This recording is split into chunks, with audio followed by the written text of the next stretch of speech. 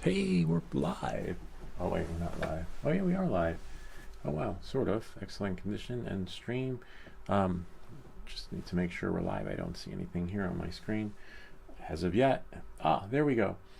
Hey there, welcome back guys. We're live with 3D Print of the Week. It's going to be a long one, but we started early for you guys in the UK by special requests. Mark Bay and all the other folks out there that are abroad, meaning overseas.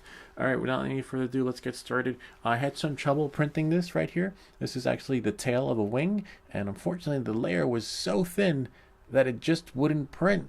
Probably in the Bombay slicer it would work, but thankfully the folks at the Ultimaker Cura forum, Slashy the Cow has never failed us. One of the moderators there, have to give a special thanks and shout out to them, because this video would not be possible without the moderator on the Ultimate Maker Cura forum, Slashy the Cow, who actually gave us the settings to this, and we never would have figured it out because apparently the settings are hidden inside of Cura.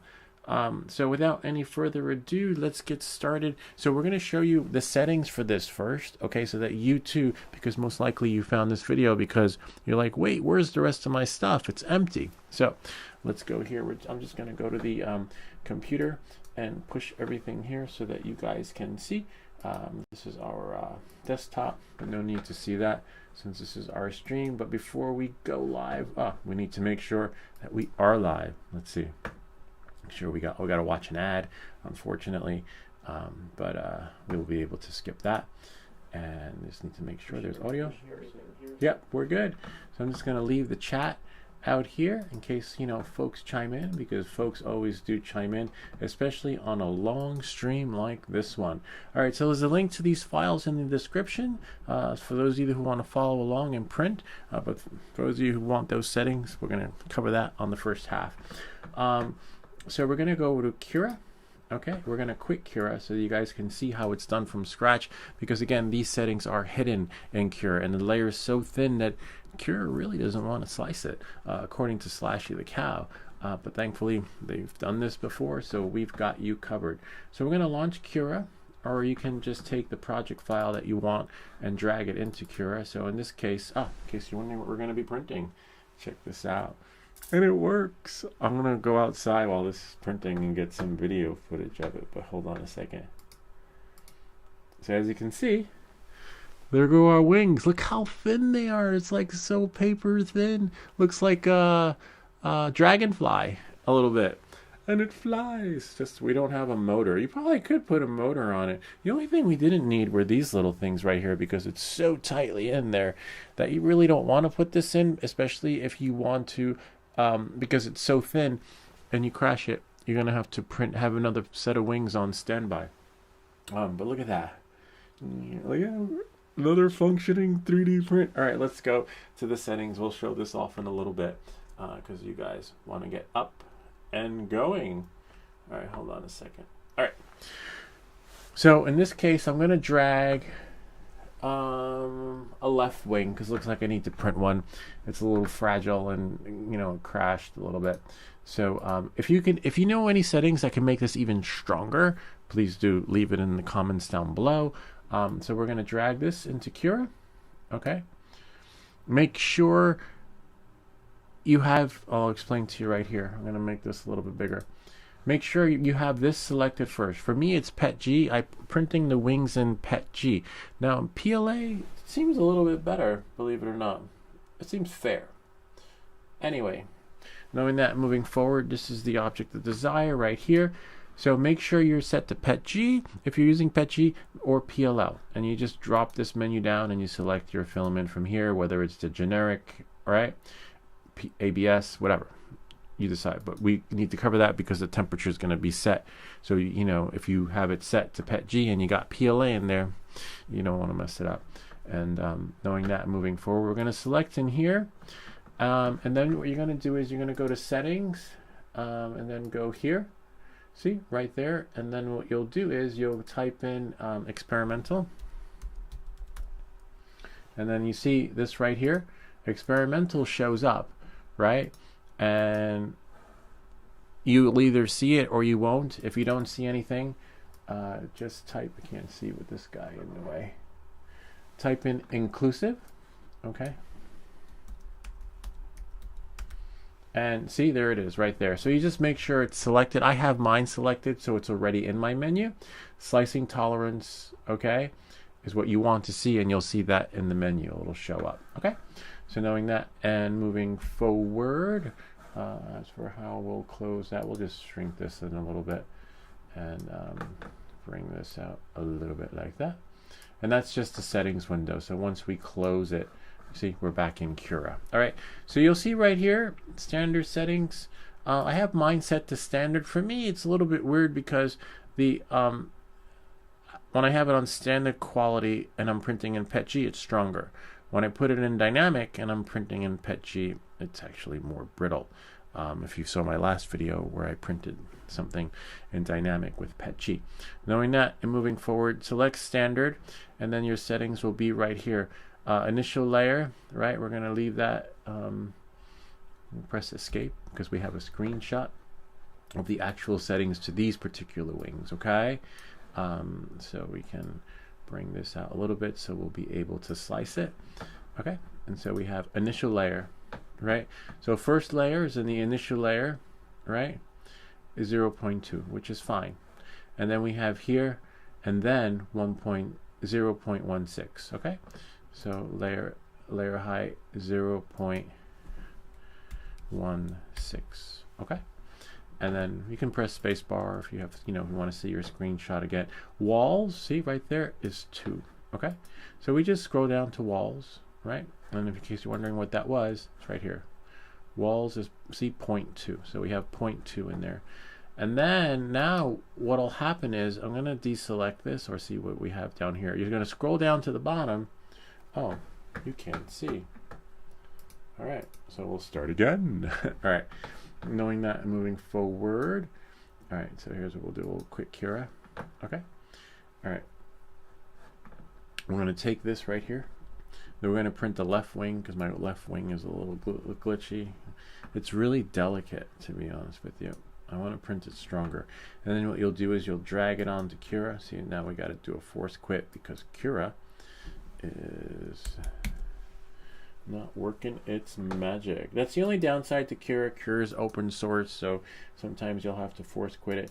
And this could also be one of the reasons why Cura is glitching out that way, where it's not recognizing the other layer.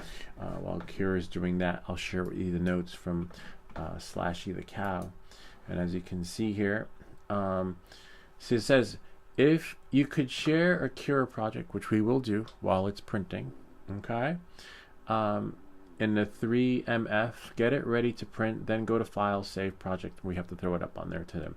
And then Slashy the Cow, just try setting experimental slicing tolerance to inclusive. I don't know if that will apply to layer height, but it's worth a shot. And we did it. We got it to print, but of course we're going to reach out to him again because I want to print it a little bit stronger. Okay, knowing that and moving forward, we got to see. That's the only downside. Cura is still going bonkers. So anybody here yet?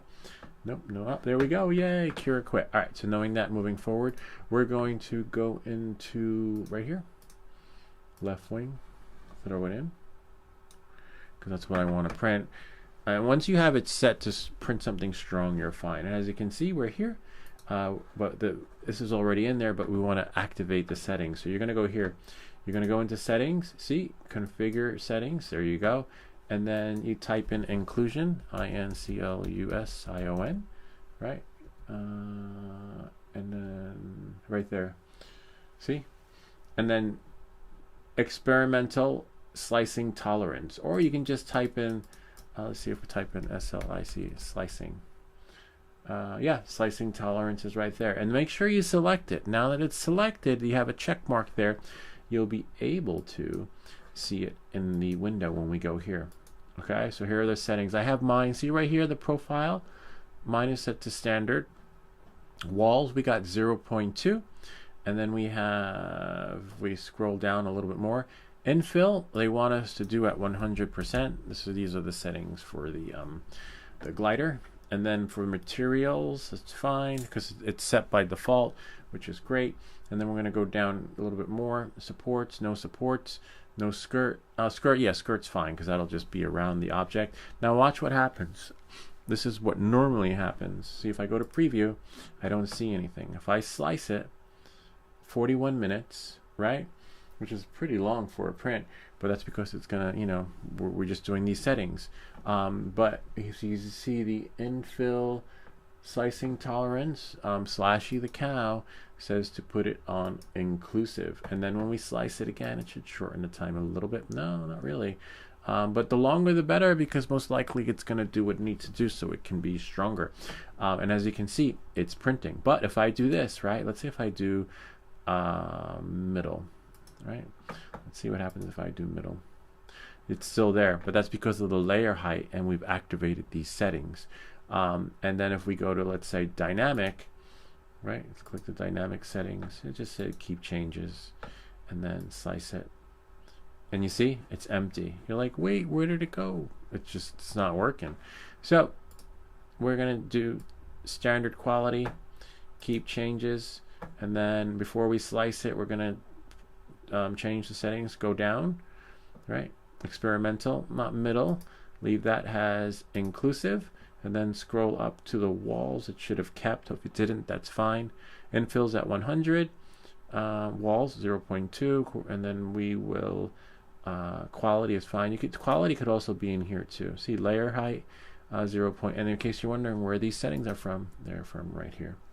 See, first layer, initial layer, which is 0.2, and then 0.16, and then layer, and then 0.2 walls. So make sure the walls say 0.2, and the infill's at 100%. Okay, so let's see.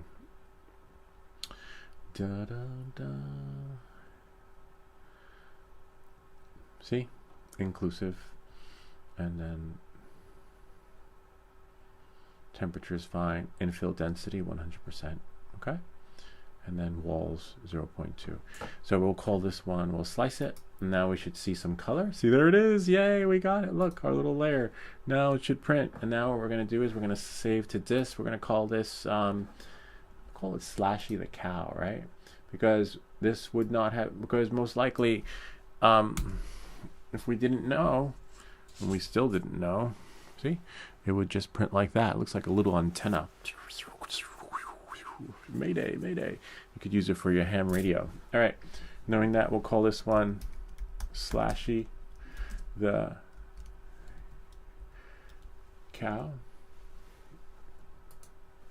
Call it whatever you want. There's no rhyme or reason, but so that you can find it. For me, I know I like Slashy the cow because he's never let us down. All right, so now I'm just going to go here, and where you're going to go, and it looks like Slashy the cow has written us back because it looked like there was a notification, but we'll do that in a little bit because I want to get this printing, and might have to scrape off the printer a little bit. So let's see. Dun, dun, dun, dun, dun, dun, dun. Oh, no wonder why. It's on my desktop, and it should be under glider, and glider sliced, and there it is, Slashy the cow. Open it.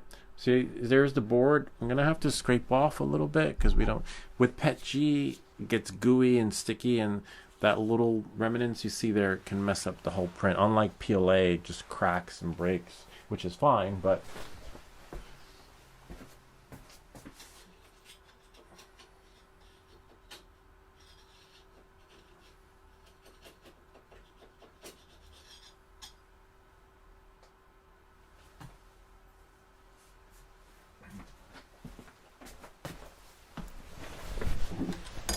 voila. All right, looks good to me. Maybe, no, I don't think we need any 3D lac. It's warmer in here. Temperature is 65, which is fair. Sometimes if the room is too cold, your print won't stick to the board, and then you think, oh no, I need to level. Oh no, my filament. Oh no, there's so many oh no's. But if you once you know how to process of elimination of the troubleshooting techniques, you're okay, but you still pull out your hair because I hate when shit starts turning to spaghetti. All right, Slashy the Cow will print this.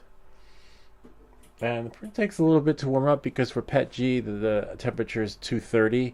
Unlike for the PLA, it's sometimes 200, 205, depending on the settings. But I let Cura take care of all that. I don't mess with any of my settings. I like for the room temperature to mess with so that will, make or break the deal when it comes to your print. Knowing that and moving forward, yeah, and in case you're wondering what I'm talking about, if you go here into Cura, see the material? Right, and then it knows, see, and if I go here, if I go into configure settings, materials, see, for printer settings, 230, it knows, so don't mess with it if things are fine. Some people fine-tune their stuff, but no, I don't. And if I changed it for PLA, see, it changed it there, except I want to put it back on PET G. 215. Oh wow, there's another one. Interesting. That you could do. Well, I don't want to mess anything up. Hold on. Now I got to put that back. ABS, PLA. Oh, here we go, right here. So I'll just have to. See. There we go. I got nervous there. So yeah, know how to fix it because this is the brand too. It goes by brand. That's what I'm not using the Creality one. I'm using the R1, right? PET G. So and each PET G burns at a different temperature. But the generic, it looks like it burned at 215, and the name brand one, which is hard to find because I can't find this one anymore. There's a link. I'll leave a link to this in the description down below. But it's a transparent blue. Anyway, knowing that and moving forward.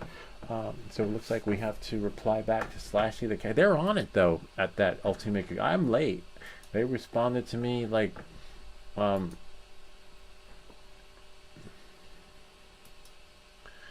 13 hours ago. All right, let's see what he says. So while that's printing, let's add another screen so that we can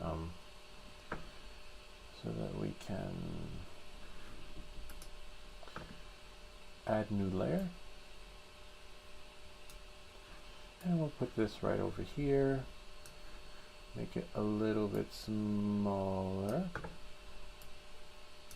and then we'll add the Ender 3 S1 Pro for those of you who want to know what we're printing.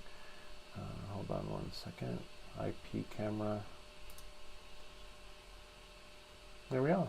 We'll let it work its magic, but I'll let you guys have a look at the wings. In case you're wondering. So here it is right here, and by default it didn't print it, so as you can see, look how thin that is. See that? This one's no, this one's not so good, but we'll see what Slashy the Cow says and how we can fix that. One side is a little bit stronger, but it still flies. We're going to take it outside, and that's what you get when you see it has a little bit of thingies there. Alright, so now let's see what it says.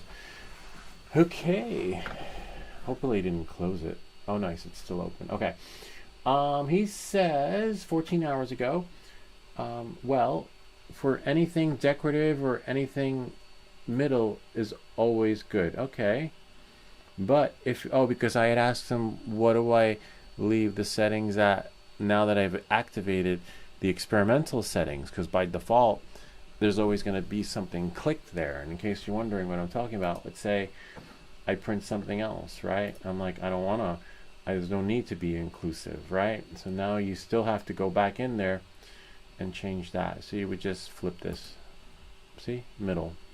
But we're going to leave it as inclusive because I believe there's more stuff we have to print, like the rear tail, the front, the back, and stuff like that. So, knowing that and moving forward, I had asked that, but we still want to ask him how to make it a little bit stronger. And if you guys know, leave it in the comments down below. Let me just bring this back so that you guys can see. And in case you're wondering, because you didn't see, I scroll down here, right? Inclusive. He said keep it at the middle. And then I don't know what these settings are though. But for right now, I'm going to leave it on inclusive because we still have more stuff to print. Knowing that, moving forward, we're printing a left wing. One of my left wings are not doing so good. But knowing that and moving forward, let's go back to Slashy the cow. See assistant moderator. More than assistant because they do a lot for you. But if you're aiming for precision, basically this controls where the Cura rounds up or down when calculating how big something should be, because you're working with certain layer heights and line widths, and the fact that curves in G-code are actually a lot of tiny little steps in each direction. The print can never be exactly the model file unless you're printing a simple geometrical model that's a multiple of your layer height tail, so something like a square, or you know, like this is just going back and forth. Middle, it'll obviously round to the nearest number in whatever its calculations are. Inclusives makes it always round up, so the print volume will end up at least as big as the model file. It will make sure every single part of the model file is included in in the print, even if it means coloring outside the lines. Okay, a bit. Yeah, I'm not sure about that, because I mean that's what it says in black and white, but I don't know, because look, it would be nice if it colored outside the lines, because see how, where is it? It's like it's falling apart at the seams, you know.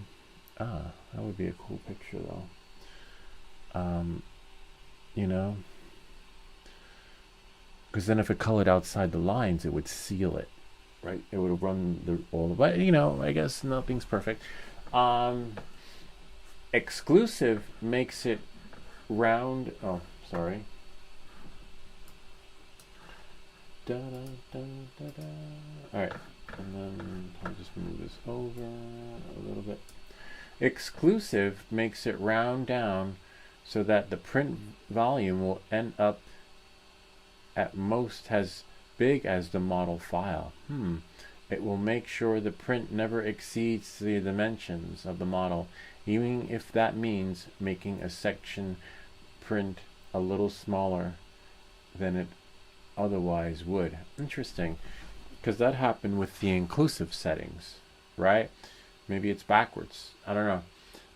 So if, for example, you're making something designed to have other parts fit into it, you might want to set it to exclusive, okay, to make sure the connector holes, or whatever, are definitely not going to impinge on that area that something else would fit into. Interesting.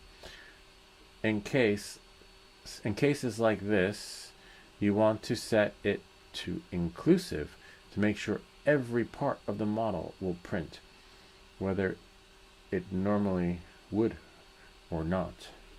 Yeah, every part did print, but some parts not as strong as others. I need to find my phone though,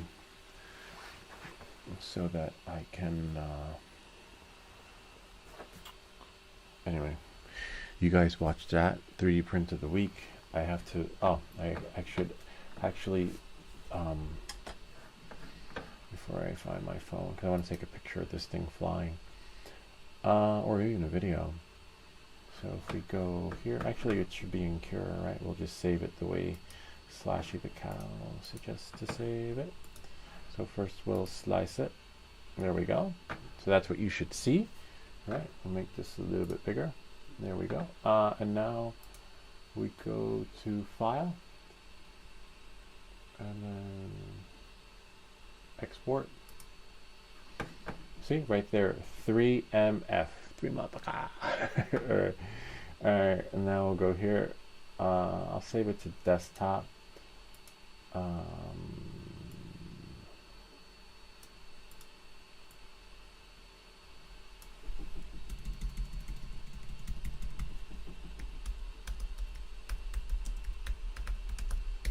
Suggested settings. And then I'll save it here because I'm not going to save that.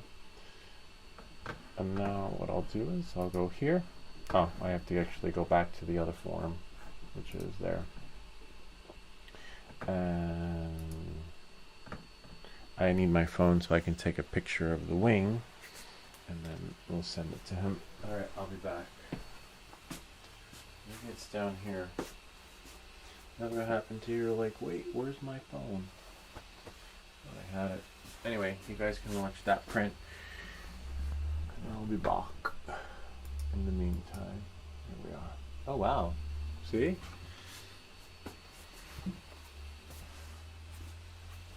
Could also be that it's Pet G on my printer.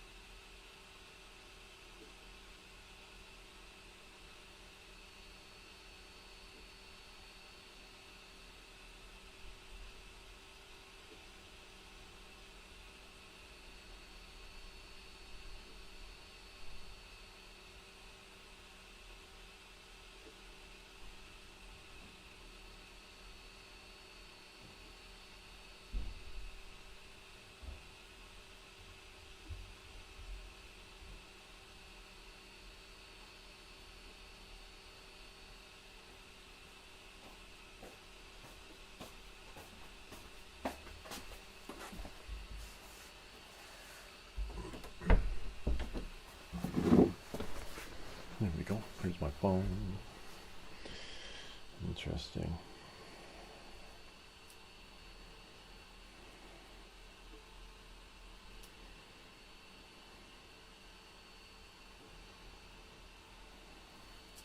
Actually.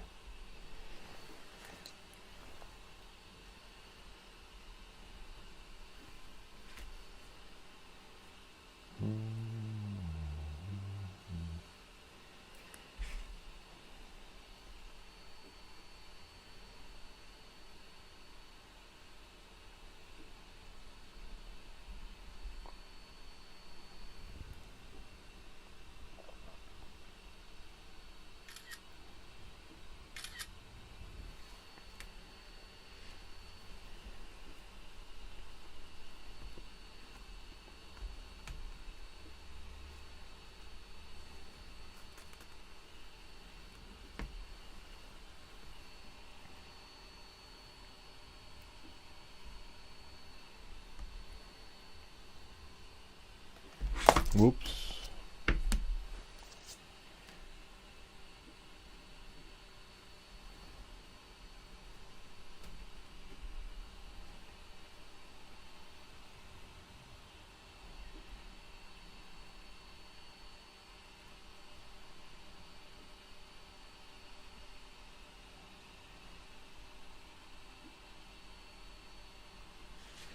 It's fine.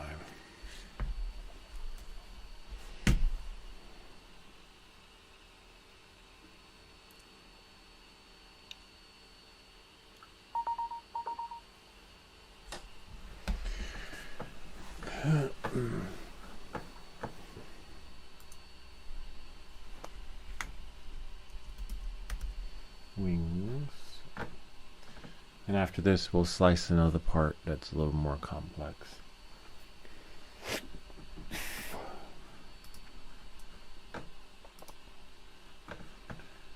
Go to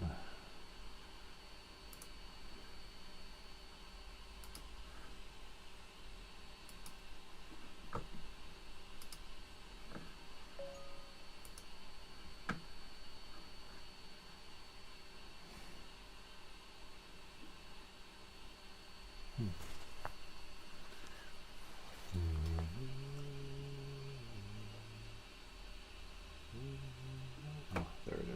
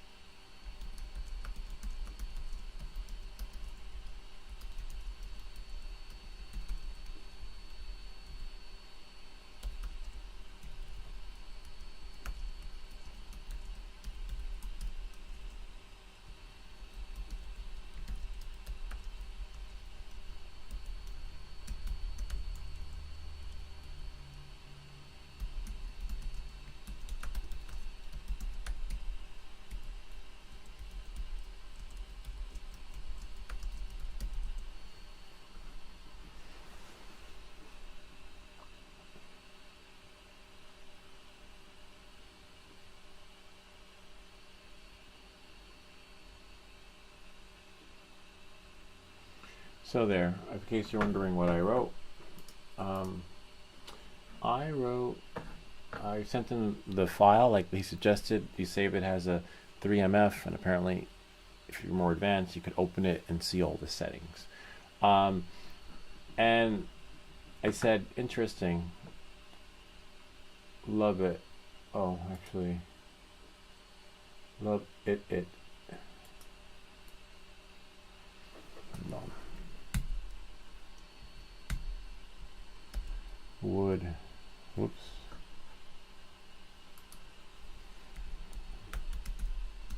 Actually love if it printed outside the lines, because then the wings would not fall apart at the seams. This was set to inclusive. Printing another wing, we'll see how it goes.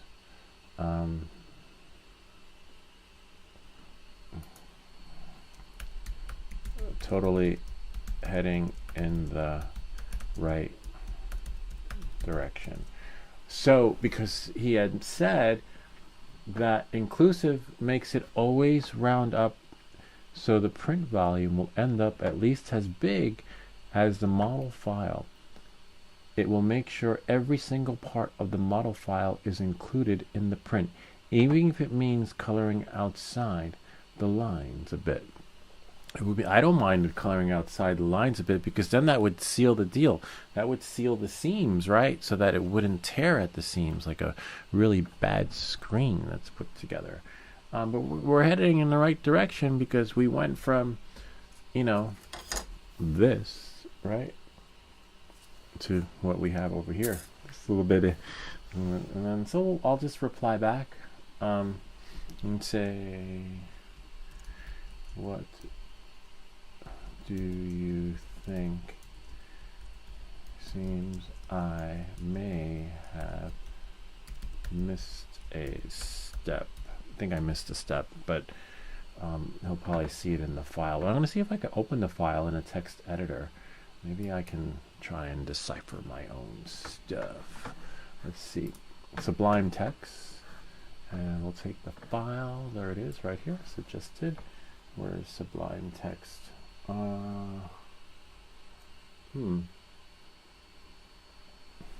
it on her. Oh, there it is. Oh, yeah, I can't read that. Maybe it'll show up somewhere. I have no idea what the hell that is. It's just zeros and ones. Maybe there's a software decoder. I know in the G-code file there's stuff in there, but no. Let me just make sure. It saved it as a 3MF. Alright, let's see. Set file.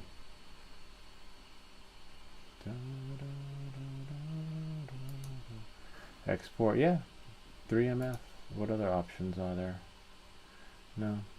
I mean, we could look in the I don't want to mess with the STL. Anyway, we put it up there. We'll be printing 2 of these, and ideally, maybe it will be better off in PLA. Hard to say. What time is it? I think I heard. Oh no. I thought I heard the kids come back. All right, so that takes care of that. I'll let you guys watch that.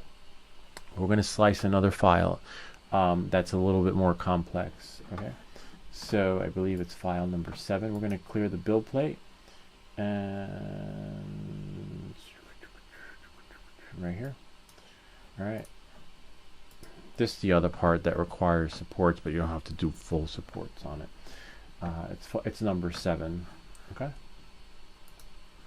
So knowing that and moving forward, we're going to go into the glider not working file, go into the STL files, number 7.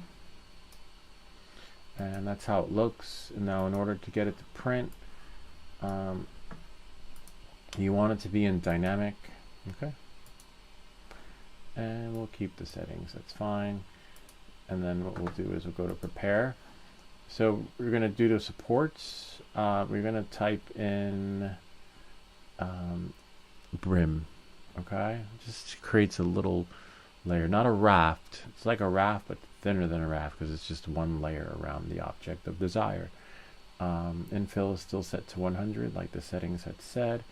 Walls are fine, right? And then we'll go scroll down until you get to supports.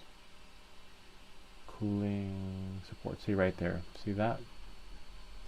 And then what we'll do is we'll just go here, support. See, skirt. Change that to brim. And then slice it. See? 1 hour and 9 minutes. That's a longer print. We're going to be spending the day together. Should have saved this for yesterday because it's going to be a long day and night. So now what we'll do is we're still not done yet. Even though we sliced it, because if we go to preview, see, we have our little brim, similar to what we saw yesterday in the dummy 13. So now what you're going to do is you're going to do supports, right? And then you're going to click this button right there, generate supports, and then it changes the menu. Not everywhere. We're just going to do 50 is pretty good though. I'm going to do touching build plate. And then slice it. See how it is right here? Right? Just making sure you can see this window. Support. See that right here? Now I want to watch what happens when I slice it. And I think I have it set to 51. I'm not sure. We'll see what 51 does. 51 is too high. So let's do 75. Watch what happens when I do 75. Remember, I already printed it. So I already took out the work for you. And it's team effort, thanks to Slashy the cow. Now if I slice it, right? See, you want that little thing right in there. Because that's all you really need to help hold it up. You don't, it doesn't need to go all the way up. It'll print. So then if I spin it around, see? Can we get music, please? Dun, dun, dun, dun, dun, dun, dun, dun, dun, dun. Like a little hero shot, right? All right, and then that's it. Yeah, looks good. And I wonder what prepare does. Yeah, see, that just shows you that, but you need to see, in order to see the supports, you have to slice it, and then you decide what you want. So right, that's good. Trust me, it'll work because, how do we know? Because we did it here. But then again, it could also be your printer too. Can't wait to see how this baby flies. So then you slice that one and you save it. Slice that one and you save it. So we're going to be printing just one piece at a time. So I think next we'll print another wing, and then we'll print this one. Okay. So just send this, save it to your device. This is number 7. So in my case, we're going to see where we are with our print. Go here. And this one doesn't require glue. It'll snap together. Number 7. Yeah. So we have it right there. So we'll print it one at a time, and we'll slice it and go along each print as we move along. All right, knowing that, moving forward. Yeah, and there it is. Kind of neat, huh? Let's see if no one's here as of yet. Yeah, we're public, but sometimes people don't get dinged. All right.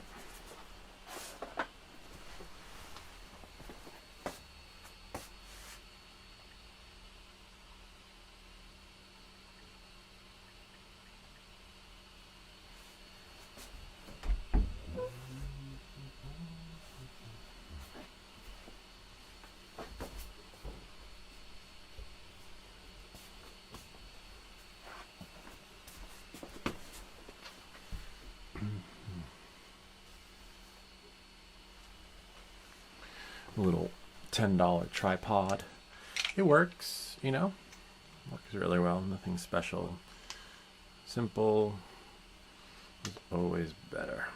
Nothing fancy.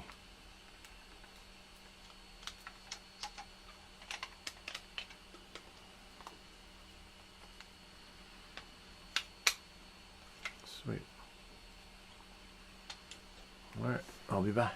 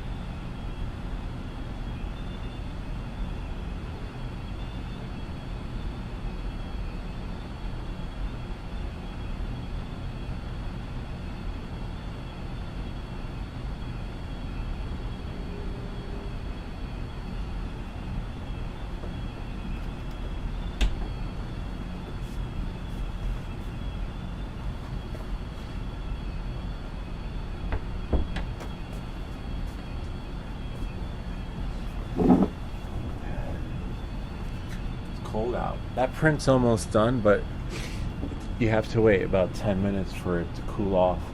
Otherwise, it'll just tear.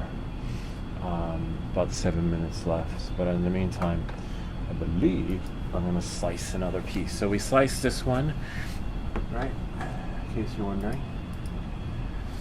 This one's already sliced. We're going to clear the build plate. I want to make it a little bit lighter so it's not heavy or top heavy. So in case you're wondering which part is heavier, that would be this one. The nose. The nose is a little bit too heavy. It glides, but only for a short time, and you want it to glide.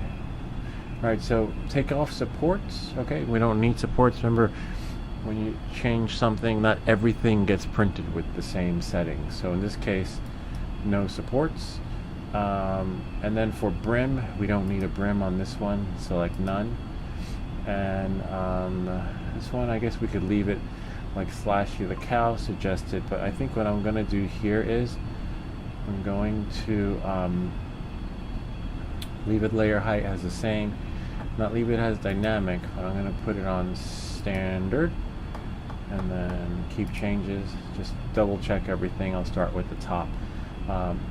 Layer height is 0.16, initial layer, which is the first layer, 0.2. Layer height 0.2, first layer 0.2, then 1.6, okay? And then we have 0.2 on walls and 100% infill, okay? So walls, 0.2 walls. Infill, I'm going to change that. Yeah, I'm going to put infill at 20%.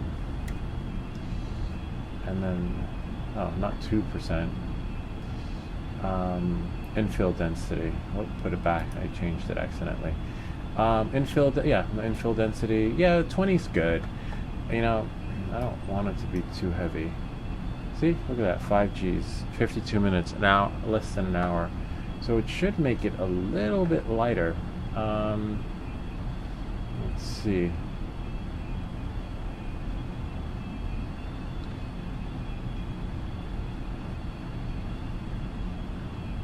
This part did come messed up. I might put supports on the touching build plate. Hold on, let's see. I want to see what kind of supports it generates. Because this part right here is in the air, and I had a little issue with it. I had to sand it down. I want to see what I get if I add supports. Supports, touching build plate, and I want to slice it and see where it puts the support. See under there? Yeah, it needs it so that it...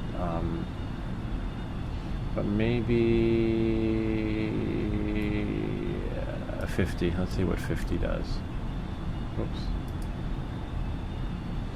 50 adds a little bit more. It doesn't. I need to spin it around. Let me see. Hold on. See right about there, and then.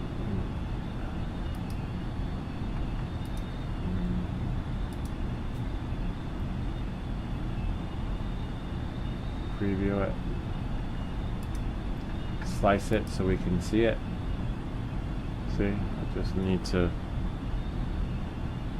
zoom in on it. That little part right there.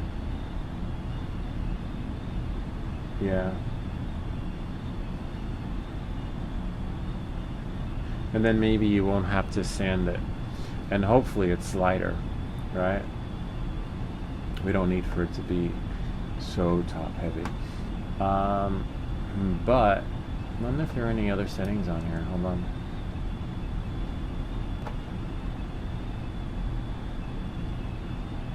Yeah, I just want to try infill at 20%.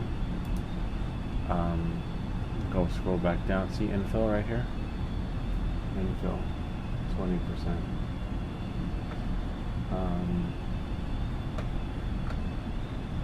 Just don't feel that. Yeah, infill overlap percentage, that's fine. Gradual instep. Yeah, and we're still.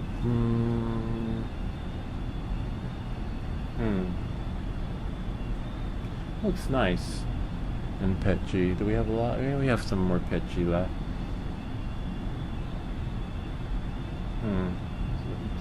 moved up. It moved probably when it crashed. I want to move the wings back a little bit. You know, pretend it's like a Boeing or Delta airline. All right, knowing that, moving forward, we're going to slice it. Save the disk. We're going to save this one 20%. Put it 20p. 20p. And then just put 20p nose. 20p nose. Okay. Put a capital P. And then G code, because it's a G code file. We'll save it to the desktop, but I want it to go into the main file. But after I upload it, and then I'm going to go here, and then go Beagle print, and we're here. Just log in again. Sometimes it refreshes printable files, and upload it. See, 20p nose, and voila, it's uploaded. I'll probably print that afterwards. Remember, it takes an hour, so we're looking at 3 hours right now because we got our wings, another wing. Okay, we can close that. And so now I'm going to open this, close that. Sliced would be G-code files, okay? And for here, we can delete that because we sent that to Slashy the cow. And now we have here, go into there, 20p. See, that's our G code. I wonder, I'm going to duplicate it. I want to see, because I don't want to mess with the original one. I want to see what's in there. See? But if we go here, see, you might be able to see the settings. You guys see it, filament, layer height. See, it's all there. 116, and then we have mins. I think I don't know why he asked for the G code, because why he didn't ask for the G code, because the G code has everything in there. Look all the settings. See, but the G 3M whatever it was called didn't. Target machine, Creality, and the PS1 Pro. Access. Okay. See. Yeah, I don't know, but the settings are there. Maybe there's more inside the other one. I could put this one too. Not this one since it's the nose, but for sure the wing. Which one is the wing? The glider. Glider sliced today. Yeah, I'll put these two in there. See what he says. More is less. Less is more. So I'm just going to go here, author, edit, and then we'll go here. If it lets me. Might have to just drag it in.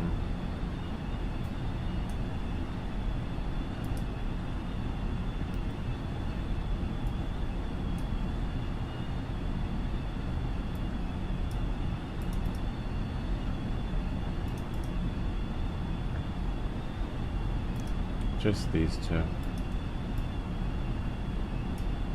Voila. And then they're probably going to ask me, why did you do that? Sometimes, oh, see, yeah, reason for edit. Forgot to add other files. And save. There. And now we wait. Most likely, Slashy the cow is going to reply back. But in this case, I'm going to be on for the next, until this is done. So, enjoy. And we look forward to spending time with you the next 5 or 6 hours to get this to print. So anyway, on that note, catch you guys on the flip side. I'll just back to our show. So remember, when this finishes, we can't rip it off the board because we don't want to tear it. It's so delicate.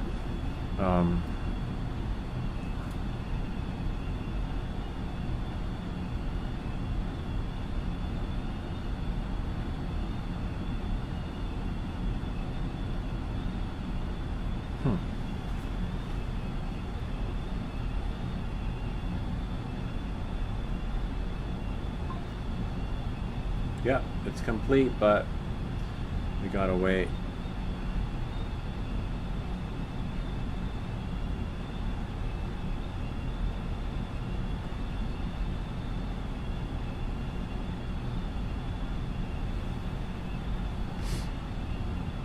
Let me see how it printed that.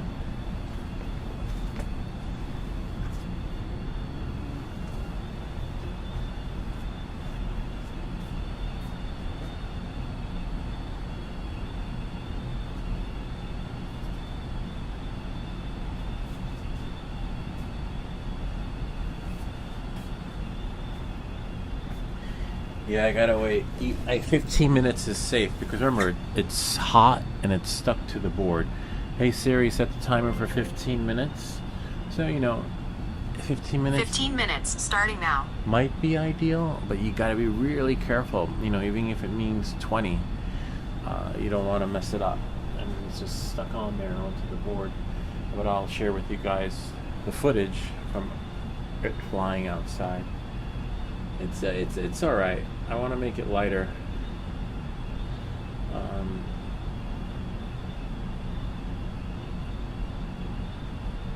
And then we can answer some live Q&A. All right, let me just go to my camera.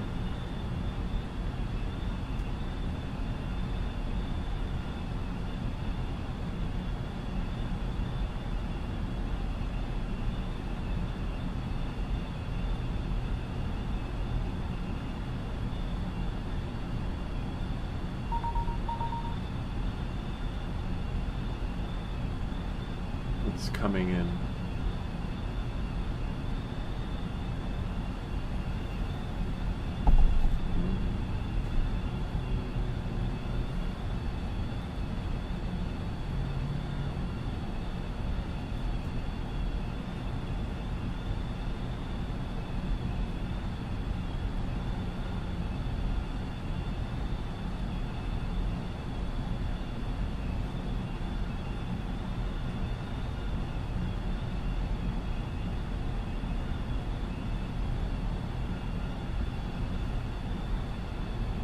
Files came in. All right, let's have a look. So, on that note, so here we are. So that's cooling off. We gotta wait for it to cool off, okay? What's that one? Oh, I already have one. Oh, nice. Okay, so we don't need this window. Remove layer. Since we have one right here, see that? And then we'll go here. See? And then we have here. Alright, let's click open.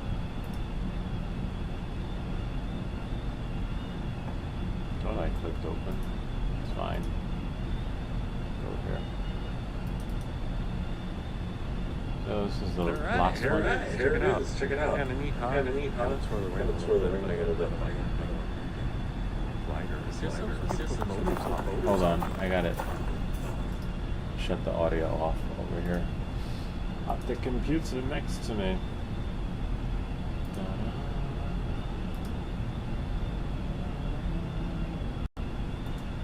There we are.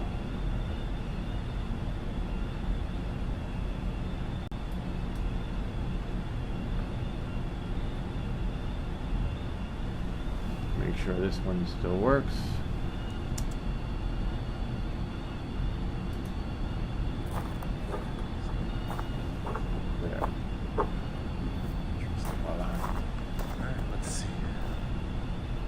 I think it doesn't have lift because it's too far. It does have some lift, but it doesn't glide or flip over or anything. I think I have to push the wings a little more back. But it looks cool, But we're gonna print 2 more wings and see. Oh yeah, see, it just sort of. I think it's too top heavy too. So I lowered the infill to 20%, even though it said 100. I still think it's too heavy. And if the wings were a little bit heavier, I think it would. Work its magic, but it sits too far up. See, it flew. It's more like something you want to hang from your wall on the ceiling.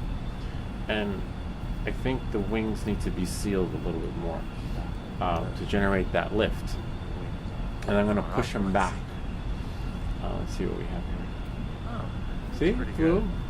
I thought maybe if I throw it up We can make some like a adjustments. rocket, it would, you know, find its way Alright, here it is. Check and it do out. what it was Kinda born neat, to huh? do. Kind of tore the wing a little bit, but I got another one. Hold on. But apparently not. There's a second one. But it's still cool. Finagle it.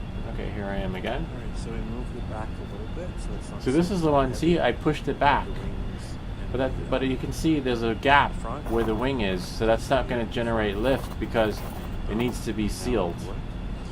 But I want to see how it works. Looks like a dragonfly. Which is really cool. Let's see. And then, see that one? It goes a little bit more. It's straighter, and I think if the wings didn't tear, It's just it's a little bit heavy.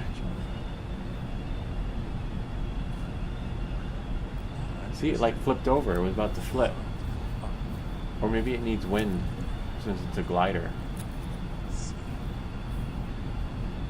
Just get it to go. Oh yeah. It flips. Not bad for a 3D print, Some more lift.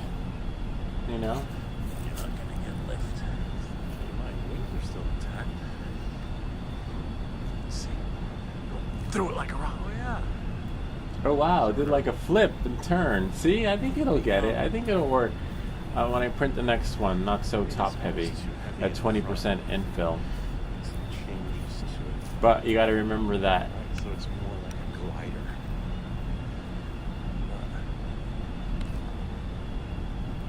Wow. You got to remember that standard quality sometimes will make it brittle.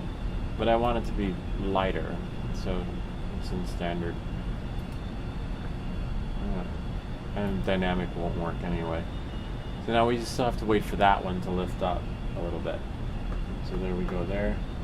How about, you know what, we can answer some questions in the meantime, because I'm sure somebody has got a question that needs answering. Knowing that, and moving forward. Oh, see, there's our little bing. Buenos, ¿cómo estás? Tengo el miso drone y si vincular con mis gafas. Vi tú, DJI goggles. Yo mi RC FPV2 y parsa de Cura están vinculados. Cura me vudo los sticks. No si procedurang.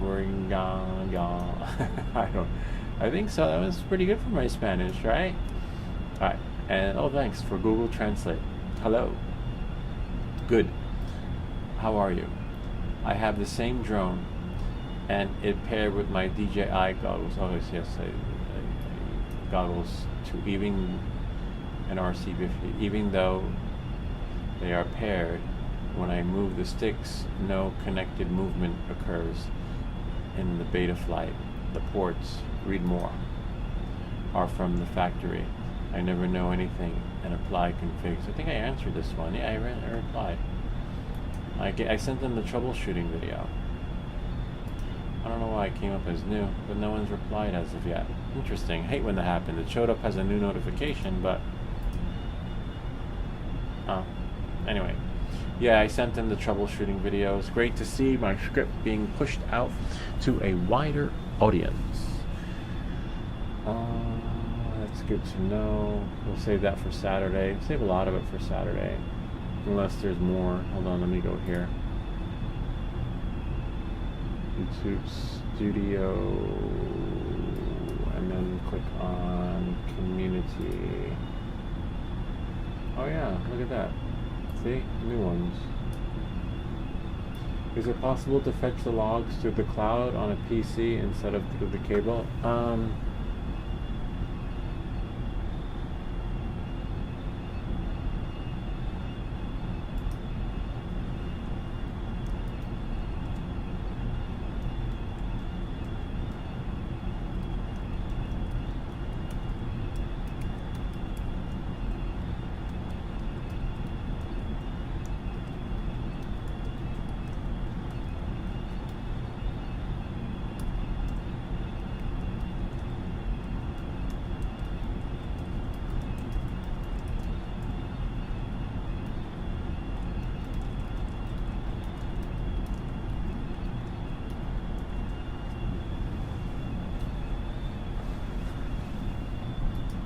believe that's that one. Hold on.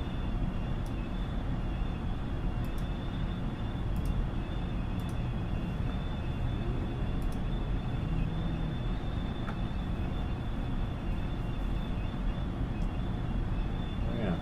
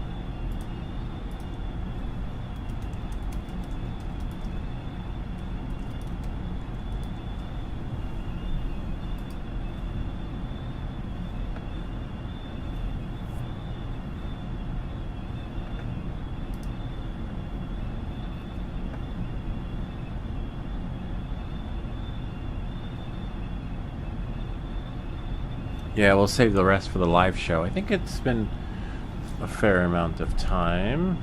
Maybe. 3 minutes left. Could never be too sure with this stuff, though.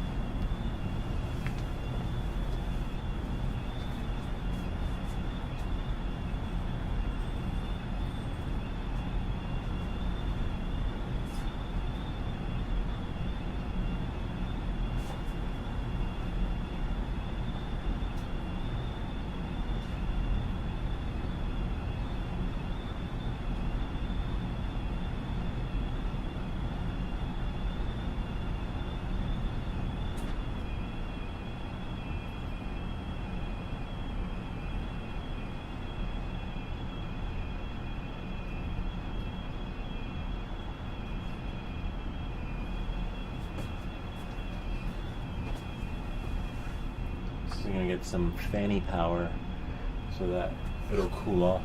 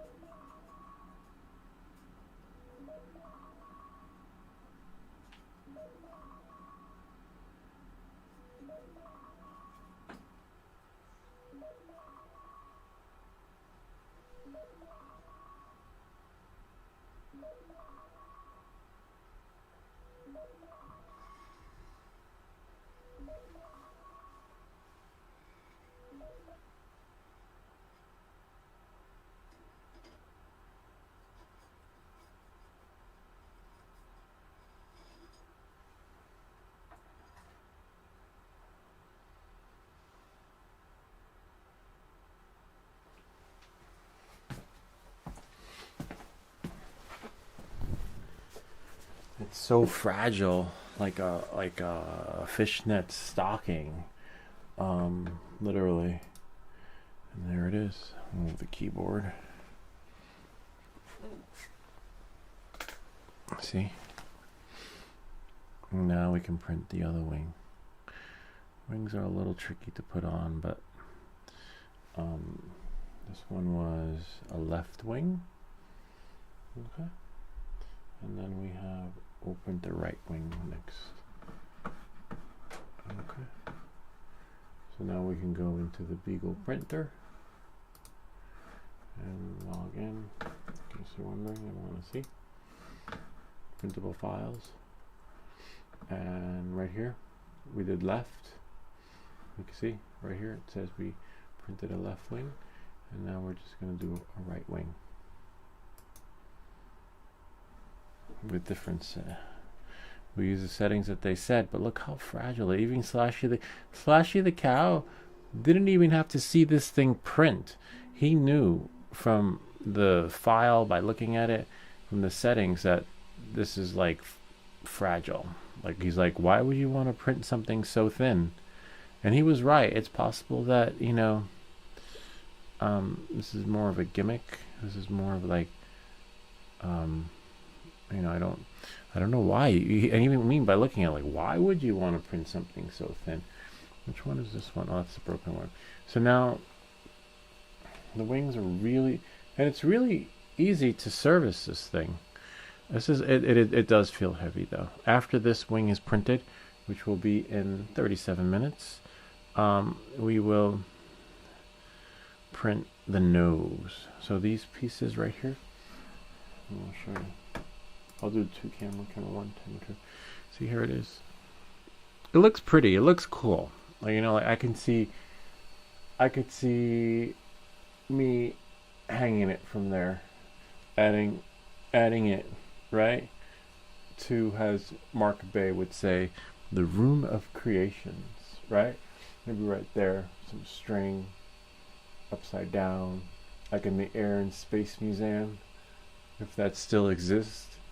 I was there the last time I was in Washington, D.C. Let's just figure out. Maybe on the wall. There's so much stuff on the wall.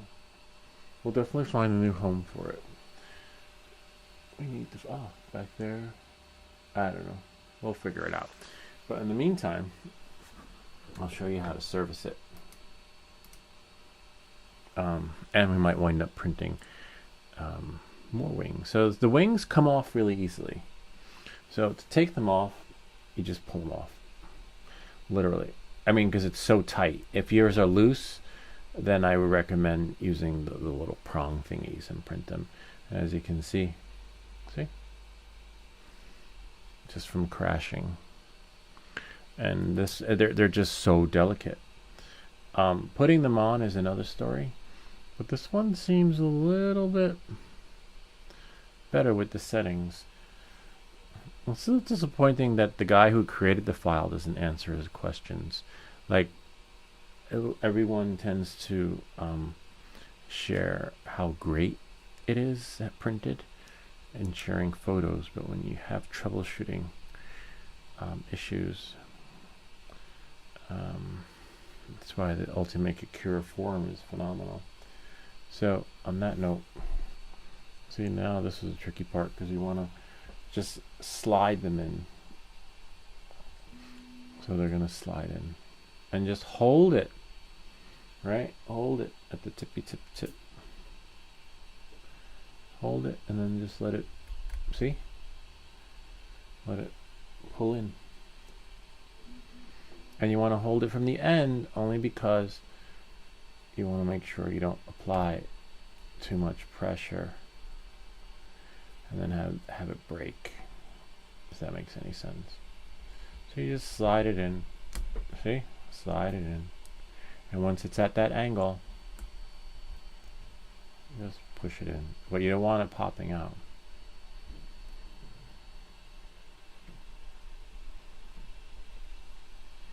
And we can pull the other wing out too, because we're not gonna. But it's gonna be tricky when they're.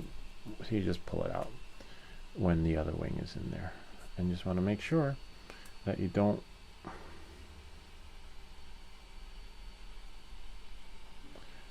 break it. So then you just push it in. See? Voila. And then once it's in at the angle, whoa, carefully make sure it's pushed in. See?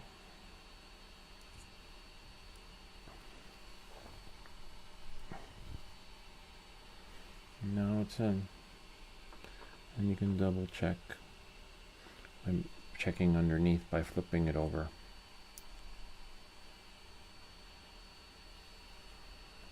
Yep. And now we got, and then just double check it.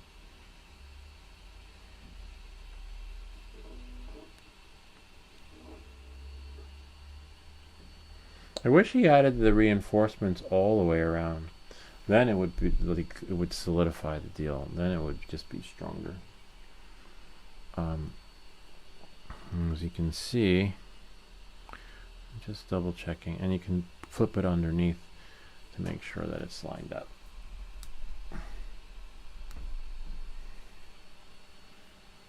That's the only servicing it is not.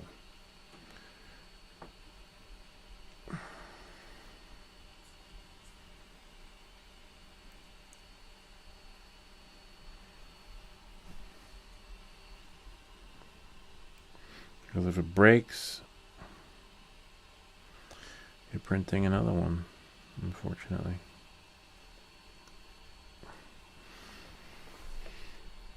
Now, it could be hard to fit in because maybe one's PLA and one is PETG. Possibly. I don't know. I mean, I won't know until I actually print another one. But we got it working. It's somewhat stronger until it crash lands in the yard.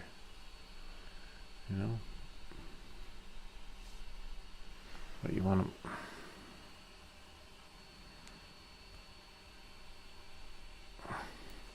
And you could use a tip of something to finagle it, to get it in there.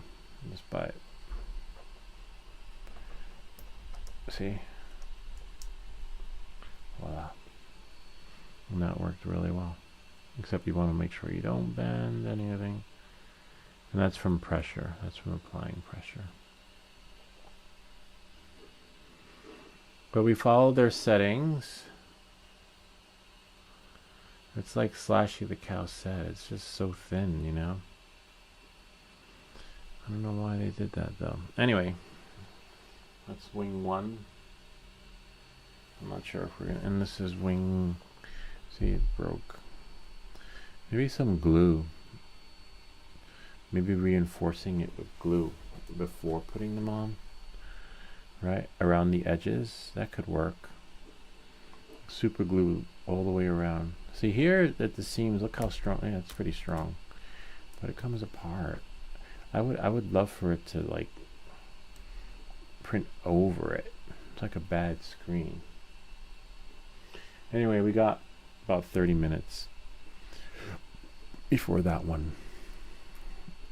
So it needs reinforcements all the way around. I would definitely do that. I wish, yeah, the wings were thicker. But it is what it is. I think if I gave this to Mark Bay or Midnight Off-Road Runner, they might figure out how to finagle it to make it that layer thicker. It is what it is. Anyway. we'll get it printing and, you know, see how it goes.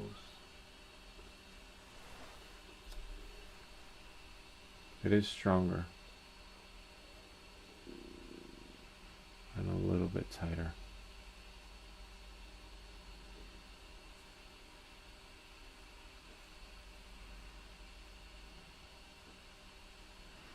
Well, we'll see how it goes.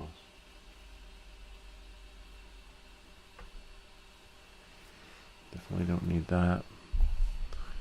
Don't need that. And I'll be back. Catch you guys on the flip side. As you watch this print, be back in a bit. We'll keep an eye on that too.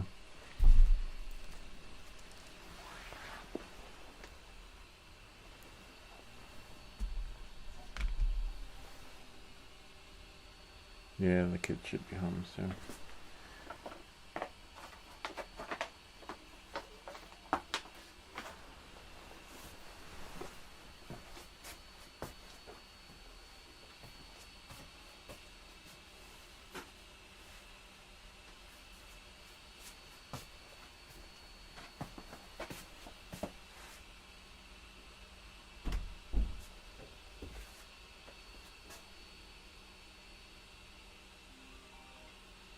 Hello? Are you able to pick up Ivy? She's heading towards Glen. Yeah, sure. Okay, thanks.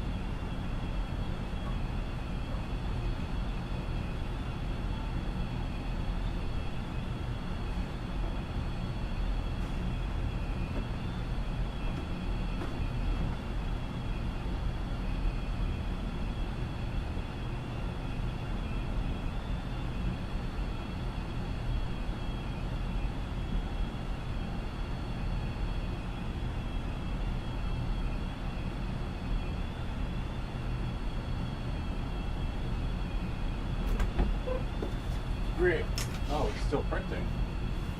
Oh, I thought it was done. Oh, it probably hasn't caught up to my phone. My phone says it was done, but the print says otherwise. 5 minutes left. Great. But even if in 5 minutes, we'll have to wait, add 15 minutes to when it's over, because we have to wait for it to cool off. We just can't rip it off the board, otherwise we'll damage it. Alright?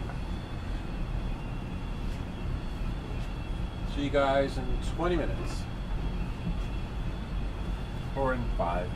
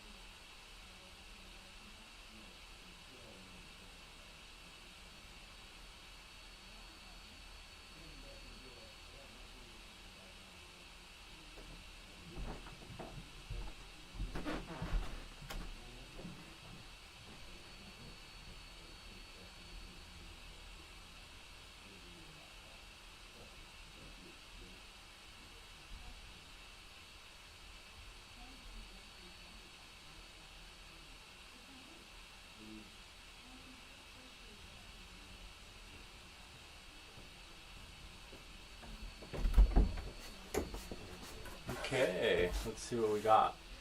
One more wing. Your wingman. Alright, let's see. Where's the blower? I'm gonna cool it off. Cool.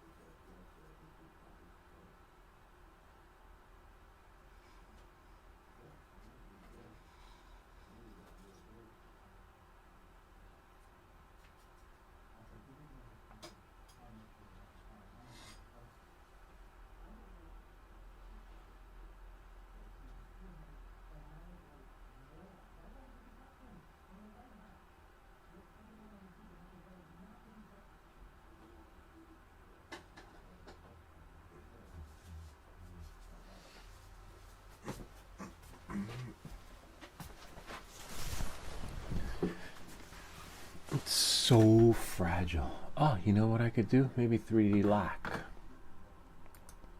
Spray it with the 3D lac, and that should apply some adhesive to it. Hold on 1 second. It might make it a little bit stronger because it is a glue, right?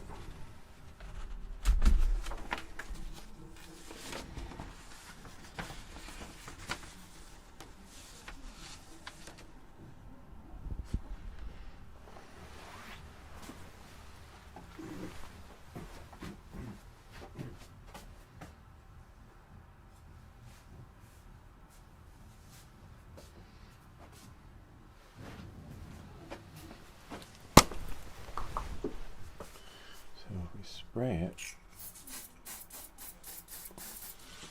and then let it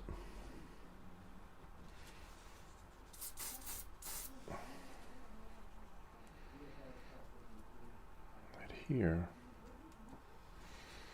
Sort of. In the perfect world. Where's our glue?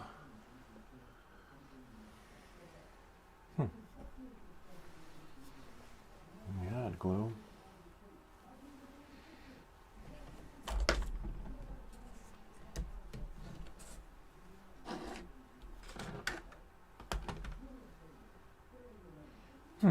Oh, it's right in front of me.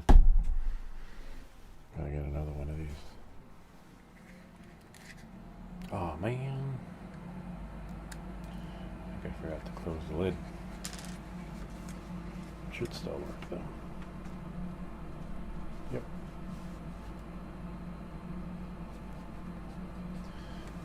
And a little brush.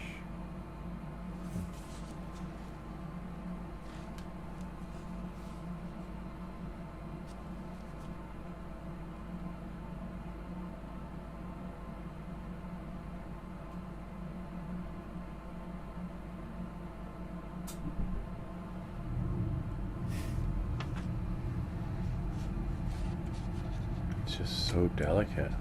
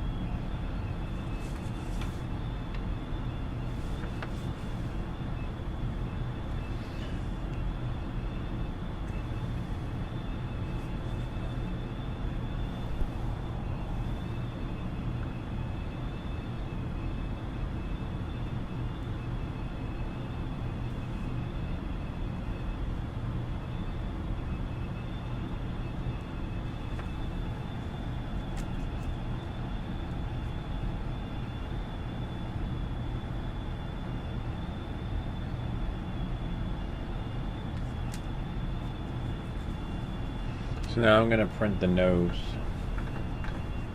Nothing, no news net yet from Slashy the Cow, which is fine.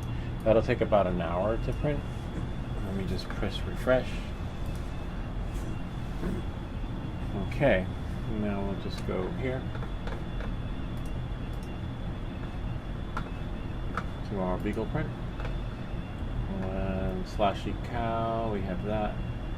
See, 20% nose and fill. So that's take about an hour. And let me just spray some lac on there.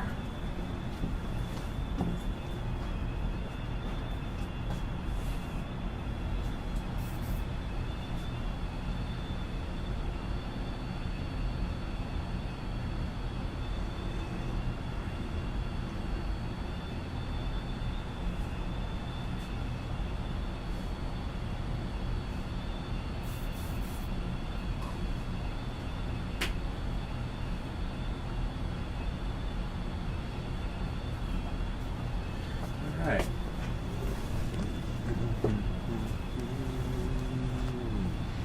Wish I had some glue.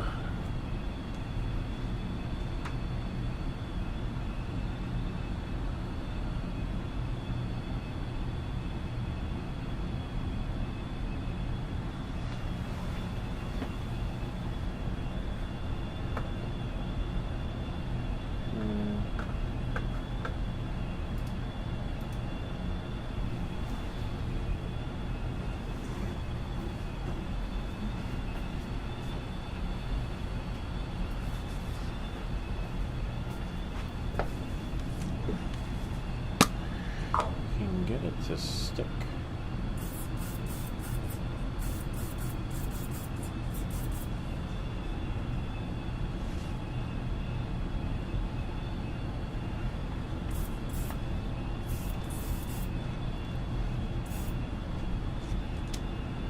That with the weight.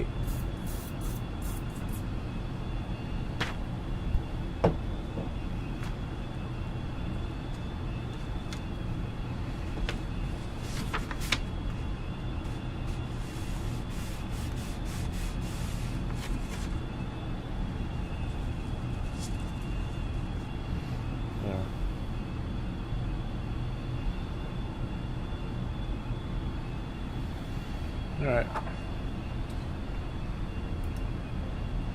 It's gonna take 52 minutes, so I will catch you guys on the flip side. I'll move some stuff out of the way.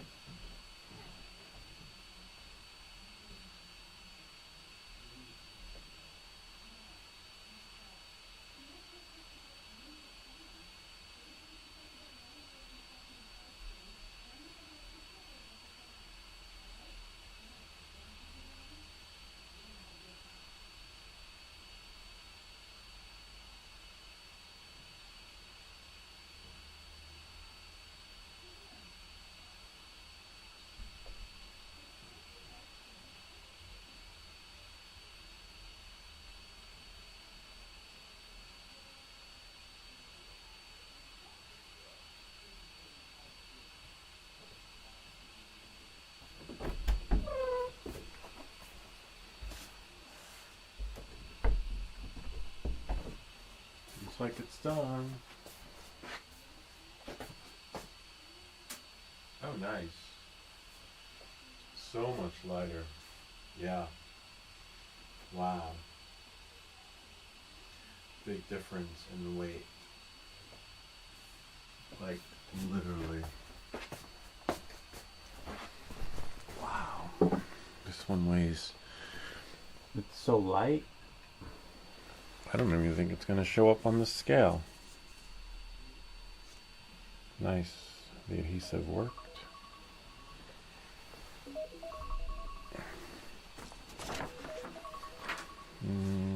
Let's see.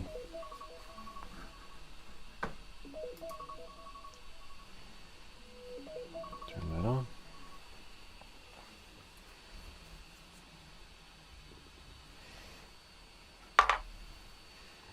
Seven G's. Nice. And the supports perfect. And then the other one's so heavy that this thing can hardly fly. Let me take it off. These little things right here. If it lets us. There's one.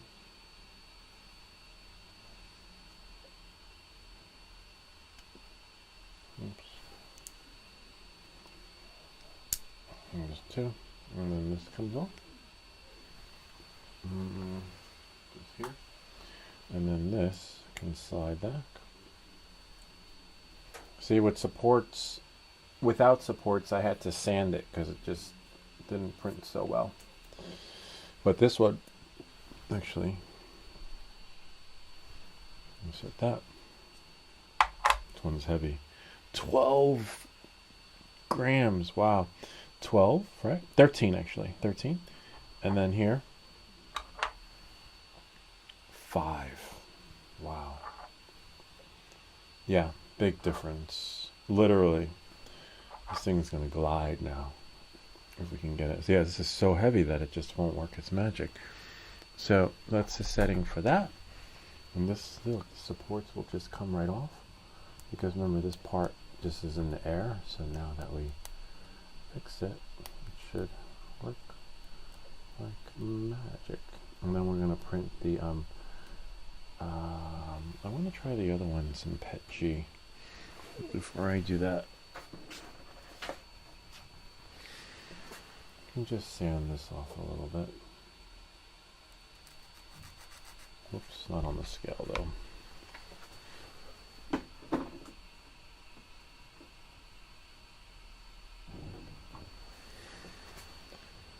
So we'll just do that.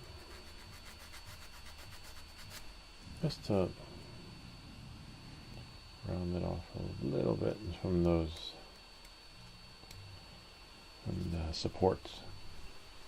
And you'll know it fits if it goes, whoops, watch these little thingies. If it goes in there at an angle. Worst case scenario, you'll have to sand it.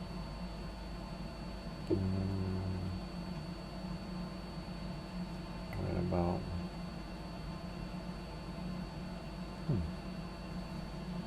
Yeah, it needs to be sanded. A little, not a lot. Oh yeah, no, it goes right in. See? Popped a little bit up at the top, but we can, yeah, we can sand it a little bit so that it's not so raised up there. So what we'll do is look for the part that's raised and just... And if you don't want to sand it, like move the sander, just move it on there.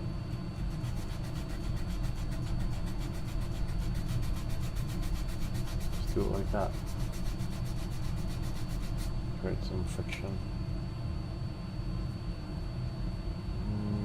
Still raised a little bit.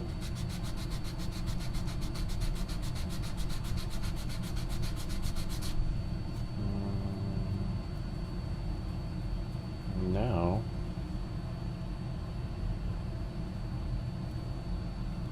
I do have a grinder. I might bust that out one day. It's in a box. Not the grinder, the Dremel, the different one, a smaller one. Yeah. See?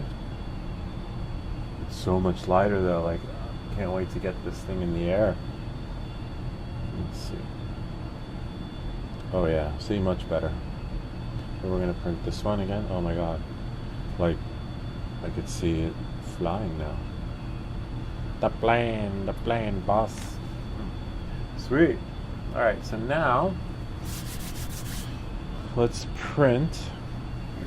The next one we're gonna print is the, hold on.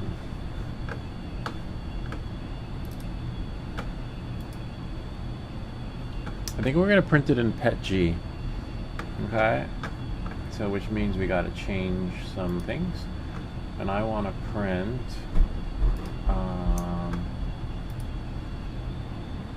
not the glider slice. You can always press spacebar to preview the parts. That one, part 1. So that's going to be in PETG. Alright, so now what we'll do is, might have to clear the build plate because I believe there's some other stuff on there. Clear build plate and bring this in, part 1, and voila. And then we'll just close this, preview there, and then somehow use the arrow key, up or down arrow, once you click in.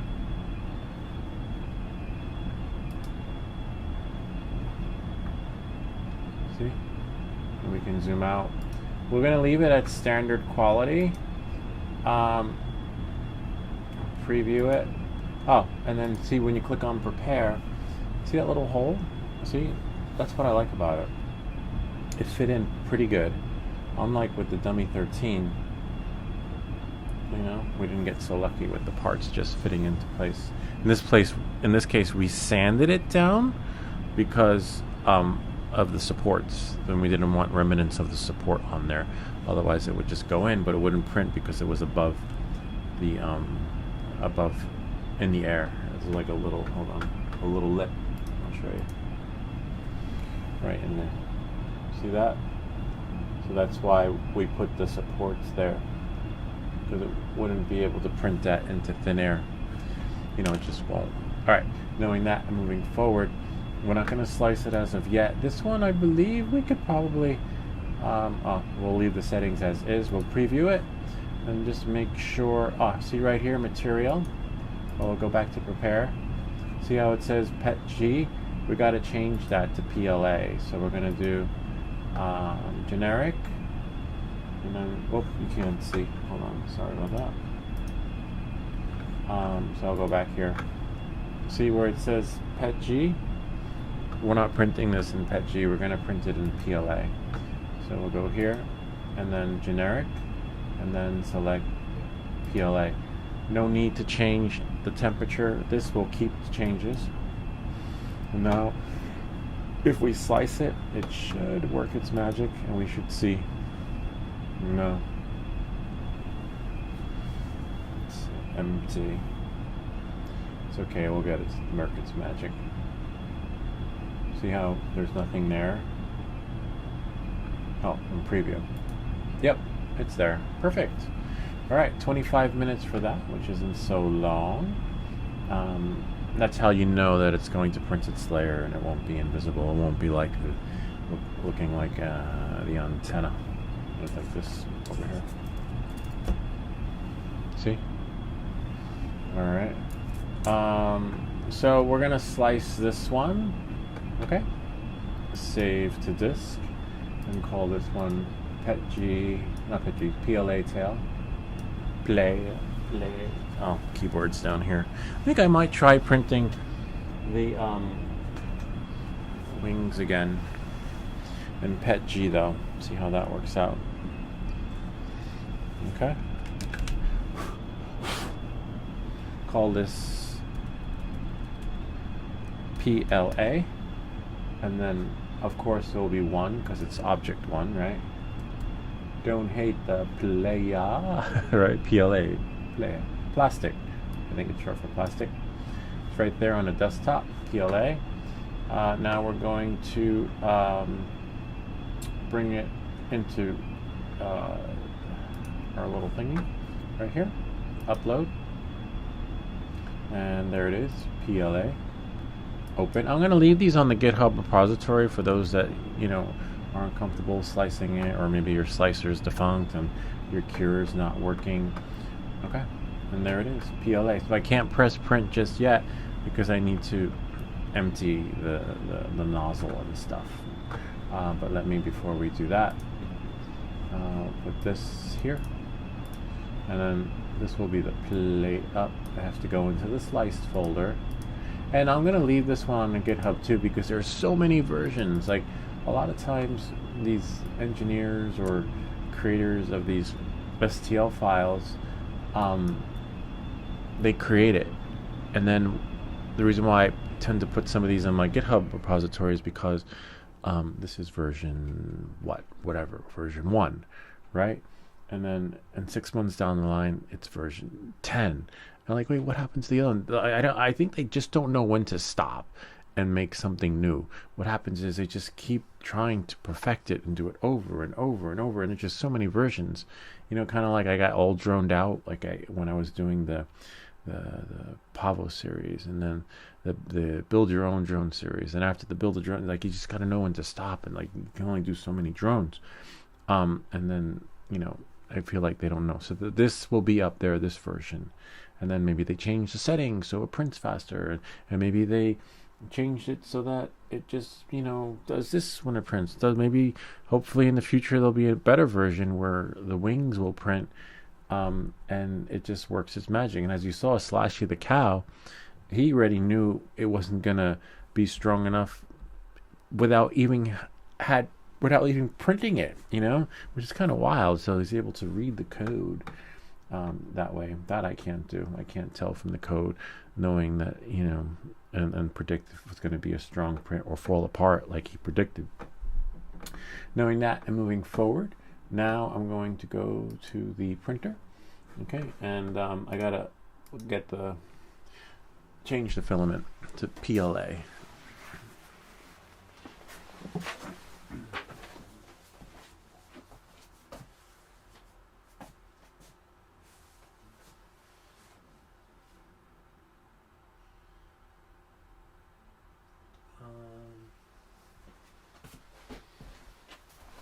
In case you want to see how it's done, I will show you.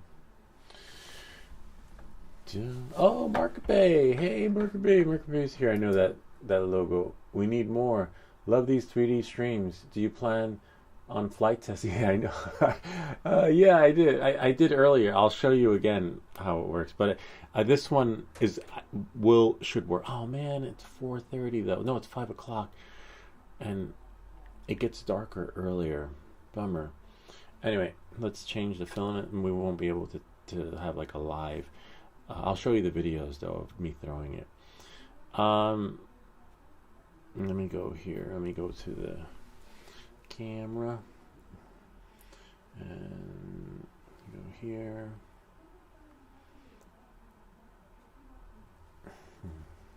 There we are. Just gonna. And there will be more Mokbe. Alright, I'm going to put it on video. Video gives us a bigger screen. And then we will move this over here. Maybe move this over there. And then I wonder if I could make this bigger. See? And then I'm just going to change the filament. I'll show you how I do it.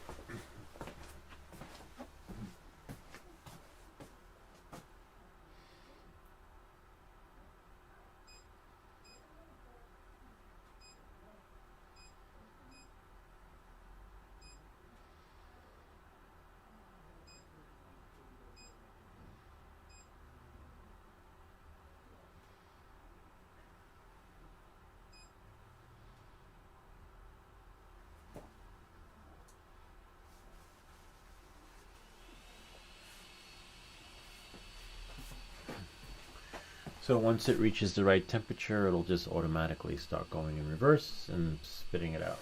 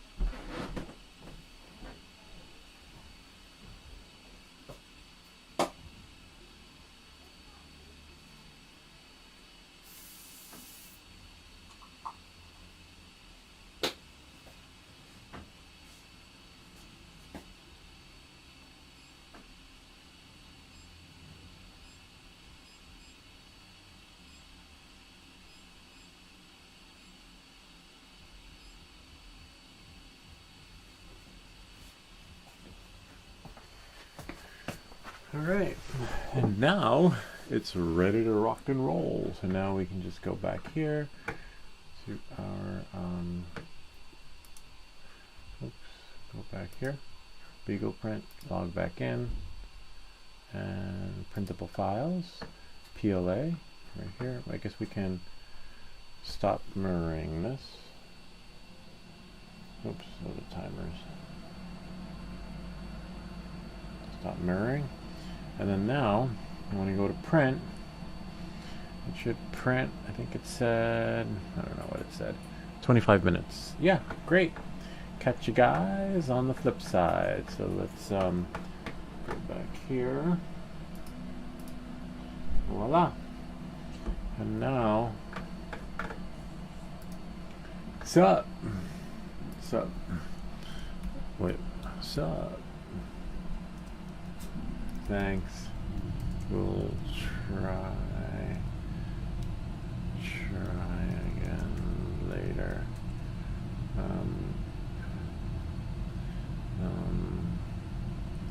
Thanks. This one was planned early just for you. Marker Bay is abroad in London. Abroad meaning a gentleman who lives overseas. I can't say abroad anymore.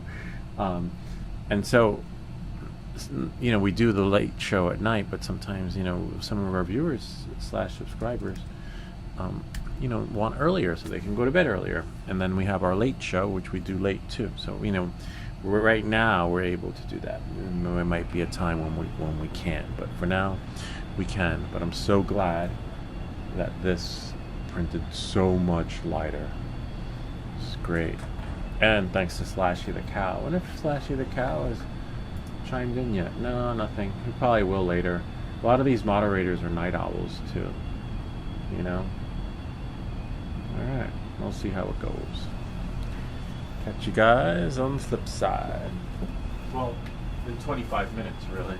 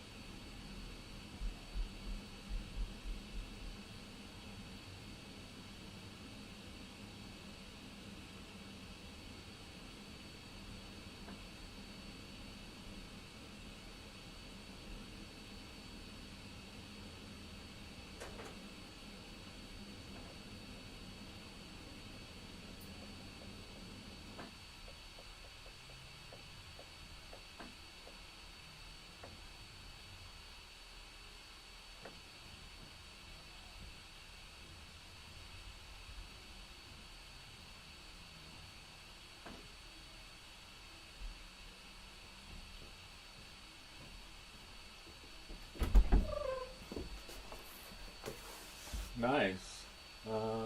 Yeah, looks good. I think I'm gonna print the other part in Pet G though. No, we still have one more to print actually, but we gotta let it cool off, unfortunately. Let me see what's inside the printer.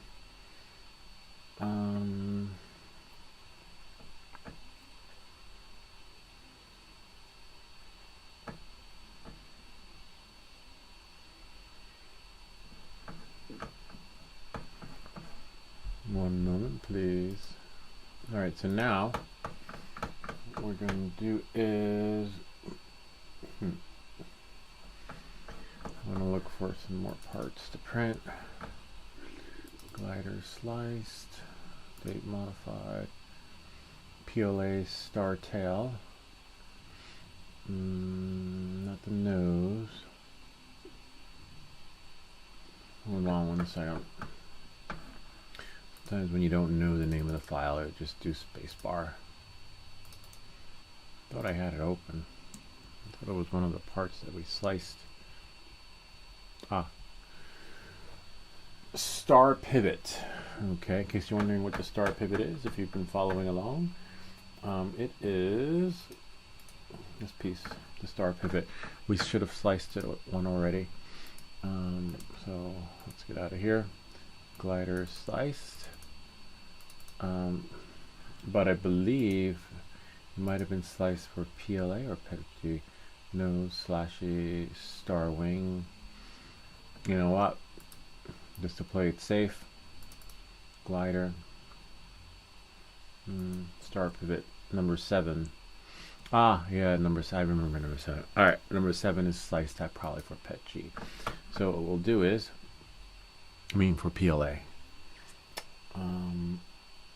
You know what? Let's do PEG. So I'm going to take it here. Hopefully, oh no, I thought, okay. Oh, we can clear the build plate. Yeah, you always want to do that and then add it. There it is. Oh, sorry. It's number 7. Lucky 7. And there it is. And for this one, we are... Oh, I wonder if no, we're fine. We go here. See what the experimental inclusive, that's fine. Let's try the supports, I believe, is 75. Touching build plate is 50 is too much. 75%. And then see if it gets it. And we'll slice it. Except, as you know, always make sure the material, see it's set for PLA. You know what? I want to print this one in PEG. So we go here, look for the brand, the brandy, which is not generic. It is Erwan PEG, and keep changes. Now we slice. 1 hour and 9 minutes. All right, that's fine. We're almost there. We're getting there. Because we want to add a little color. We want it to be a little bit of blue, you know. And then we have where I'm going to print the wings in gray. And then save to disk. And we're going to call this one PEG. Right, number 7. PET PEG. There goes that condenser. Save to disk. We'll save it to desktop first, and then bring it in. Okay, and there we go. Right here, upload, and PEG. See, there it is. And now that it's up there, remember we can't print as of yet. We got to change the filament. It's got to cool off, otherwise it just tears off. So then we'll go here. See, sliced files. All these will be on the GitHub repository for those that want. Okay, and then remember that even though the names are here, if you're not sure what it is, you'll go into the STL file and just press spacebar. See that? And you can get a preview of it, right? Because in the original folder, where it's sliced, you have pet G, 7, star pivot, PLA, star tail, and then you have 20p nose, which way ever I believe the nose, as you saw, actually, you know what, was in pet G, right? Pet G. Pet G. Slashy the cow. Which one's that one? Oh, the wing, right? We sent that to him. And then we have 02, so 03 wing star. The wings were in pet G, remember? Alright, so then we have here dynamic. Dynamic, I'm going to leave that in there. Take out the dynamic. Dynamic didn't do any justice. It basically was weaker, which is really weird. 9-star clamp. Clamp works, but you don't need it. It's so tight that it just is not necessary. 8-star wing clamp. You need that. That was all in pet G, pet G, pet G, star. For now. Alright, knowing that and moving forward.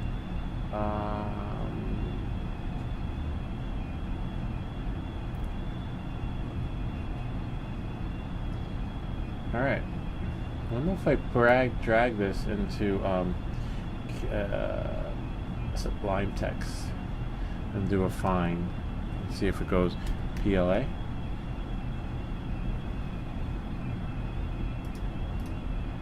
Or if we can do P pet G. No, nothing. Oh, maybe. What do I hear in this code? And the 3, see, you have the time, Marlin, height, which is nice. Reality, disable power loss recovery, free pro face, and yeah, it doesn't. Nice if it tells you the settings in there. What what was being done. It probably does in there somewhere, but I just don't know where. Anyway, let's change the filament because of all that later. I think it's cooled off enough. Oh man.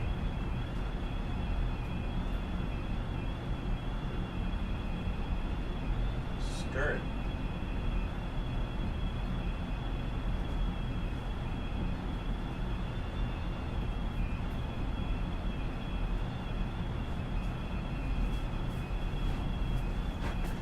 It's not cool enough yet, but we'll cool it off with this thing here.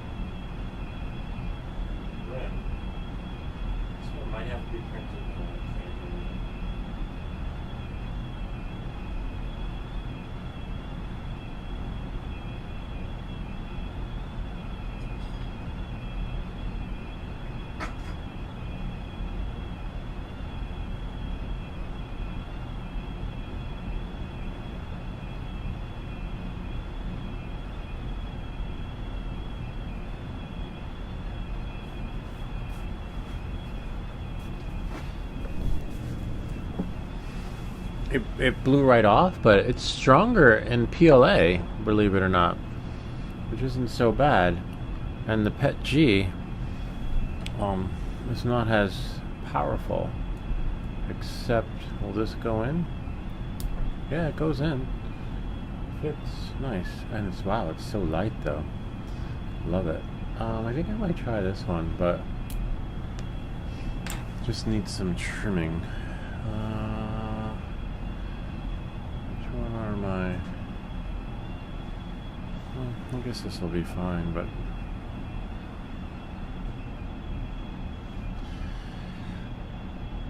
I guess we could use this. I just don't want to mess it up.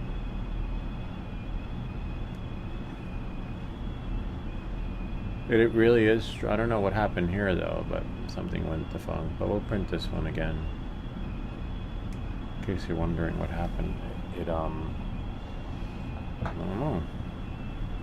It's okay. We can fix it though. See how here? Something weird happened. But I like the fact that, look at that, it's stronger. Can't do that with the other than the fact that it messed up over here, and I didn't see any brim, which is really weird. But that's okay. We'll print it again, but not yet. I want to. Actually, you know what? Let's do it again. Let me put this here. Yeah, I don't like the way that one came out. That one came out really weird. So remember, that's part number 1. PLA, we'll do date modify. PLA, star tail. I'm gonna get rid of that one. Slice it again. And then here. That's so weird. I don't know. Thankfully it was a short, I mean somewhat of a short print, right? We'll definitely print this one right now. Let me see, let me preview this one. That's weird. I can't remember how this one was printed. We did do a brim on this one. Hold on. Only because normal, we don't want it.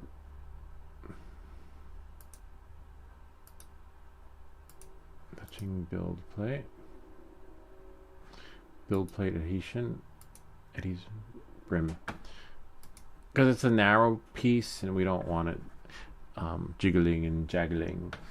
Okay, so we'll print this one. This is number 7, I believe. Yeah, lucky 7. Okay, and then we'll go here, export. Well, not really export, because we're not sending it to /u the cow. Save to disk, and then we'll call this one brim. Yeah, there should be brim. And I can get rid of brim G. Brim J. Save it to the desktop first. Upload. This one will be in. This one will be in. Well, leave it in PET G. Let me think.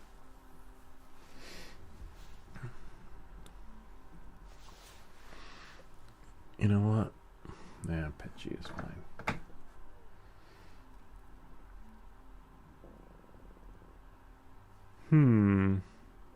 It's a tough call. You know what? What do we have in our settings?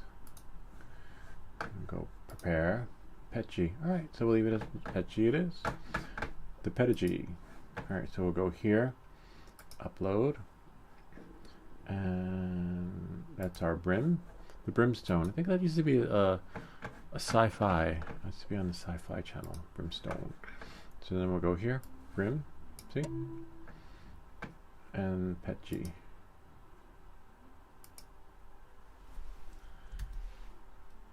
PET G brim. Let me just take another peek at it. Put it here. And that's that, which is fine. And then now we're gonna go, actually, you know what, I'm gonna delete that. That's why I know, because you know, if I need to print parts again, right? Desktop. glider not working, glider sliced, pet G brim right there, and I just need to change the filament. I just need to double check the sliced file in preview. See, it's got our supports 75%, and it'll print because we printed it before, so we know it works. And then now we'll get it started, and then I'll get rid of the other file ready.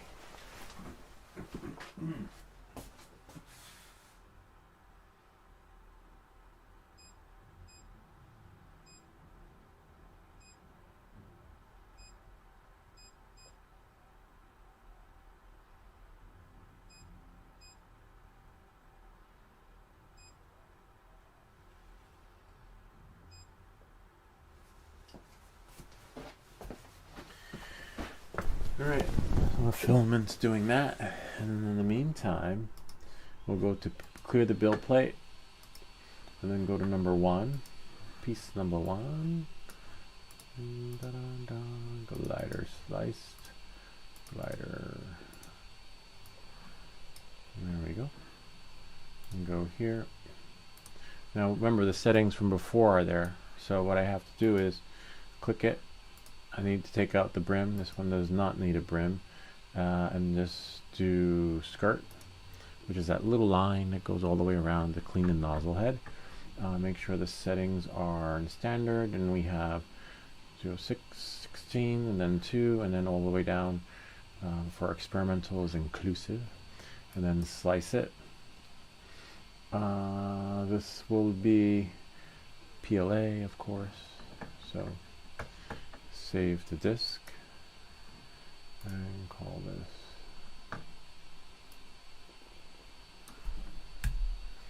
PLA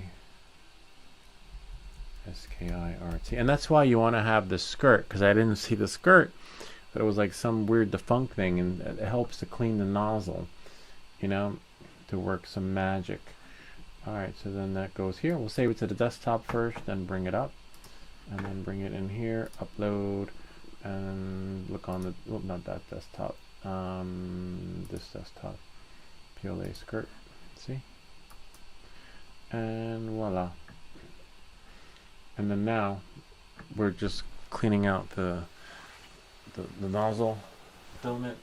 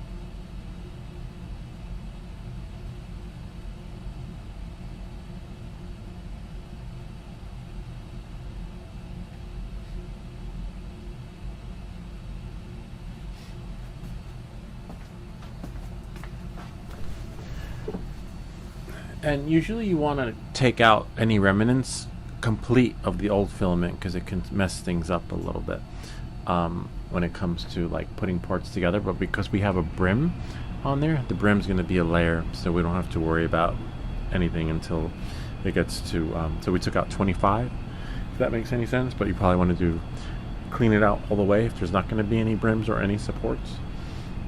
Anyway, knowing that, moving forward, let's pet G for the star pivot with holes, and now we can press print.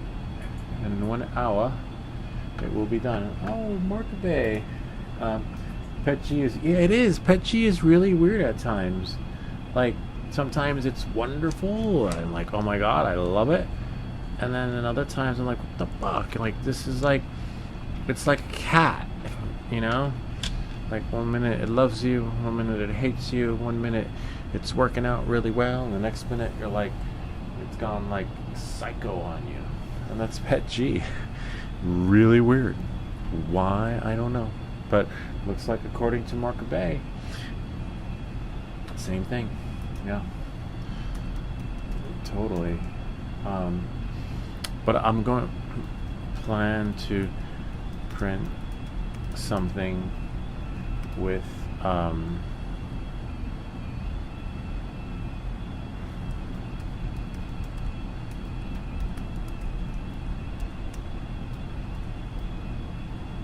next week, rubbery, like flexible filament. That should be interesting.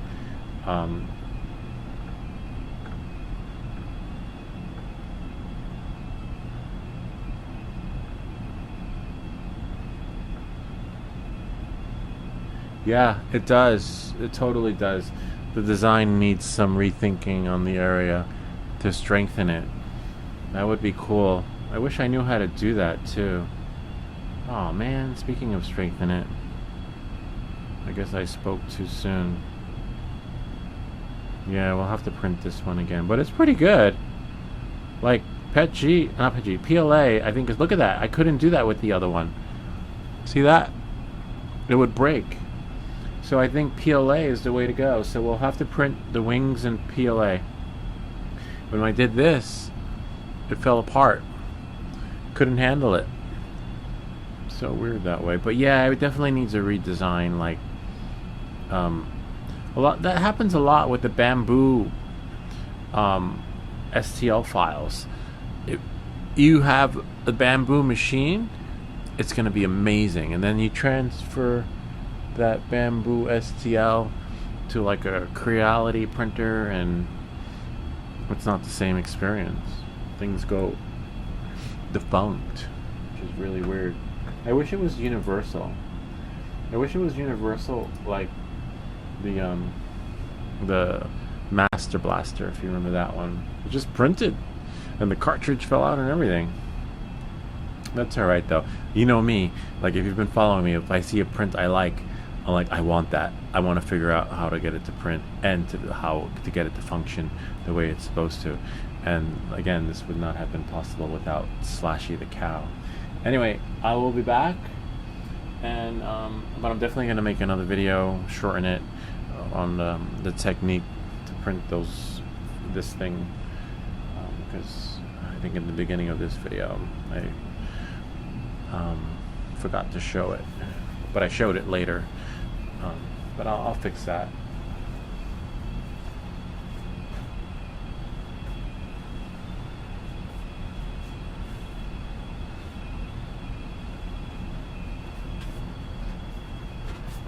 Alright, I'll be back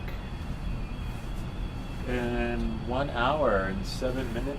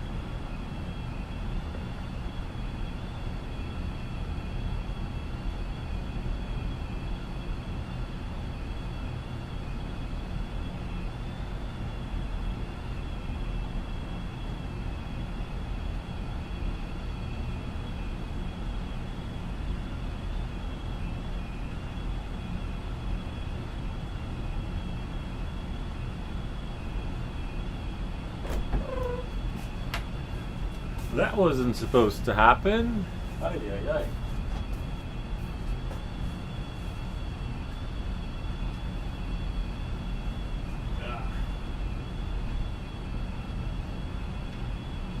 Where was that? Well, at least maybe this part wasn't meant to be printed in PETG. We'll try it again.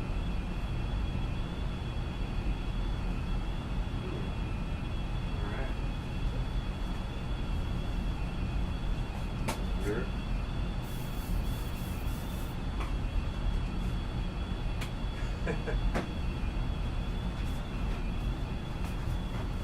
That's too funny. Mark Bay was just mentioning about PETG. Lou, ring, ring, ring, ring. The print had failed. Yeah, I know. That's gonna make him. I caught it just in time. Ay, ay, ay. All right, we'll try it again. And take. This is why you said like PETG. Like one day it's good, one day it's not. All right, we'll try it again. We'll press print. I don't know what happened. Oh yeah, it was pretty. I threw it out, but.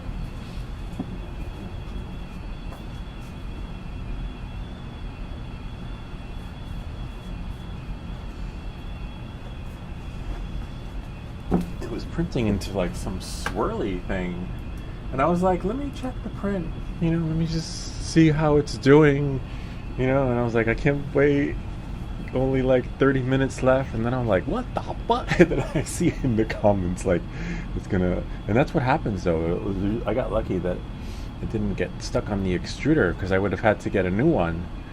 I actually have one in my shopping cart, but thankfully.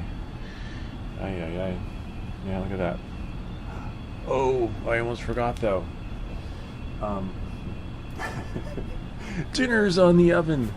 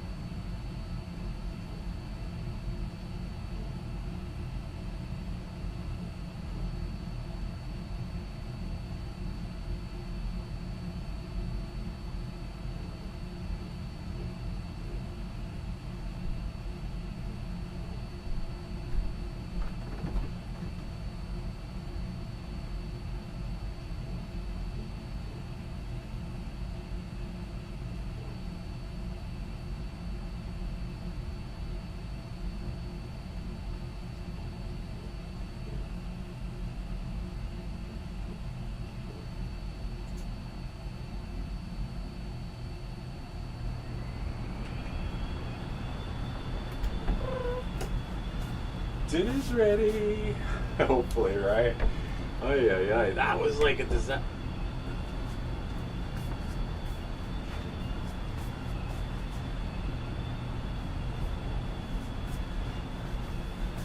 That was going to be one hot mess, like literally 34%. I don't know what happened though. I guess we could always check the hyperlapse and see where it messed up. Then I have to go back upstairs. Go here, time lapse videos. Go to time lapse, and most likely it would have been this one. And then we can see. It's downloading. Hopefully downloading the video doesn't impede the print. Right there. Oh, there it is. Oh, almost. Oh yeah. Okay, sounds good. Yeah, plenty of people watching, right? Oh, there it is. Let's see where it messed up. It does a time lapse. Oh, and there it got off to. Oh, look at that. Oh yeah. It just kept glubbling on there. It never let go. That's so wild. I could make a slow motion video of that. Look at that. It started off okay, and then the support fell off. See that little thing over here? That's the support. And that's at 75. Look at that. It's printing. See, then it goes blep. Oh man. Wow. And then it's like on there. Might have to change the print nozzle soon. Whenever prints get, or level the bed, do an auto leveling. Hold on, somebody dinged me. Oh, no, it's spam. Man. But I've seen where on the 3D forums, it's caked on there. Like, it's all on there. People can't get it off. They're like, how do I get it off? I'm like, I just watch the comments. I'm like, damn. Some people say heat. I have a heat gun, but even if you do get it off, it's gone. It's ruined, you know? Like, literally, when it's caked on there and it's gobbly-gob, I'll probably do a leveling, and, you know, I do have more nozzles. I have plenty, but I don't know why that happened. Ay. See there, and go blah, blah, blah. Man. Well, hopefully, let's see where this one is. Dashboard. Nice. It made it past the point of no return. It's past the here. I'll get the phone out so that we can have a peek with the camera from the other angle. Let's see.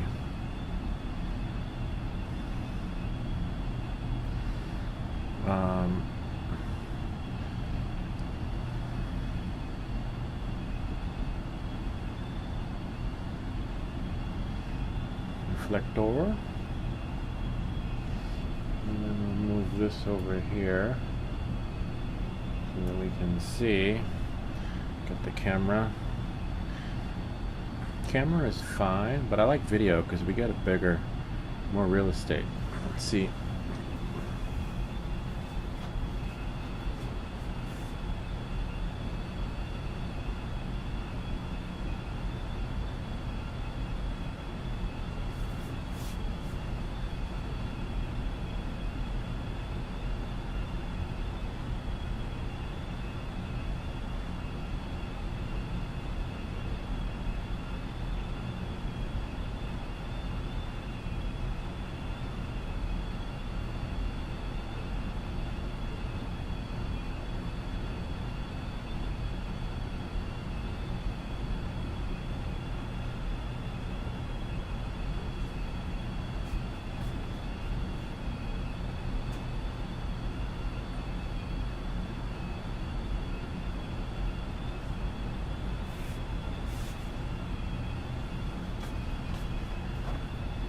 Yeah. So, you know, we'll see. Time will tell. But the support's holding. It's past the support. Brian! It happened in the first 6 to 8. Yeah, I know. Gosh, I wish I was here because it was like, I didn't even know how long the thing was running for. Like, damn it. But that's okay. It's still going now, right? So, you know, we might get lucky again. And hopefully it prints. maybe the printer's just on overkill. It's been running since, 1 o'clock. But no, that shouldn't matter, right? Like, because sometimes people have 20-hour prints. Yeah, I take that back. Yeah, so I don't know. Okay, sounds good. Yeah, plenty of people. Yeah, so I don't know. We'll see. So let's bring him back here to where we are. Fingers crossed. This one still works. At least the pieces still fit in. And this is so light. It's just phenomenal. Like, it's not top heavy anymore because this one just weighed a ton. 100% infill doesn't work. This could be used as a stir. Oh, but then Afix had mentioned that using filament for in your food isn't really ideal because of the toxicities. This is nice. Is this the one? Interesting.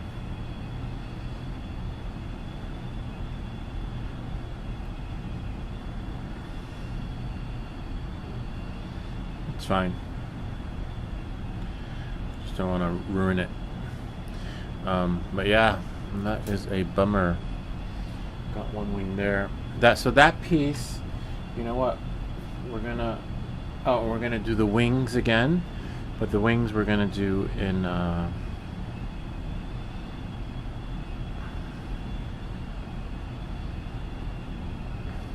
PLA, because the PLA printed so much stronger. Look at that. I'm able to do that. Brian, it was literally just, I wish I was so comfortable. I was like, oh, this is great. Just set it and forget it. I'll be on my way. And when I come back, I'll have like a finished print. Nope.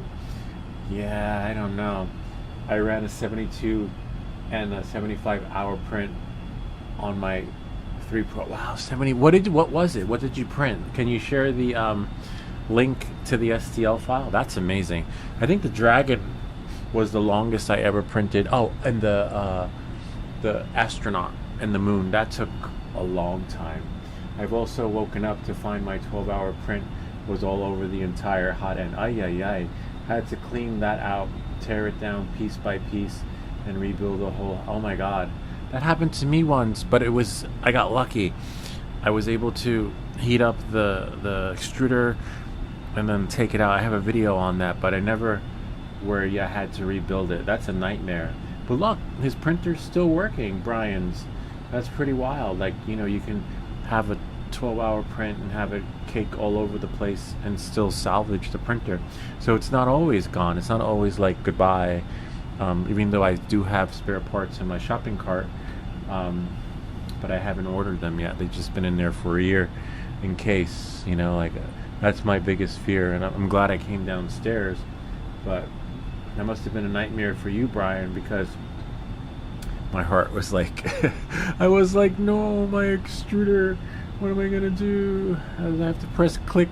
It's $100. They're expensive. They're not cheap, But and Brian knows it too because he rebuilt his, you're like, and plus you love your printer and you love how it works. And let's say even if you could afford another part, you want everything to stay original, and you want, you saw me in my video. I took it apart and fixed it instead of buying a new one because I just want my printer to outlive me, But that's gotta suck though. 75 hours. Yes, send a link. I want to see what Brian printed for 75 hours. One was the parts tools holder thing. Oh, okay. And the other was the moon. Oh yeah, the moon. The moon does take forever.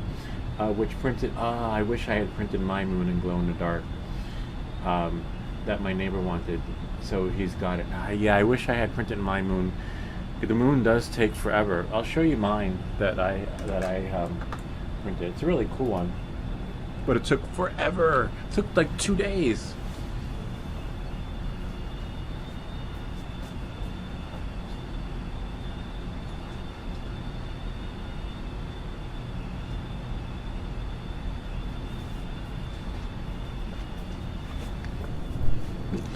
So,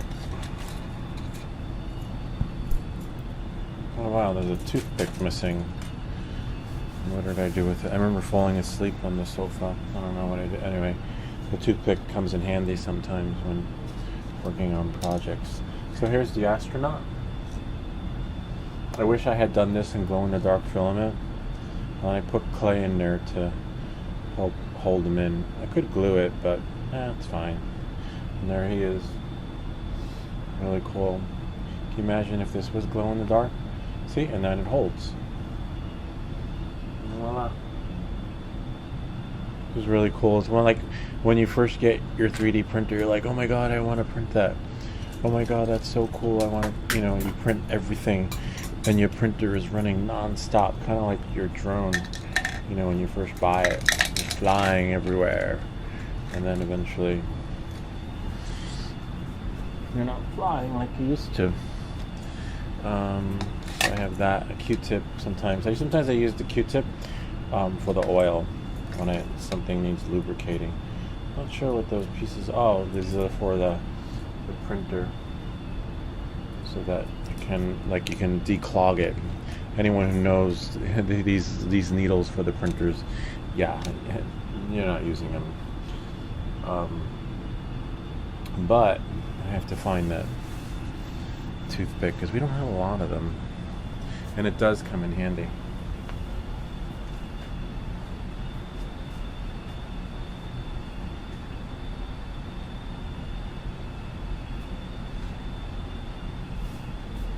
Yeah. So I just put that. That was the longest print for me, and maybe the dragon, and that was it. I get nervous for that same reason because of these prints. Because of the moments like that, you're not here. I'd be like, oh, I'm just gonna go to work when I come back. But you could, with the Beagle print camera, you can stop your print remotely, which is great. But then again, you're like, oh, I'll go make dinner when I come back. No, you just gotta. And I was just checking for the sake of it. Like, oh, I'll just see where it's at. I wasn't even planning on checking it. But let's see what he says. Brian, I have an Octopi connected to my Ender now, and honestly, I don't think I've used the printer twice since I hooked it up. Yeah, same here. I haven't turned it on and over. Yeah, same here. I literally, in the beginning, you saw I made videos how to format the SD card, how to get the what do they call it? The preview of your print. How to do a pause print. And pause print, you do have to go there and do it manually. And then one day when I got the camera, I've never gone back to the printer again except to change the filament, and that was it. I never put an SD card in. Everything is run from the camera. It's like a whole other ball game. And there were so many videos of people sharing their cameras and this and that, and oh wow, that's so cool. Well, they would share their prints, and I saw the Beagle print camera, but no one wanted to. I was like, hey, what camera is that? If you ever check my Facebook stuff, I'm always asking on the forums, hey, what's the STL? Hey, what camera is that? And they didn't reply. And then I kept Googling 3D camera. And I got one. I have a video where I thought it was the best thing since sliced bread, but it was more like a Ring doorbell turned camera that you connected to your printer, and I thought it was great. And then I saw that camera again in someone's video when they were showing off whatever it was that they were printing, and I was like, fuck the print. What camera is that? No reply. And then I just kept ordering different cameras from Amazon until finally my search for the holy grail of cameras was over, and I found the Beagle print, and I was like, what? And then I was like, this is so cool. And that's how the Beagle print videos, or 3D controlling your print remotely videos, were born. But no one wanted to share, and that's another reason why we created the channel, because it's like, why? It's not like you have the exclusivity rights to share. People want to know. People want to have that streamlined experience too. Don't hog it, But anyway, on that note, let's see what Brian says. Well, I didn't get my drone. U.S. Customs sent my flip back. Oh my God, to DJI.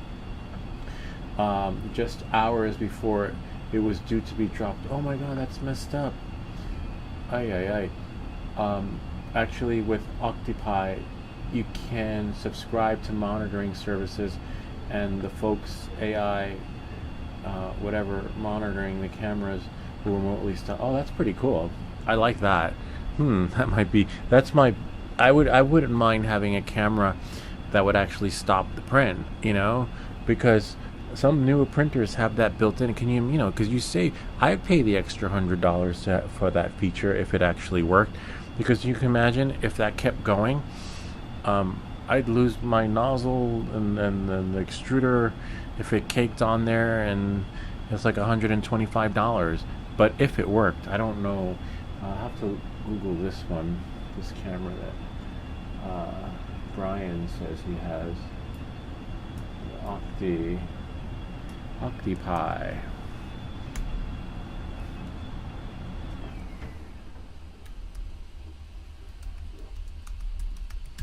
3D printed. Oh wow, a new camera stack for but for Octopi, is that?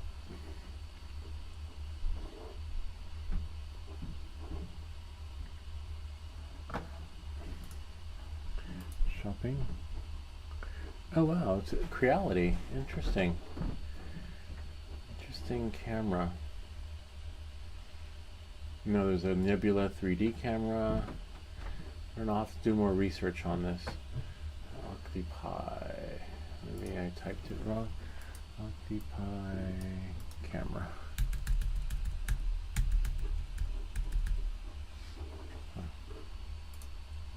Oh, I see.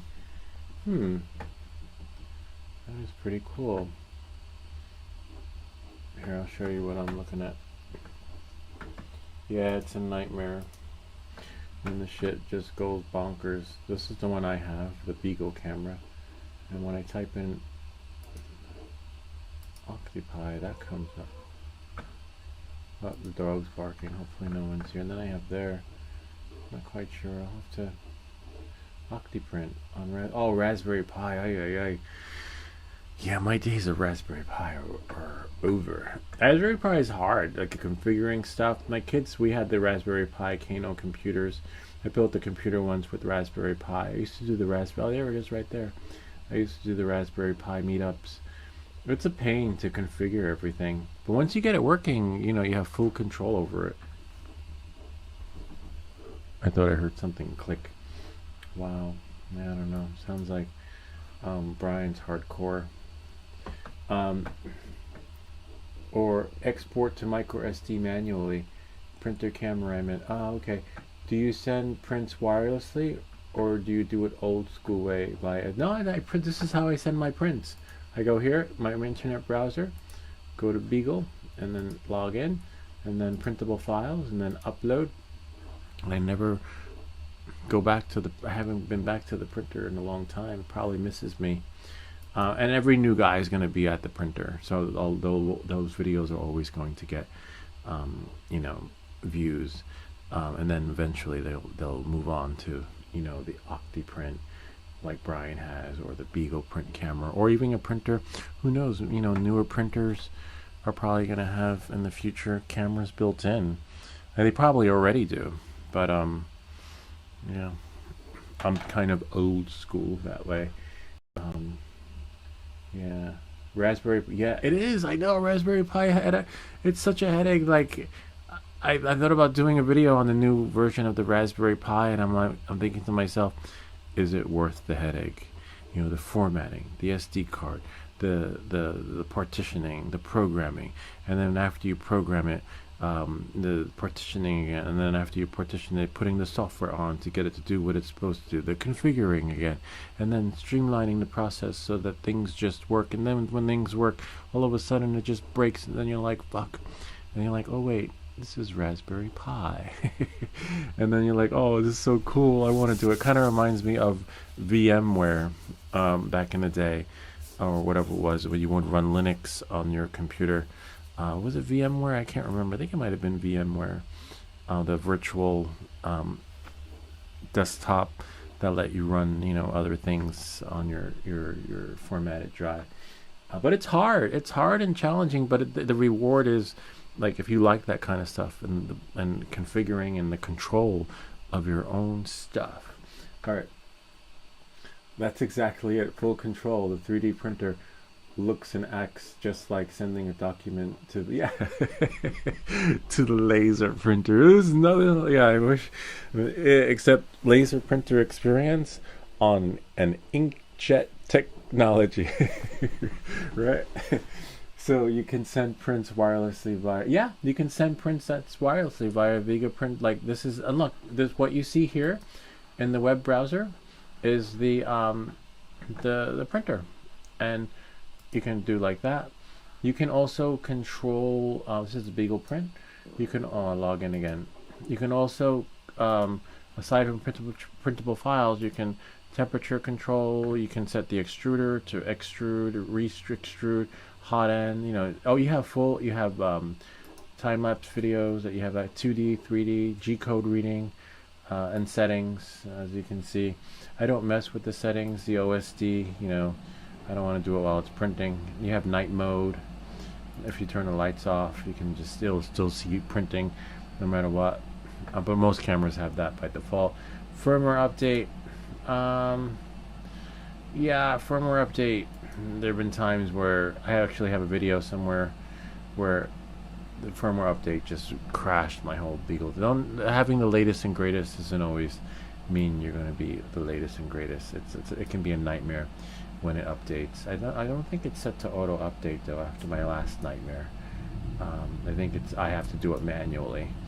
And then printer. Oh, you select your printer, so it's not like, oh, you have to configure. You just select it. See, I have a Creality Ender 3S1 Pro, and there's like a plethora of many printers in there.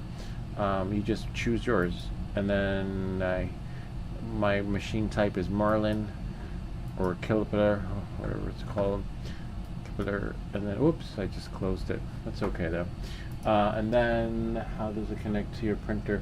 Yeah, wirelessly. You just connect via Wi-Fi, IP address. So I use this program called IP, but by default IP scanner, and then I can scan all the devices on my network, and then somewhere in there is like the wherever it is, the printer, and then I just copy it's 192, hold on, let's see, Beagle Print, admin, settings, so it tells you right there, but in order to find it, you have to go to the gateway, which is here, IP address, and it tells you, but then again, if you have many devices on your network, good luck with that, but I think there's a way to do it with the IP scanner, because it tells you the name. Yeah, I don't know. Anyway, you could figure it out. But yeah, from there you just scan it, and then it tells you, or you just take everything offline and then look for your thing. But here it is right there. See? And then when you copy it, you put it in your browser, and that's how you can stream with it too. So when I stream, I have the key. You know, I have the URL. There's a video I have on that. 66%, looking good. I don't know. Hopefully we're getting there.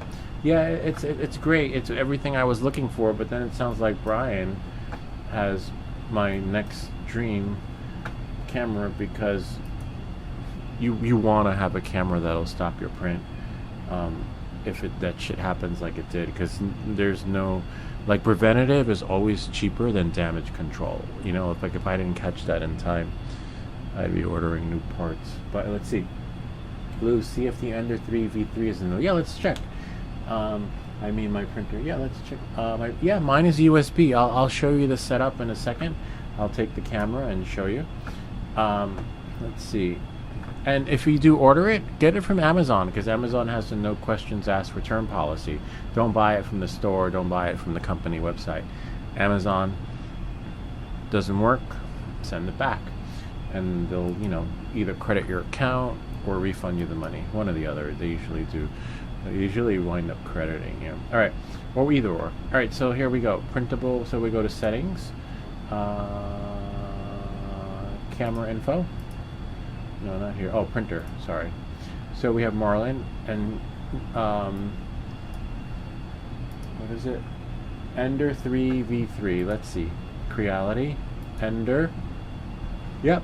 Ender 3 V3 SE. Yep, there it is right there. See? Voila. Yep, and I'll show you how you plug it in. I don't want to save it. Hold on. I'll just push the camera so that you can see.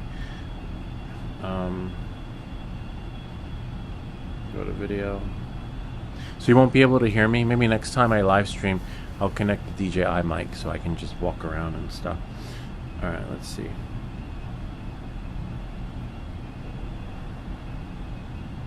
So the setup will be, you'll see the wire, how it goes in, how it plugs in. So one is for power and one connects directly into the printer. The one that connects to the printer is how it's controlled, how it controls the brain of everything. So here.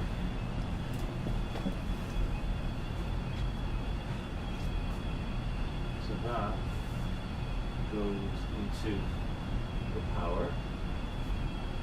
And this one go to think. Oh no, this one. Let's see. That will go here.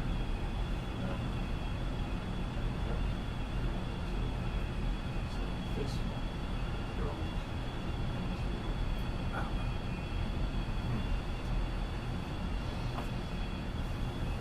Yeah. So the regular USB to USB-C goes to the printer, and then the other USB-C power to the power box, the electrical outlet, goes into the power. And that's how it works. And then, you got to update the firmware at first, connect it to your Wi-Fi, which is really easy. Oh, and you do that from the Beagle app. So in the beginning, actually, yeah, that makes sense. You don't have to use the IP scanner. We'll go here. So in the beginning, you launch the Beagle app, and then the Beagle app finds the printer, and then you can go into, where is it? Settings, right? And then somewhere in the settings, not there, connected, it's making a video. Maybe there. Temperature, right there on a little, and then you click on camera information. See, and the IP address is there with the MAC address and stuff. So you see, voila. So 192.168.1.168, and then you go to your internet browser, and that's today. Like if I do some crazy shit with my router, that IP address is probably going to change. But you do it that way, and then that's it. And then you have your browser experience. And then when you have your Minicam, then you put it in, and that's how we're able to stream from here, because I have put the IP address in here, and now you can see it from there. And it's a cool way to stream because you have full access to it. And let's say if I was upstairs when I saw it, so I just pressed stop. I was like, oh shit, what the fuck? I was like, damn it. Looks like now I have like a 10-hour stream going. Like, fuck, I thought I was going to be done. Nope. That's welcome to the world of 3D printing, right? This is like everyone's worst nightmare. Between that and leveling the board and the filament jam, I think that's probably, I don't know if I had to choose. That's a tough choice. Like if I had to choose between leveling the board again, changing the nozzle, because when you change the nozzle you got to level everything, or a filament jam. They're both nightmares. I don't know. But looks like a commercially made version of what I built.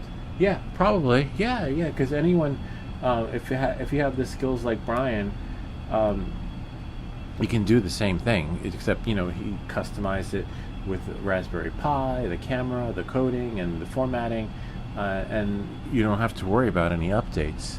And then you have full control over everything, and you don't have to worry about the spaghetti, which is another nightmare because it's built in. I guess it knows like how to detect the antipasta.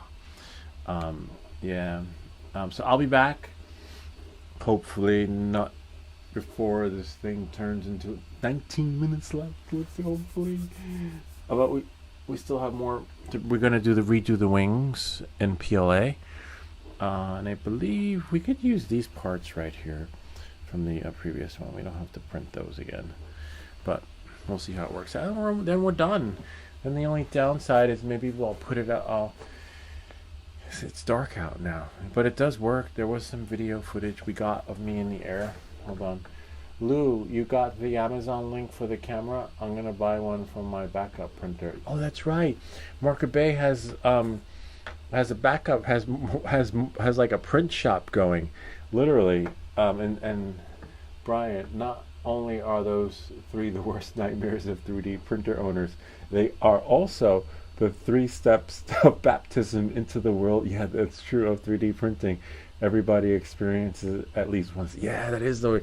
And that's like the baptism of like before you print, because you got to take that shit out of the box, and you're like, and then they make it look so nice in the commercial. It's easy to put together. We'll have you printing in no time, and then you have to make the pulleys and this and that. It was like, it took me like, even though I think my video was 45 minutes, it took me like 3 hours to get that thing out of the box, or maybe even longer, running and configured, and the filament. You know, when your first time, like Brian was saying, you just don't know, and then you're like, oh yes, I can relax. Nah, once it's fine-tuned, like Brian was saying, then you can relax. It's like, I don't know. I'm not looking forward to those.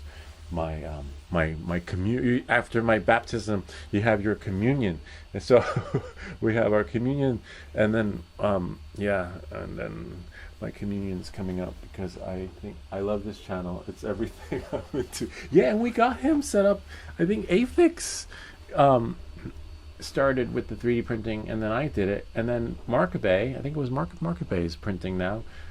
So we know we got, or was it Midnight of Forerunner? Got them into printing too. I just chanced upon it, essentially random. Oh wow, what were you looking for, Brian, that when you found the channel? Like, what were you searching for? Like, what is the matrix? Hold on one second, let me go here and get the link for Marker Bay.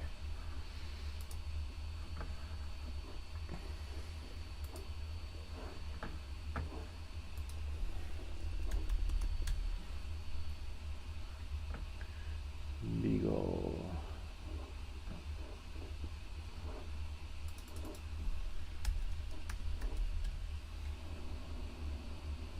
There it is. I got it in February of '04. Interesting. Oh wow, it's not available. Oh yeah. I wonder, maybe there's a new one coming out. Well, you know what, that's in my shopping history. Let me see if it's, sometimes there are other sellers. Well, there we go. There are 13 left. Wow, it's probably everyone is probably doing their taxes, their tax return. Upgraded 3D printer camera Beagle V2, Wi-Fi remote. That's so weird. I don't know what the difference is between the two. Hold on.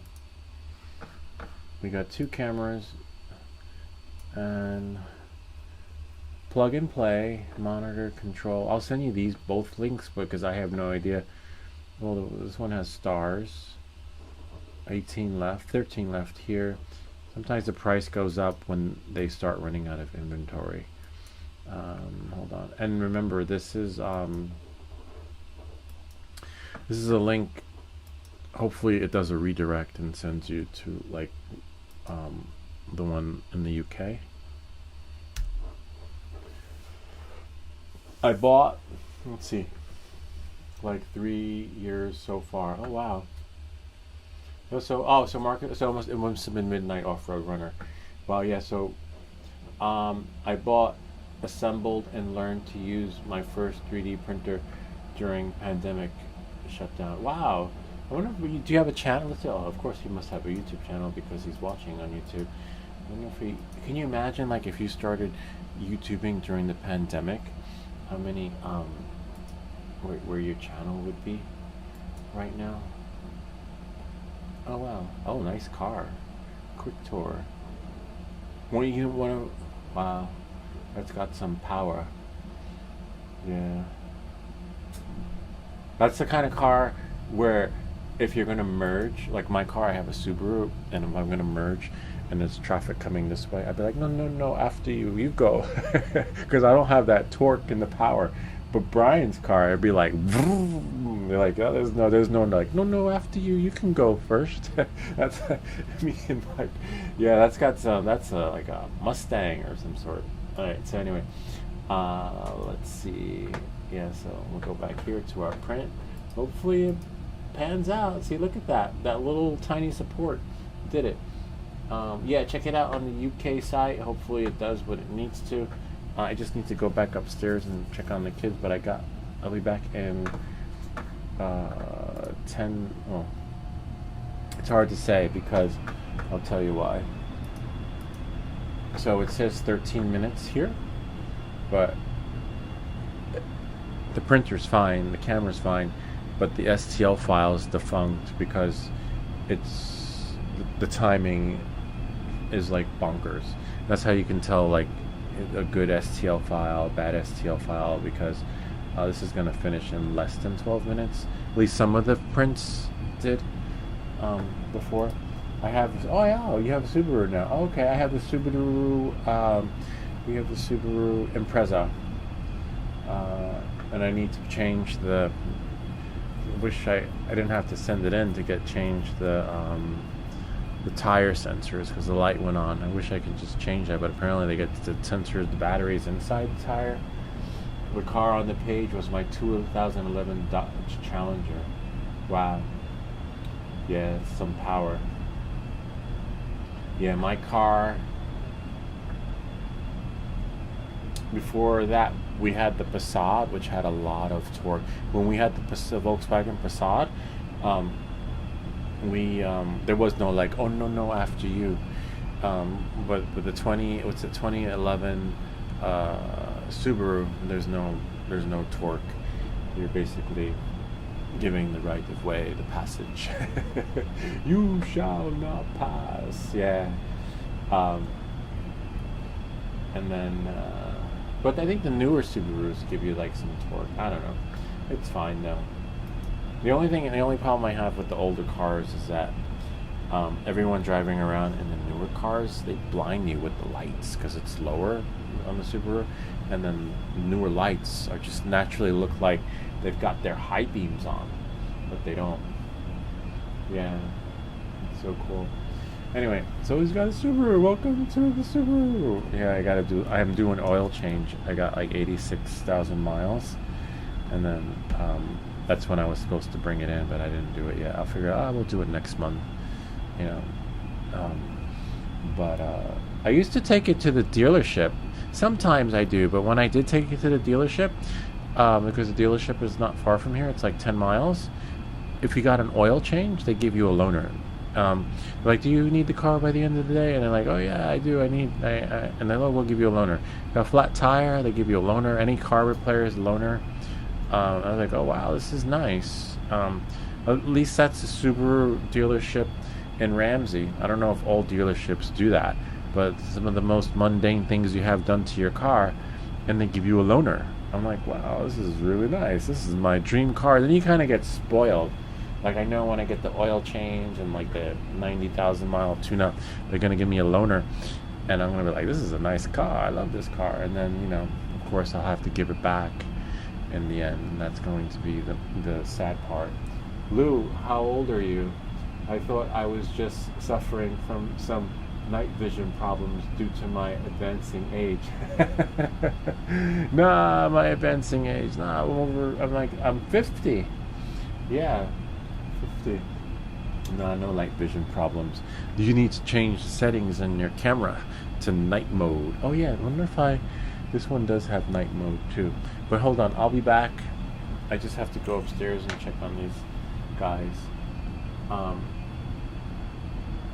Yeah. Alright. I will be back. Let me just make sure. I don't want to leave you guys on the web. Oh, look at that. See? So the brim actually worked. That little support there. We got lucky. I don't know what happened, why I did that. Like Brian said, within the first 6 to 8 minutes. But I was ready to change the filament to a different material. Looks like it's oh no, it's not even almost there. Yeah, almost. It's hard to believe that it's 91%. 63. But yeah, those damn lights are, yeah, they are, right? They're blinding. I'm like driving thinking like they have their high beams on because I'm driving too slow, but apparently not. It's like the new cars. The new cars, it's like, no, there's nothing wrong with your vision. It's just, I think the older Subarus are lower and the newer Subarus are higher.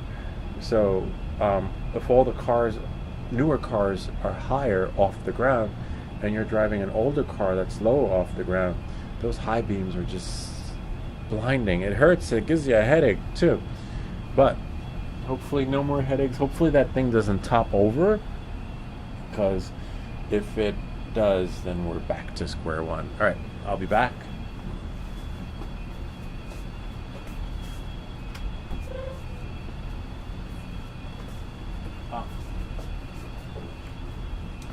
Definitely need my phone because I need to check on it.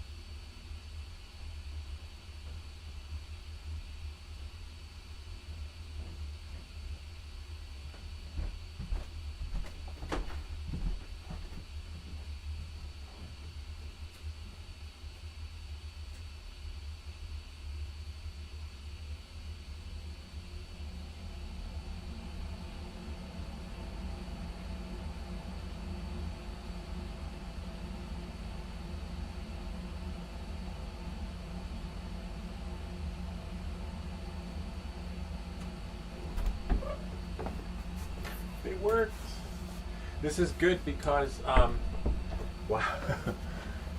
That's cool. Yeah, so I'm only 30 seconds late.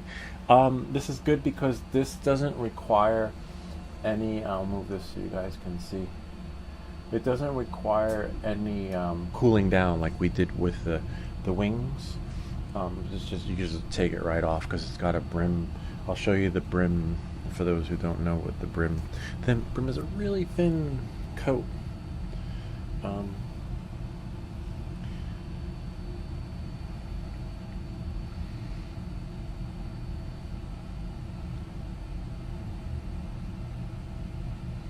I'll just rip it off. Usually I don't. Usually I wait for my prints to cool, but this one you don't have to. Video.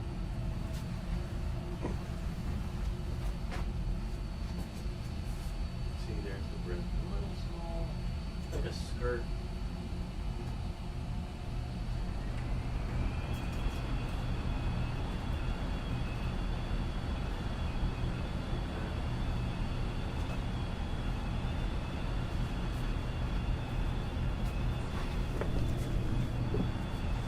Believe it or not, the iPhone camera is actually better than than the Osmos Action. Look at that, printed really nice. I like that. So here's the support, which will come right off. Hold on. If we go here, wait, where's the camera? Oh, camera's on the other side. If we go here, and then this one should come right off. Voila. See? I don't even know if it needed that though, but it printed. It's hard to tell. I don't know how you guys can tell whether or not one needs the supports or not. Like this guy over here needed supports. The Nova. What was he called again? A Savage Planet. That's who, yeah, from Savage. He needed supports. And Slashy the Cow fixed him. I paid for that. And the STL file was corrupt. And the folks at Ultimaker Cura fixed it. Slashy the Cow. He's like, that STL file is no good. But how was I supposed to know? So there's there are apps that you could use to fix the STL file. But, so, point is like, how do you know when it needs supports? I don't know. So now, we have to change the filament, right? And print this one again.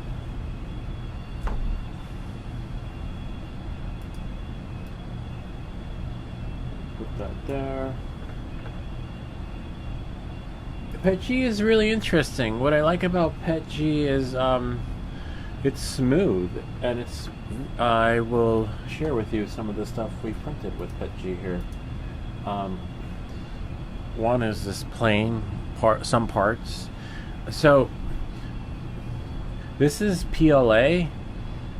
Look at that. It's stronger. So depending on what everyone's like, even Slashy the Cow said, print it in PETG because it's stronger, but not everything has the same experience because, as you can see, but then again, in this case, it's probably the STL file. Like one of you guys had mentioned that it needs a rebuild. Like whoever created this STL file, really see how they put supports here. Look at that. That's not coming out. So I think if they redesigned it and put supports there, or if you guys know how to edit, see, look, it just comes right apart.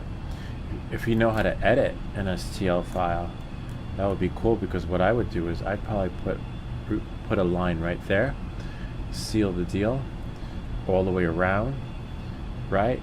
And then you don't have to worry about that. Anyway, we're going to print these in PLA. And so here's this part.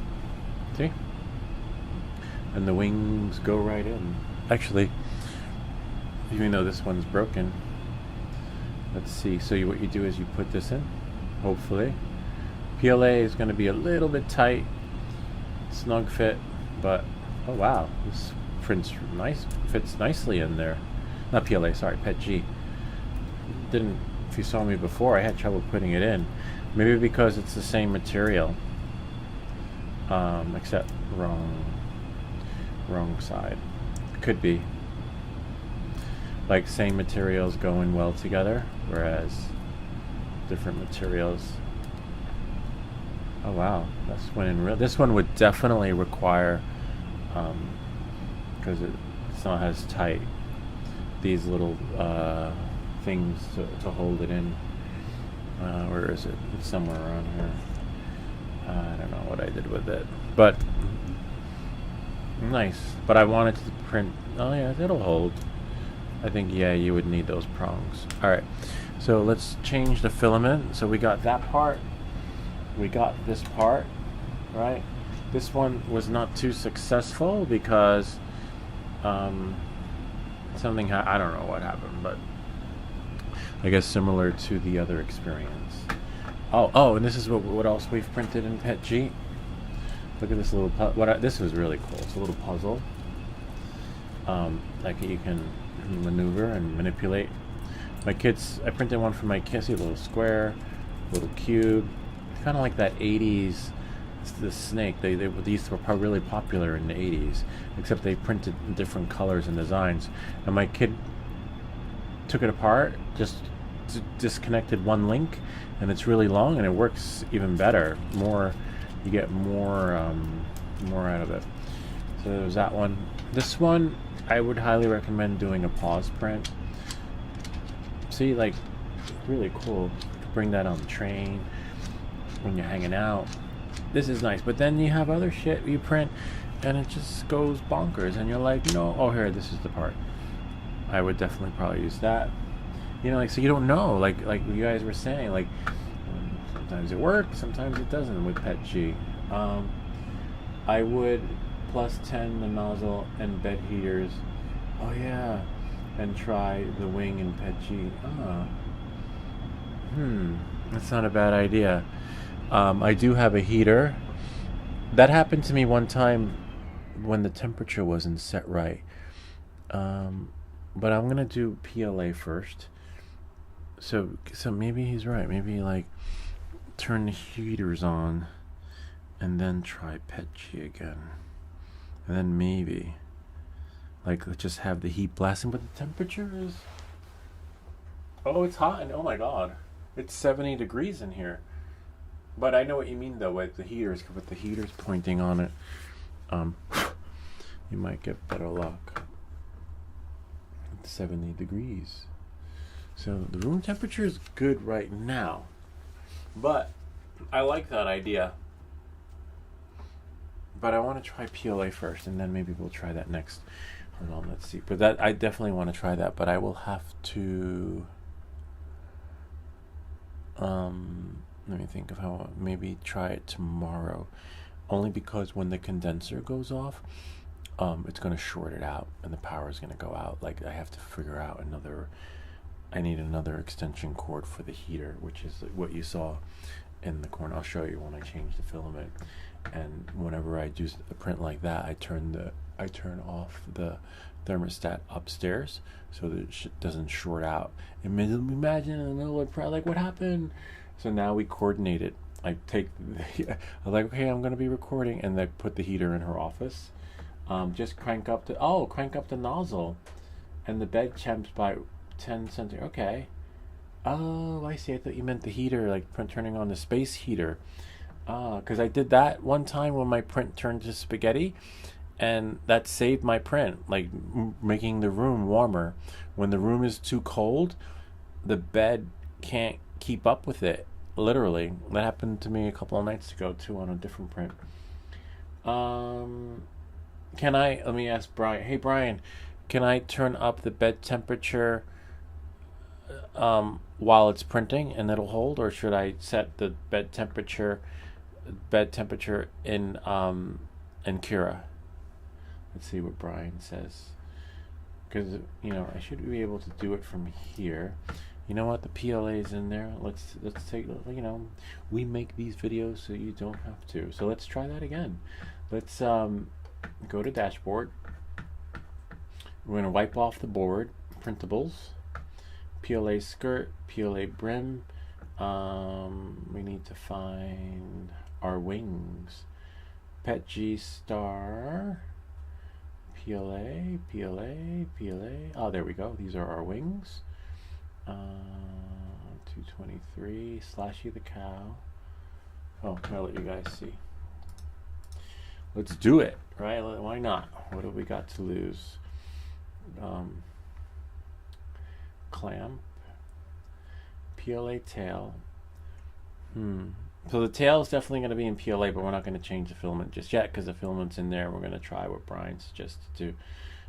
Because I would, it would be nice if this thing actually did what it was supposed to do. Nose tip, slashy the cow, and there it is. All right, so we'll start with this one, but let's see what he says first. Hold on. Yeah, a space heater will help when your prints are cooling too quickly. Oh, okay. Nah, I don't have that problem. But I do sometimes when I shut it off, because when I'm recording like a video that is like not live, I turn everything off and then it gets freezing in here. But I gotta make it work. I can adjust it on my 3 Pro donor. Okay, we'll try it. Well, you know what? We're gonna try it. We're gonna print so ideal temperature is 230 on this one. So let's see what Brian says. So let me show you what the settings are for this filament, and we'll see what Brian. Maybe it's too hot. Maybe it needs more. But here, let's see what we got.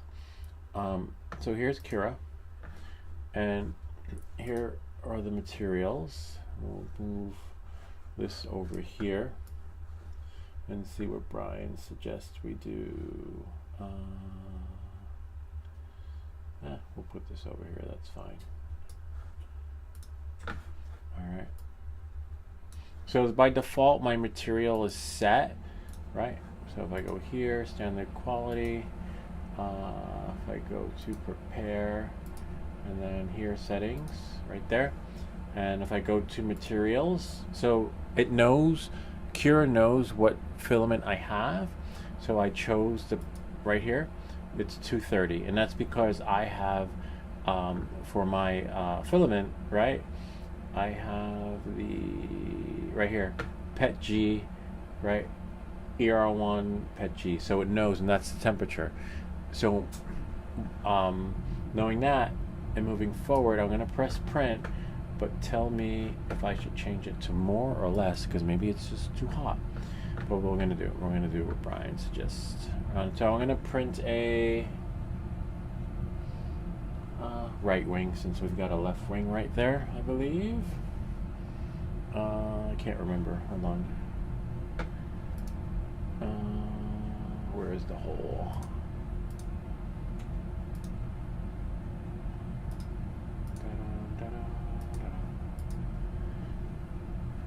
Can't even see it. Oh, okay, there we go.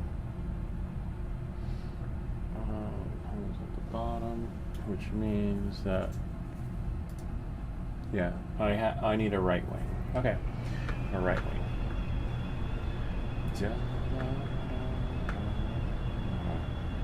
There we go. We're gonna press print. Right before we press print. Yep, right wing. Oh wait, hold on before I start.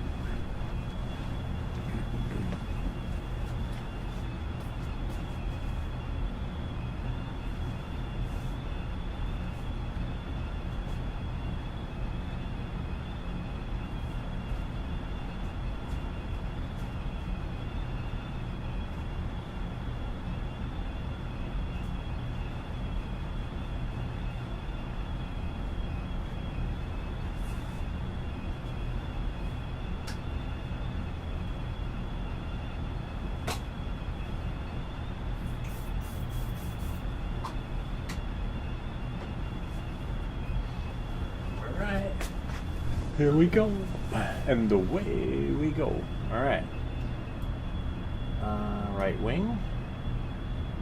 There we go. And now we're gonna go here, temperature. So we're gonna increase it from 230 to 240 by request from Brian. Actually, not request, it's suggestion, because you know, we really want to see 31, 32, 33, 34. Huh? Oh. 5, 36, 37, 38, 39, 40. There we go. We'll click the check. Please work. That would be kind of cool because it should, you know, but even if it doesn't, whoa, almost messed this one up. If it doesn't, we know that by default, even Slashy the cow shared with us that he didn't even print it, and he knew that it wasn't strong enough. Like, he could tell by looking at the file. He was like super STL guy. So a little bit of a bummer, but it is what it is. But hopefully this will work. This could like be a total game changer, right? And then I can except this is gonna go in that wing. Alright. So we still have a few more parts to print. What's this one? Oh, that's the one. Oh, you know what? You know what we could do is we could take the part from the other wing. We still need to print this one again. Let's see what Brian said. Bed to 90 as well. Okay, let's bring the bed up. All right.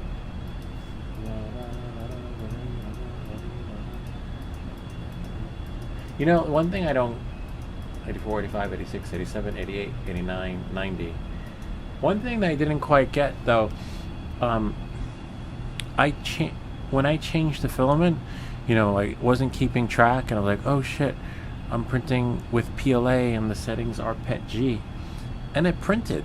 So I don't really know, like, do you have to do the temperature changes all the time? Like, even though it says 230 for PETG, and if you accidentally leave the PLA in there, it still prints. I forgot which part I printed, but I printed one, and I thought it was going to turn it into soup or spaghetti, but it handled pretty well. So I don't really know, you know, if you have to keep changing it every time. But maybe it depends on the filament. Certain filaments have like a threshold where they can actually handle it. I don't know. But okay, so here we go. The bed's going up. See?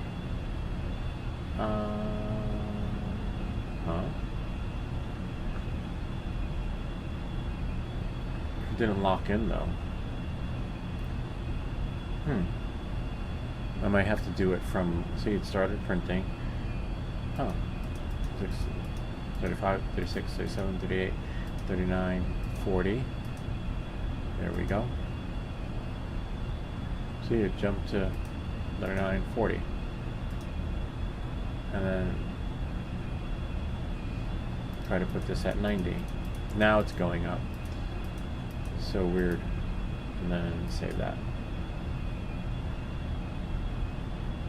And you want to get that first layer because there we go. Someone's texting me, must be one of my kids.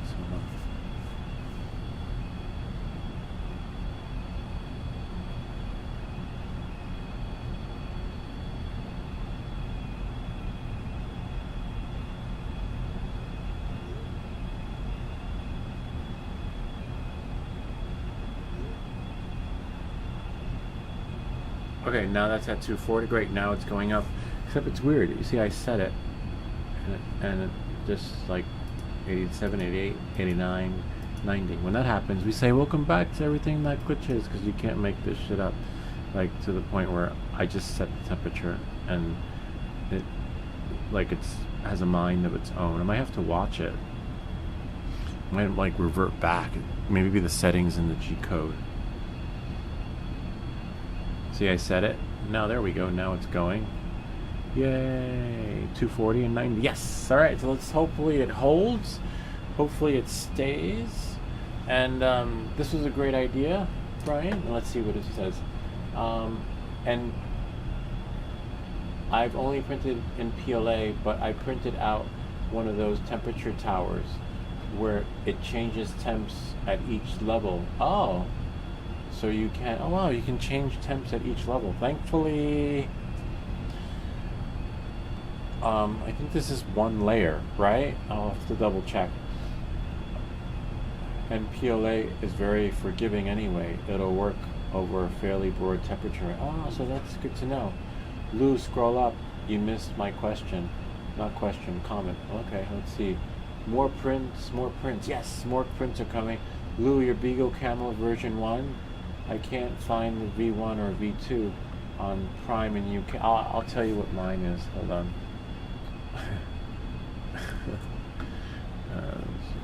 Alright. Hold on a second. New tab. Go here.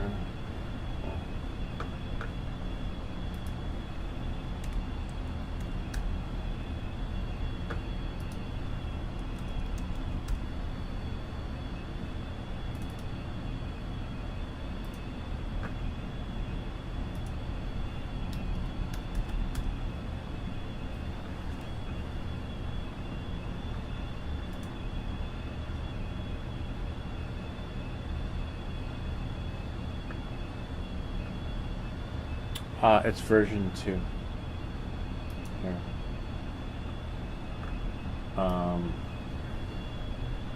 There it is. Currently unavailable, but it's Beagle V2 camera, Neptune 4 series. Here, I'll leave a link. I'll copy this so that you can see it, and then hopefully, you know, it'll be Amazon UK. I trust AliExpress too. The only downside to AliExpress is that you gotta wait, but if you can afford to wait, things are so much cheaper on AliExpress, like to the point where, hold on one second. Oh, wrong clip.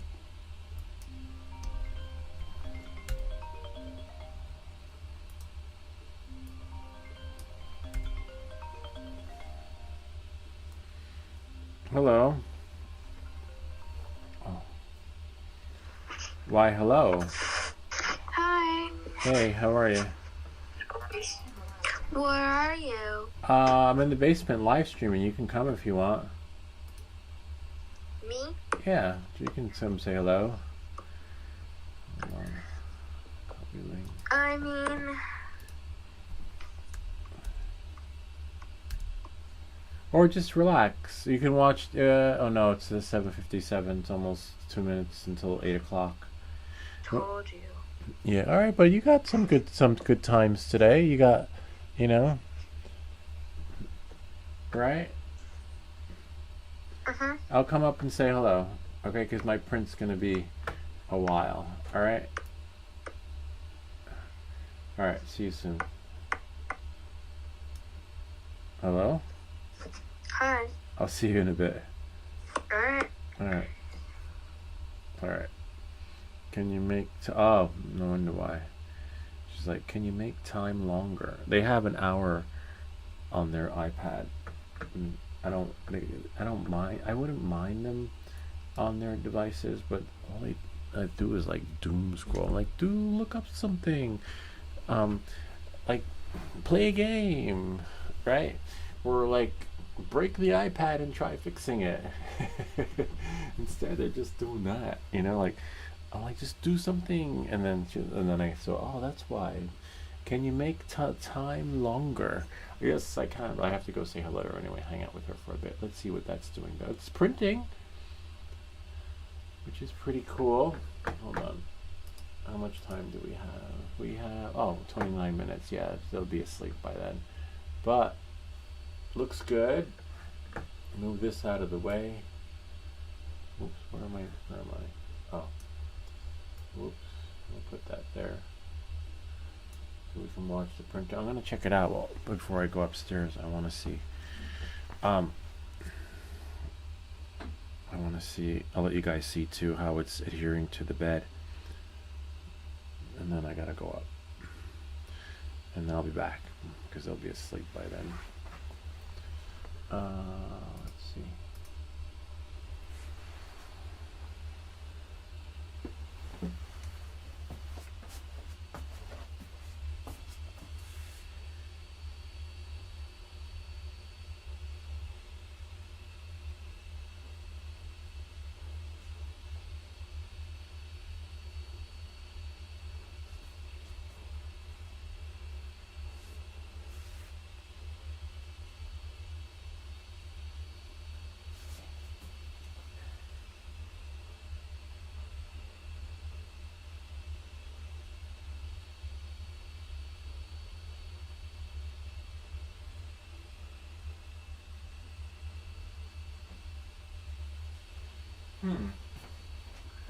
I don't know. Maybe it might. It might be doing. I noticed that. I noticed that it's like spreading out more, like going a bloop effect, which is what you want because it'll create that smear so it doesn't tear. So we might be onto something. Hopefully, I don't know. That's just wishful thinking on my end because it's doing that thing what the cookies do when you have them in the oven. When they spread out. I don't know. We'll see. Anyway, I gotta go upstairs to look at that. Hopefully. Time will tell. 25 minutes. I'll be back.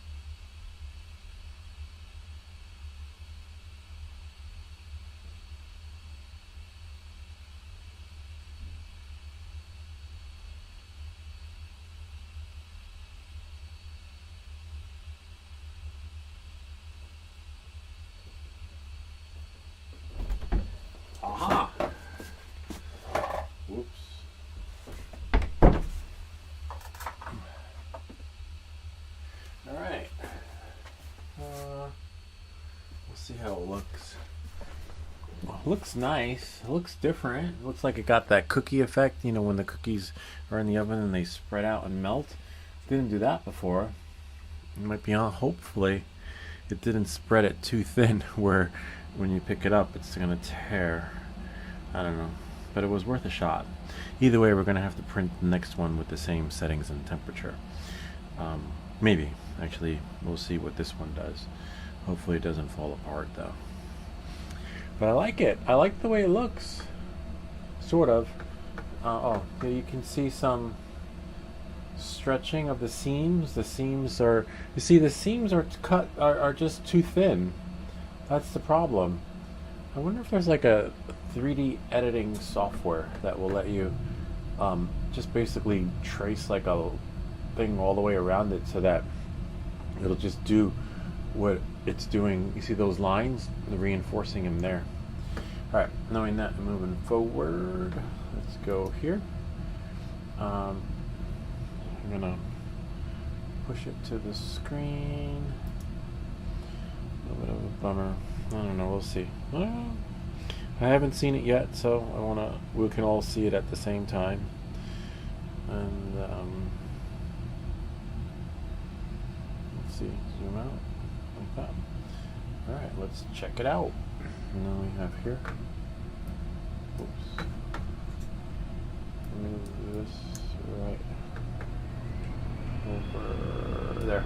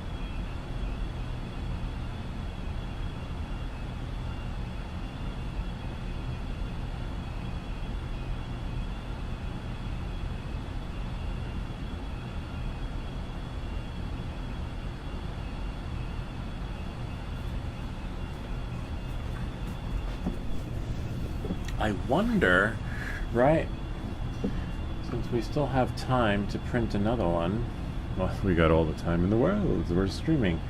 I want to try something. Hold on one second. What if we did this?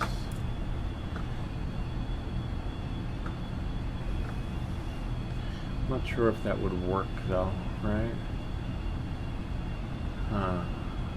But let's just try it. What have we got to lose? Here's Cura. Well, that's going to get printed not now, but maybe later. But what I want to do is clear the build plate. Okay. Bring in this one.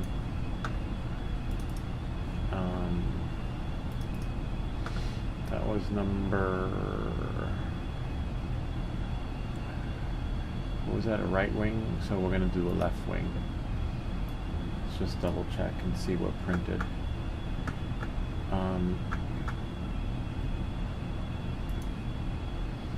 Yeah, so that was R for right wing.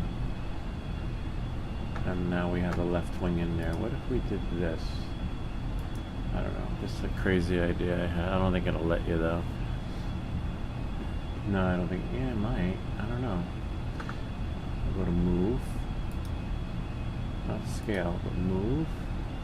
And what if we flipped it that way, right?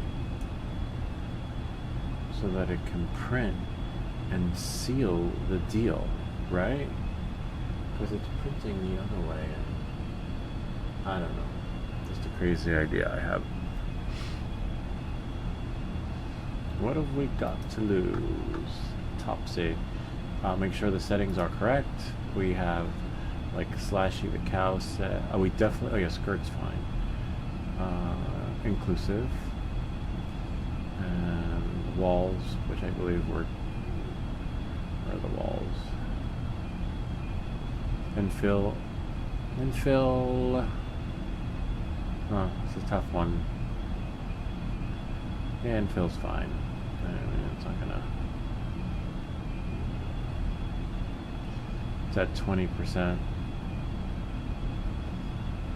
But it did say infill 100, so we'll do what the gentleman said. 100%. Not 1000, but 100. Walls, yep, 0.2, which are fine. And then 1/6 layer height. And then initial layer. Okay. And then slice it. In case you're wondering what I'm looking at. Come. Join us. Alright. And then now, these are the settings. Okay. And then we checked in the beginning, inclusive, slicing tolerance. And then we changed the, the infill to 100% right there. And then, oh wow, interesting. And then walls, 0.2.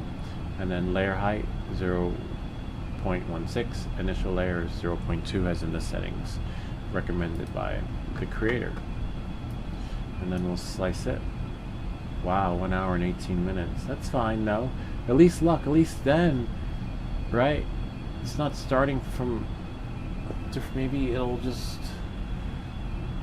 run the extruder all the way across, right?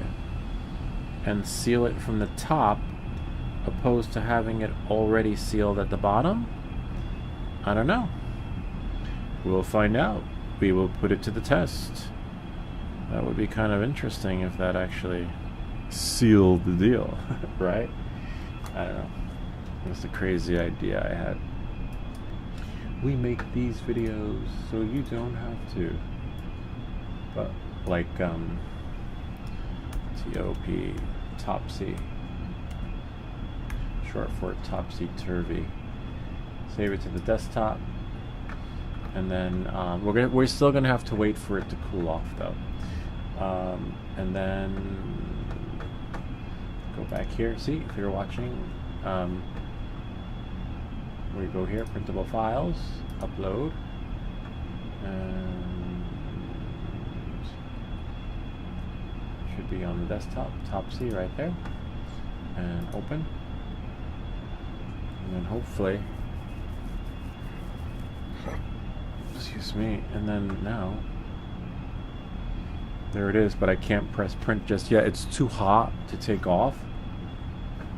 So in the meantime, where are you guys? I don't. Use the chat window. Huh. It's fine. We'll just do this. Oops. No, I don't need to save that to watch for later. I just need the chat box.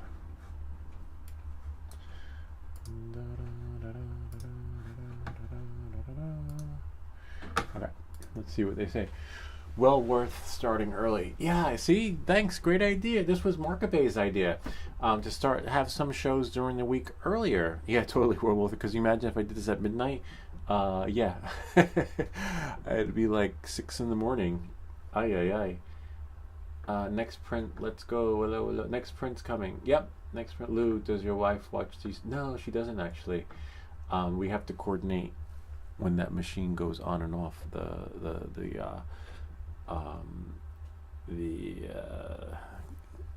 condenser, the one that goes when the heat turns on, so that the heat goes on upstairs. So that now she's not. She's seen some of the videos, but. The editing process drives her crazy sometimes. She's like, that song again? How come that song keeps playing? I'm like, oh, I'm just trying to put it in the right spot for the video. So then I just come down here. So it's not as... so, yeah, No, which is but some of the videos she's seen with the girls in it, she likes those. It's done. Next print, please. What we printing next? It's been a great stream, Lou, and you've had plenty of viewers. Oh, that's good to know, Markabe. Next, we're going to print. Well, the next 3D printed. Well, we have to finish this. We started it, but the next print is going to be really interesting one. I haven't printed it yet because it'll be done over the weekend. But every week we have a new 3D print of the week. Yeah, so we're going to be printing a really cool fidget. Hopefully it prints on the first print. It's got moving parts, lots of rotating parts, and similar to the fidget spinner, but this one has all the bearings and everything inside, so it's supposed to just spin and work. A little clanker that fits in your pocket. Afix, if you're watching, you will love it. So we got to wait for this to cool off. I wonder if we could check the temperature. Yeah, I see it's still cooling off. Look, see, this is where we're at right now. So the bed is at 26 degrees. Wow, the hot end is pretty hot, but that's okay. The hot end never dropped the temperature. Oh no, it did drop. Yeah. And then we have here a little bit of a bummer. So we can try and lift it, but I think we're going to have better luck the other way. All right, so knowing that and moving forward, and then we're just going to put it together, and I'll let you guys know how it works out in the end. All right? La, la, la, la.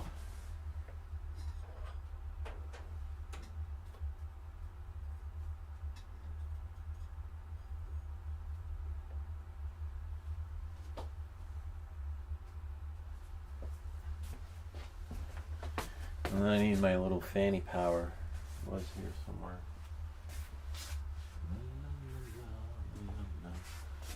Oh, here it is. This thing. Cool it.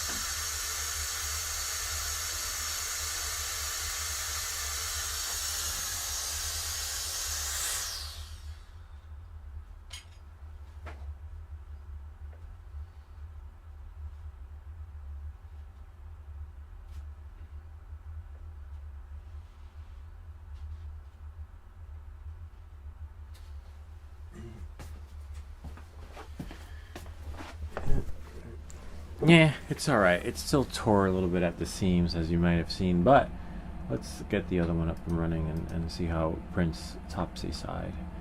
I think we may have... Oh, let me spray it with the... I don't think I need to spray it. Well, maybe I do. Hold on.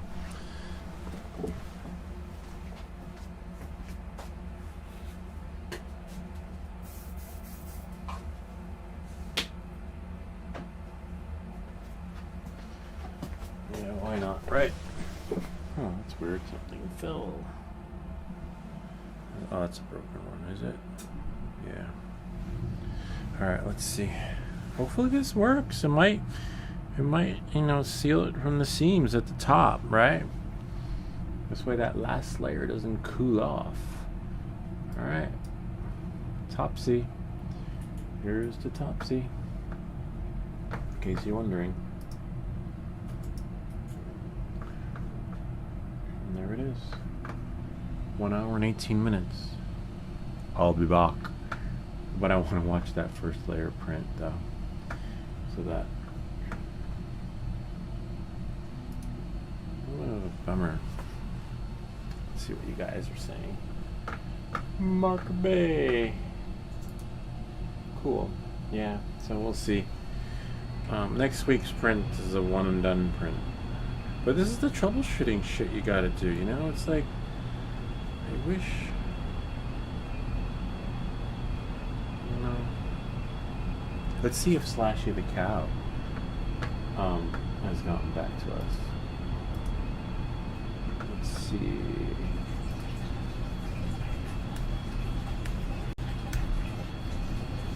Nah, nothing. He'll probably come back after midnight. He looks like Harrison Ford, this one, Steve. Yep. Alright. Back to the drawing board, but this one will fly though. We'll put it together in a bit. Once we have our left wing. We have a wing right here, but I do love the way this printed, how smoothly the wings just went in. And this one, which is pretty cool. I'll let you guys see that. This one.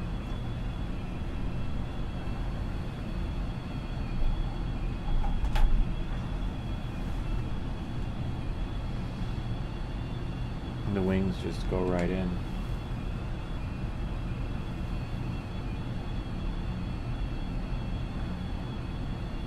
You would think for a glider, if I was going to make a glider for people to download, I would set everything to be default, like so that it just works, and that when you print it, right, shit don't break. It's a glider, it's going to crash, right? It's not like I have motors on here where I can control it and fly it in manual mode. But it is pretty. Look at that, how nice that goes in. Look at that. And then this one, you will definitely need the locking thing, you know, the little, only because it may or may not hold. Look at that. But we got a little tear over there. So setting the temperature didn't really do justice. It was a cool idea though. You know, we tried. Can't say it didn't work unless you try. But try putting this together. Nail polish, what is it called? The clear nail polish might work as an adhesive to this. Oh wow, forgot about it. See how it's just tearing? Bummer. It's okay though, because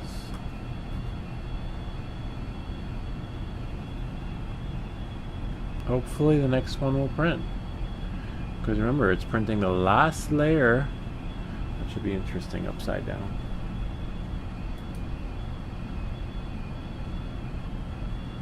Can't wait to see. I gotta get that little straggler off though.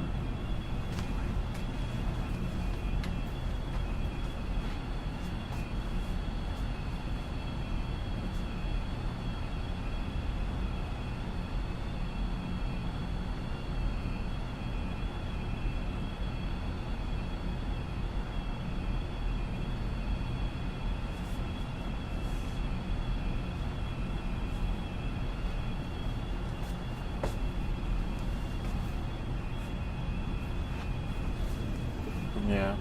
Alright. Well, we're getting somewhere. We're almost there. I mean, the plane... Oh, in case for those of you that didn't see, I'll show you how the plane worked outside. So, Lou, how does it feel? A little bit better? or about the same. No, it's actually a little bit worse. Here, I'll show you. I mean,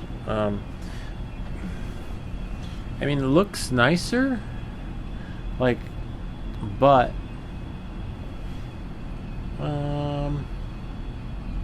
it does feel a little bit better. Look, I'm playing with it a little bit, manhandling it a tad, but oh, you can't see. Hold on. But it's like it looks like a dragonfly type wing. But as you can see, it tore at the seams right there. That could be because I didn't let it cool off. Like, I jumped on it. So if you jump on it right away, it tears.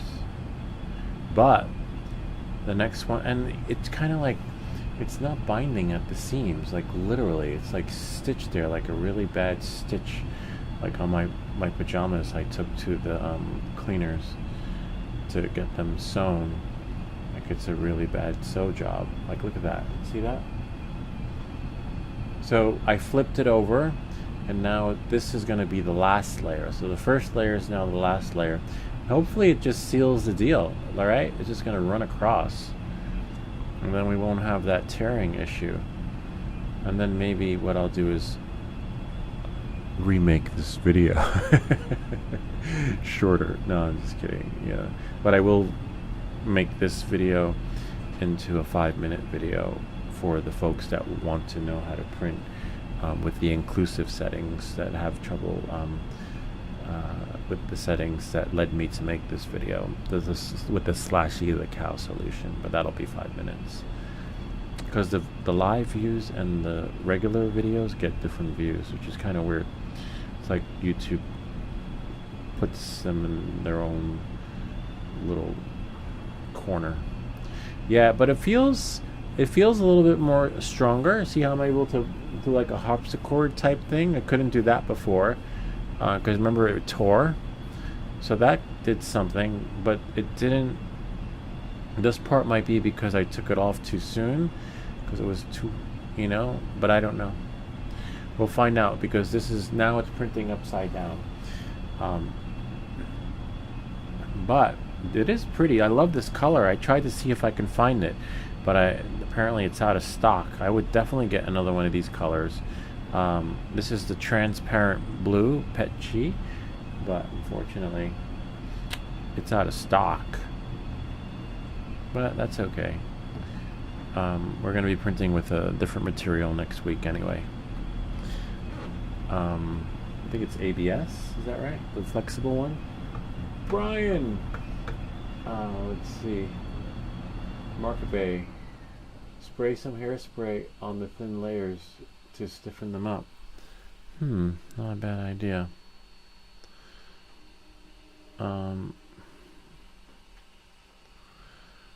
Yeah.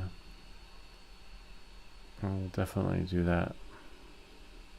That's the 3D life. But this part is okay, this part. Literally. Can't wait to see how it works out though, because we're printing it upside down. So that should be interesting.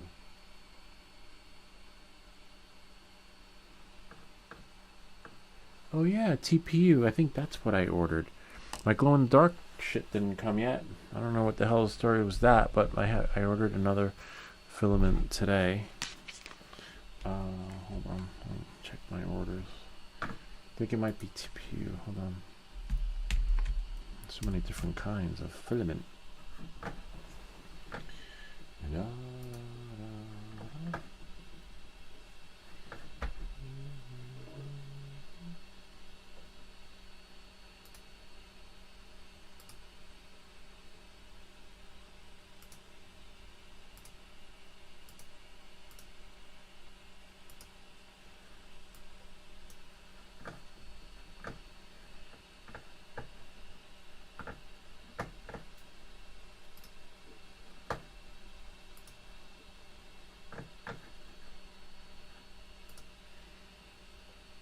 TPU. Yeah, I ordered TPU. Who knows TPU? But the guy said, well, then again, of course, it's for his printer. But he said PLA, you know. I mean, it is possible that maybe maybe it's not supposed to be printed in this filament. Maybe it's destined for PLA, right? Because look, this is PLA. PLA is not bad. Look at that, stronger, which is weird because some folks were saying, Sashi the cow was saying, Pet G is stronger. But look, see, look at that, and look at that. Nothing. It's holding. Let me test the other one. The other one was a little glitchy though. That one went defunct on us. Right? See? Look at that. So it can be manhandled with PLA. It could be like the Dummy 13 where they said no PLA support. And then we have with this one, with Pet G, literally shit just falls apart, you know? See? At the seams when you... But, you know what I'm going to do? I'm going to print that one wing upside down and then put Pet G in, not Pet G, PLA, and call it a day. Because look at that, the pet, you know, we still have a few more parts to print, but not many. It's just, I thought it would be beautiful printing it in different colors, you know, to give it some character and pizzazz. And I see my kids are texting me. Yeah, I don't know, we'll see.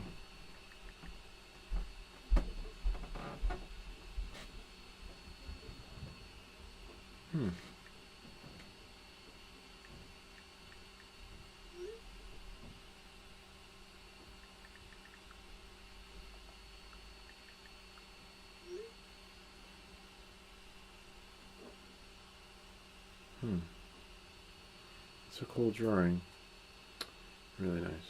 Anyway, yeah, I don't know. Let's see what it says.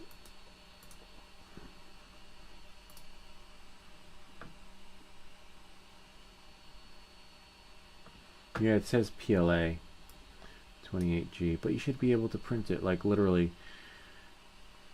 I wonder if there's a Pet G version.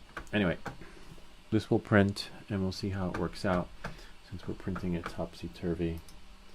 And I'm pretty sure Slashy the cow will definitely have a solution.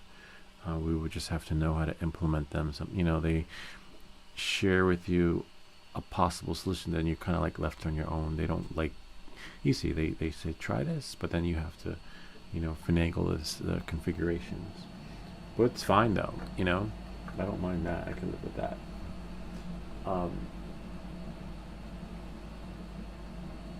Nice. See, it's printing the backwards. Who knows? Maybe that's it. I just wish. Imagine this is the way it's supposed to be printed. Like I wish they, because sometimes, like you saw, I had to the other file that went defunct on us. I had to figure out. Oh, it needed supports. Oh, I had to do this. I had to add 85% just so that it would hold in the middle. You know, I wish that they would, like, if I was going to make a website to have people put STL files up, I'd be like, okay, you gotta load the files so that when people download them and put them in their slicer, that's the way they're going to print, right? They'll be like, oh, maybe I should print it this way, maybe I should print it that way, maybe like the Dummy 13, that one. But you know, I guess everyone's printer's different too, so that's the other thing. There's no guarantee, but at least lay them on the board the way they're supposed to, you know, fall out from the experience. But it's looking good so far. I think we might get lucky with this one. Yeah, look at that. I don't know. Maybe we might be onto something.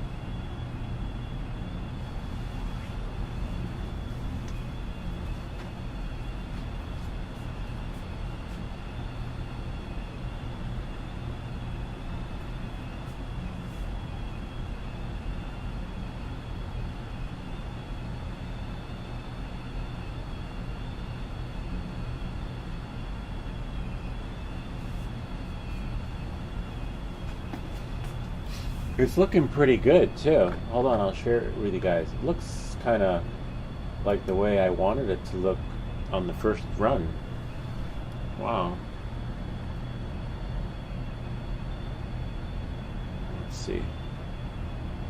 It looks stronger. Like literally, like it's print. Not this one, but here I'll show you.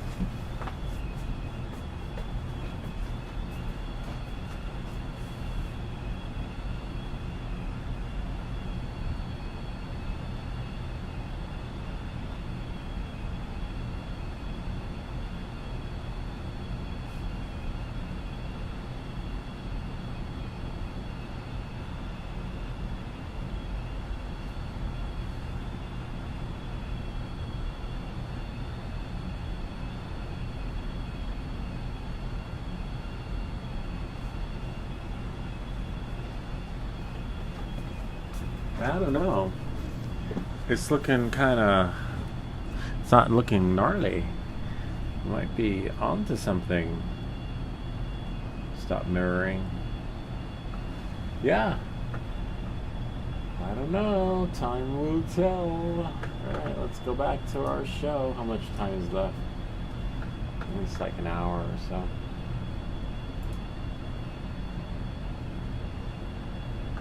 Yeah, so I got TPU. GPU would be kind of cool because it's flexible, like you guys were saying. You know, that would be ideal. Especially for something that you're going to throw 10, 15, 20 feet into the sky and have it crash into the ground. Yeah, nothing from Slashy the Cow. I'm sure if I was on the same time as him last night, because I had posted and went to bed. You know, because I had to get up early. But we'll get it. Yeah.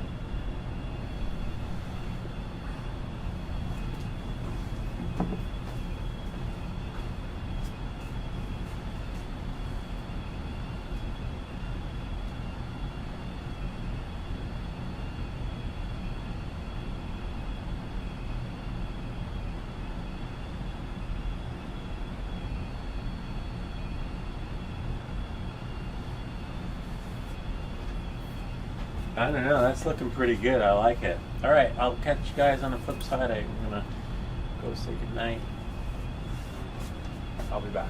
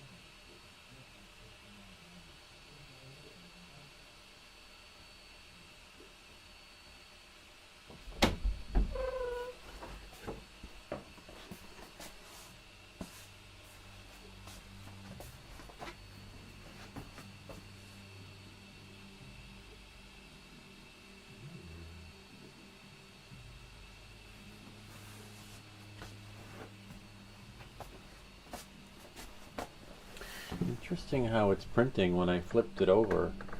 I'll show you guys. Like some strange pattern slash design, which is okay, but I just wasn't expecting that.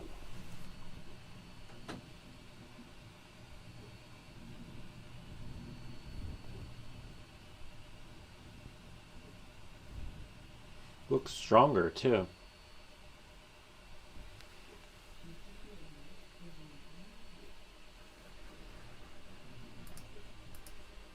Let's see.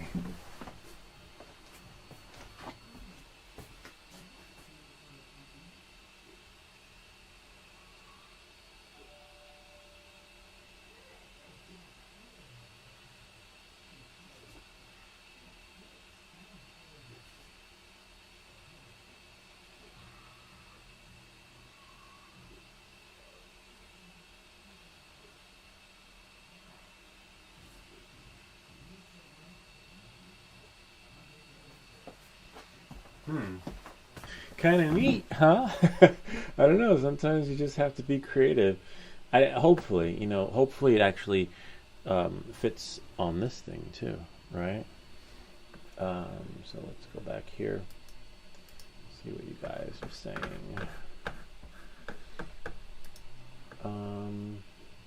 TPU is more flexible than PETG. I mean, not PLA. I have to get a new extruder set up if I want to do oh wow, interesting. I'm still running the original Bowden tube setup.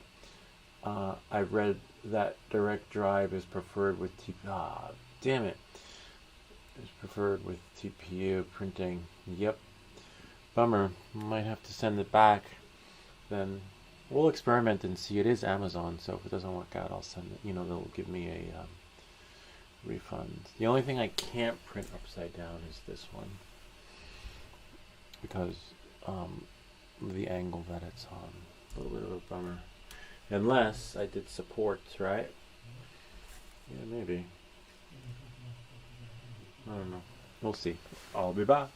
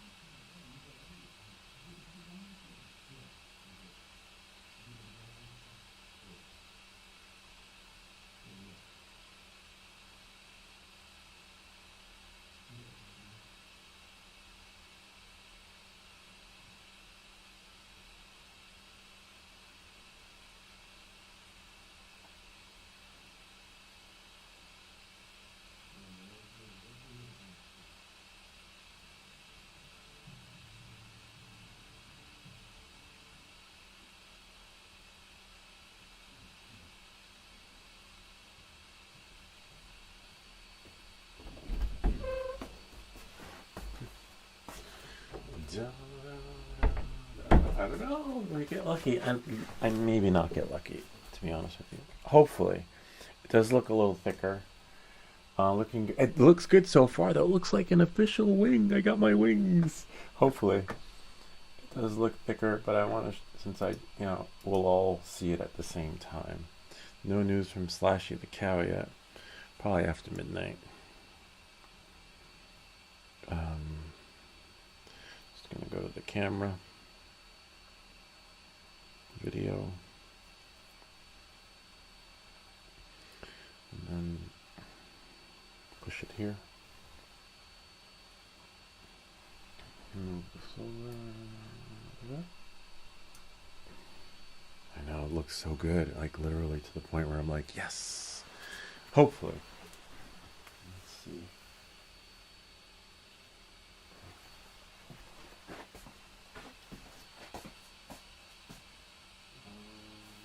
Looks good. Look at that. Oh my god.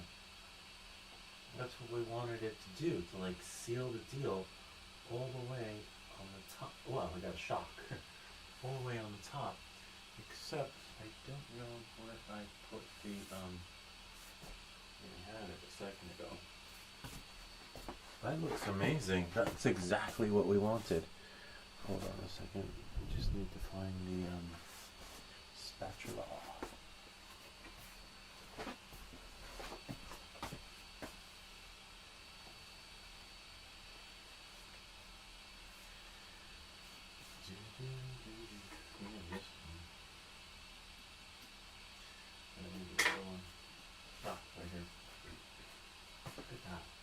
It's exactly what we wanted, a wing. See? Wow. And it sealed it all the way around. Let me print this one though. Oh, I know, I think I took it off. I don't remember.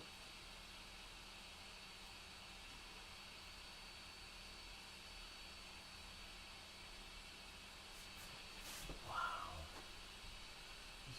It looks a little bit thicker there. Okay. Underneath.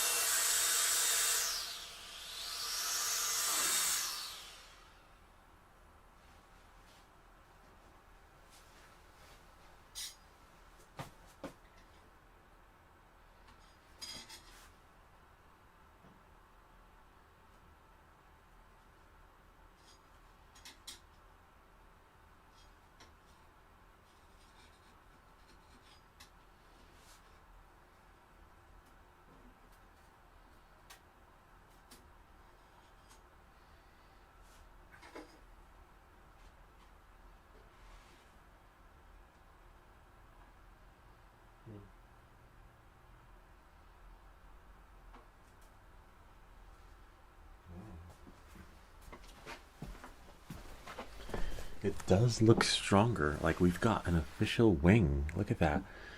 But it has to fit in the slot thingy. Then we'll know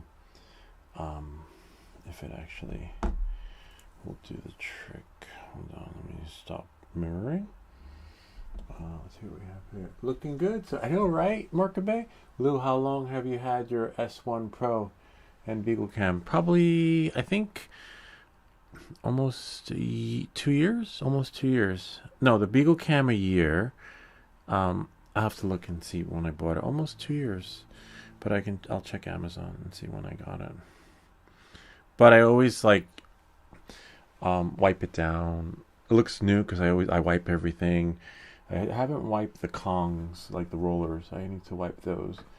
And before each print, I never rip off. Sometimes I rip the prints off, but I let them dry. So we have some little thing over here, but we can live with that. Look at that. It's definitely better than what it was, I tell you that much. Now we just have to see if it will fit. I'm definitely using this one. I'm going to scratch the other one. So that was a, hold on a second. I use alcohol to wipe it down, but hold on a second. Let me just confirm. I think it was a left wing? Yeah, left wing. Okay. So we definitely have to remove. Actually, need to see where the left is. Oh, there we go. So the bottom is here. So the hole's at the bottom. Bottom is back. Okay. So the left is this side. Now hopefully, if all goes well, oops, ideally, hopefully it fits, you know. If it does, it's going to be a long night because we're going to print this baby. Ooh. What do you know? All right. It fits. We've got an official wing. Hardest part is putting it through, letting it bend so that it doesn't break. Oops. So there's the tricky part, but we'll get it. We will get it.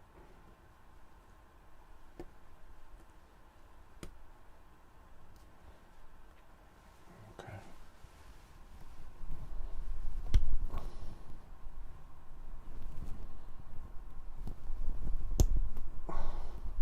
I am definitely going to print another one. Look at that. Official wing. Scratch this baby. Let's pull this one out. All right. The hardest part. Yeah. Look at that. We got a wing. All right. It's going to be a long night. And then what you can do is you could use something like, I had my toothpick, but I don't know where I put it. I should just go to the store and buy. Sometimes the toothpick works for finagling things, but you put this all the way through. And then voila. See, it lined up because we may use the other thingy to close it. Look at that. So that is how you do it. Wow. Kind of neat, huh? 10 hours later. Well, we make these videos so you don't have to. It would be nice if they told us which way it went on. So this way does, but it just, you know, it's just not, you know, it looks pretty. Like I would print it this way, the way it was printing, if you wanted to use it as decor, right, to get it that translucent look. But knowing that, moving forward, now I have to make a right wing. All right, and then once that prints, wow, 1 hour and 19 minutes. That's okay though, you know. Nice, right? We got it. Like, it took some time. Fuck. But, you know, that, as you know, I mean, you guys are veterans. You guys have been printing longer than me. These are the headaches that come with 3D printing, you know. Just to print one part, We finally figured it out, right? A process of elimination. Just wish they told us that, but that's okay, you know? And it's a little bit heavier, which is great to get that lift that we want, you know? As for, I think the wings should be heavier to give us the lift so that it glides. But we can always experiment with these because we have both parts, right? So now let's get back to the drawing board. All right, that's so cool. You know, that was just a whim. That was like luck. I was like, let me see if I do it this way. And I got lucky, you know. Got lucky. I wasn't sure. I thought it was going to be too thick. All right, so then this one is saved. Let me just make sure all the files are where they need to be. You know, glider sliced, PETG 7-star, which is the one that just printed though. Topsy. So Topsy should be on the desktop, and we'll go to sliced file. Glider sliced and date modified. Where's Topsy? There it is right there. All right, so now we need the right one. Sweet. And it's a good thing it's only an hour print. Can you imagine this being a longer print? Okay, clear build plate. And now we're gonna bring it in. I'll just do it right here. Glider STLs. We need number 2, which is our right. Since we just did left. See, that's how it falls on the build plate, but unfortunately, it's not how. Whoops. It prints. I think that was the green one, right? Yeah. Flip it, and then lay it flat. Hate when that happens. Undo. Leave it like that. We know it's flat. Double check the settings. Make sure everything is set. 16, 2, and then wall thickness 0.2. And then further. Oops, you can't see. Sorry. Hate when that happens. Because we want everyone to be a part of the experience. Because you might want one. You might want a glider. For the days you're not flying your drone. We can glide. Ken might like this one though. All right, so we'll start from the top and work our way down. Layer height 0.16. Initial layer height, right, is 0.2,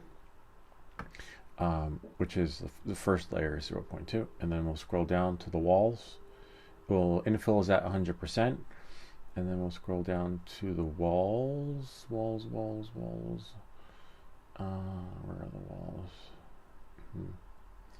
You know you're tired when you can't find the wall. When you hit a wall, infill's at 100. Walls 0.2. And then we need to find the experimental settings by /e the cow. Normal touching build plate. Support placement. Oh wow, interesting. Are these supports? Yeah, I think they are. They are supports. Huh. So it's printed with supports, and it's the supports that's giving it what it needs. So it would actually be lighter, right? So that's what we're looking at. So this is like an happy accident, to some extent, because I don't see myself actually taking these supports off, to be honest with you. I would leave them on. Except for, it does look nice. I'm just going to take off that part right there.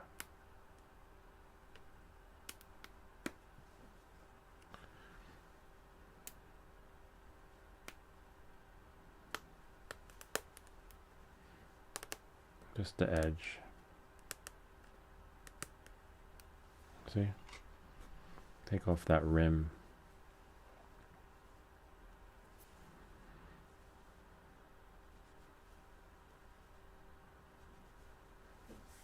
So all that is just support, which actually reinforces it, to be honest with you, because otherwise it would just be kaput, We could trim that with the trimmer. little, to get off the little straggler thingies.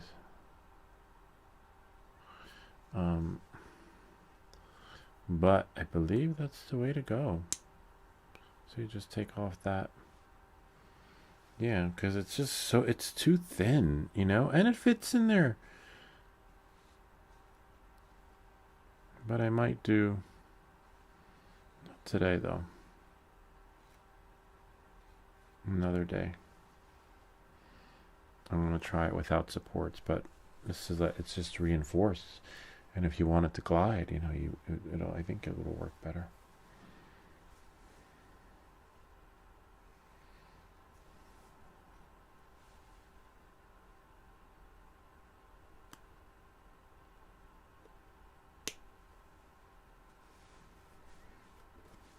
Wow.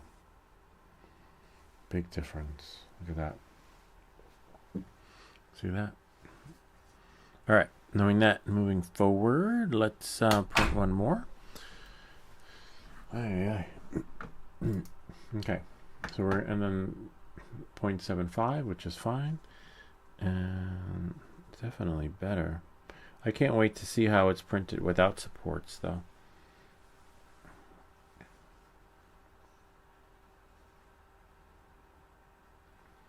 Wow. Phenomenal.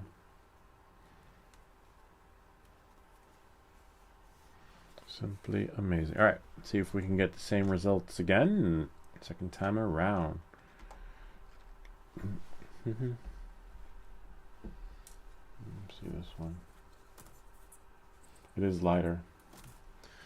It is a little bit heavier, but that's okay. It is a glider. All right, let's get this Bing Topsy 1 hour 18 minutes. Save.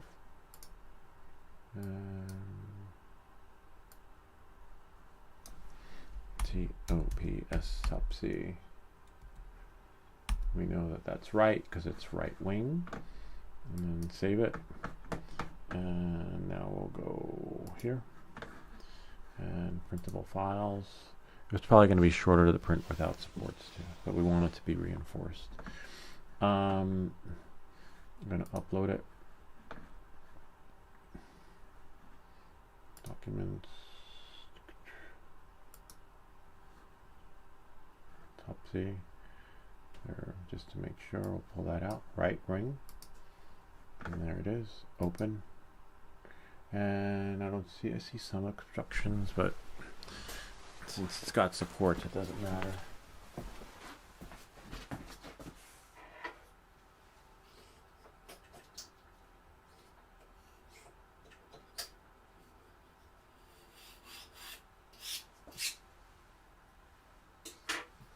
All right.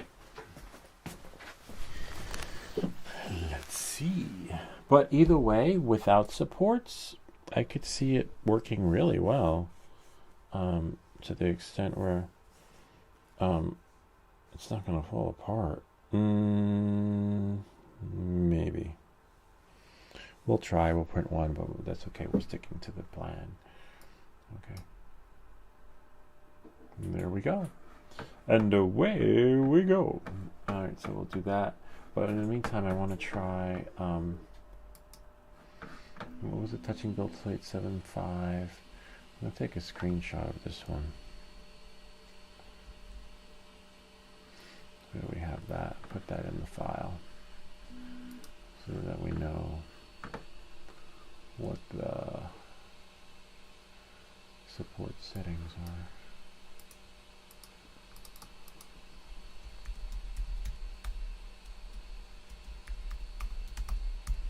Support settings, and then we'll go here, put it in here.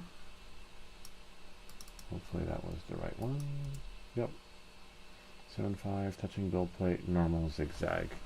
See, we have supports there, touching build plates. All right, and I don't think the reason why we didn't see the brim is because it's probably not selected, which is fine.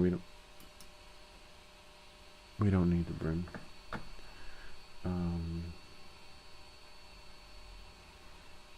Okay. The skirt, I mean. I didn't see the skirt, which was weird. Alright, that first line that you see. The skirt was around it, but the first line that goes down. Maybe I took it off. Tired. Alright, knowing that, moving forward. Yeah, 1 hour, 18 minutes, 9 G's. Alright. We already have it saved. It's printing. Just want to see something. So now, let's see how long it'll take to print without the supports. See, support structure normal. And then we're going to select, whoops. Yeah, lost my menu. Support structure. That's weird. Support. Maybe deselect it. Now we don't have any supports. Let's see how long it'll take to print. 42 minutes. I want to see the preview though. Okay, it's still got that top layer, which is nice.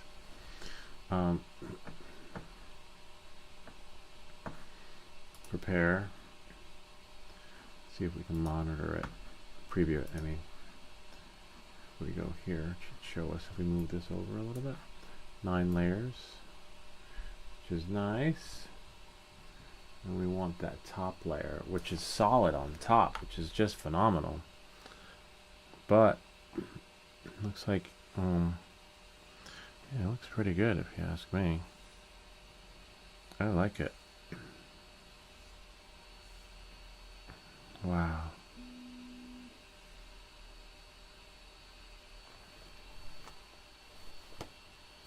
It's a little, hopefully it works like a plane. Not really a plane glider, right?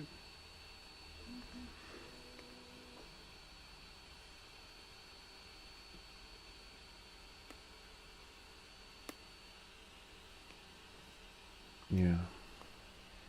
Look at that. It is stronger though. But we're going to try it the other way too. We're going to experiment with both, but in the meantime, we can check this.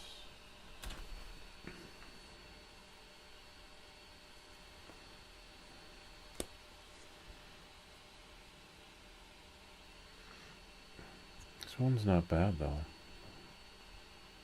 See, it's like pretty good. Stronger too. Alright.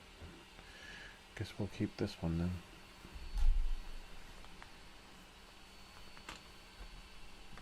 Wow. Look at that.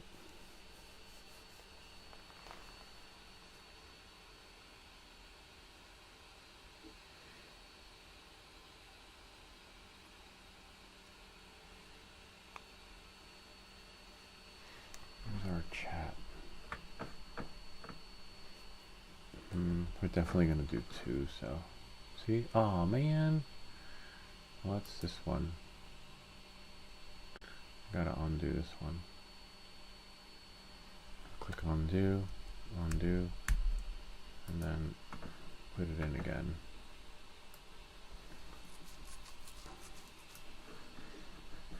Because the if you scroll back, you'll see that it didn't the rim was off, like it was weird. It was laying on top of it. All right. So we're going to do, but the one that's printing is fine. All right. So we'll do one left.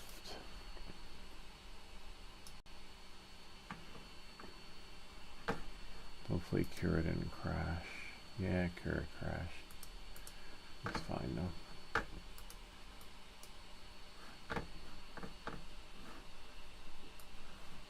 It's fine because we took a screenshot of the settings and we're going to use the default, and by default Cura will always save your last settings in there. So we have left wing. Okay, we're not going to slice it as of yet. We're going to go to move. Whoops. We're going to go to move. I'll make this bigger so we can all see. And then we'll do here. Put that down there. And there. The green one. flip it over. Okay, and then go here and go to just double check everything, make sure infill's at 100, and then no skin, unchained skirt, okay, no supports, and inclusive. And now we'll slice it. Okay, 42 minutes, save to disk, and then we'll go here, no supports, and then we'll go there, save that. It'll save to the desktop. Actually, no, let's just put it in the folder. Glider sliced, and now we'll just close this. File, and let me just clear the build type. There, and then I'll just go here and go back there. STL, no glue. Now we're doing the right wing. And hopefully Cura didn't crash. Oh man. Hey, when oh, there we go. And then we'll go here, flip it over. There we are. And this one is the right wing. I wonder if it'll, yep, let's see. RB2. And double check. And then slice it. And save to disk. And call this one no support. No SUPVART. Supports. And then underscore.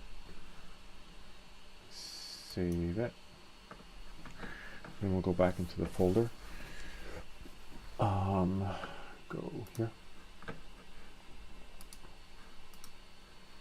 And select, see, make sure everything's good. Those are STLs, but I want to see what I sliced. Date modified. No supports R, and then L. So left and right is already there.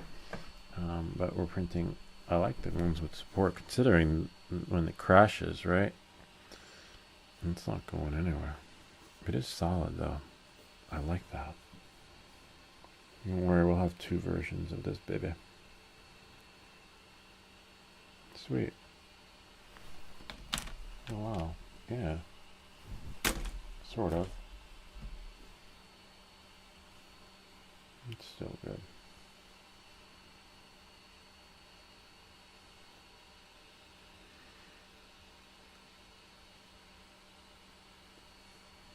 It is stronger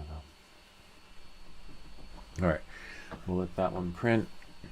Printers just, oh, it's printing, great, okay. All right. I think I saw something. Hold on. Where are we?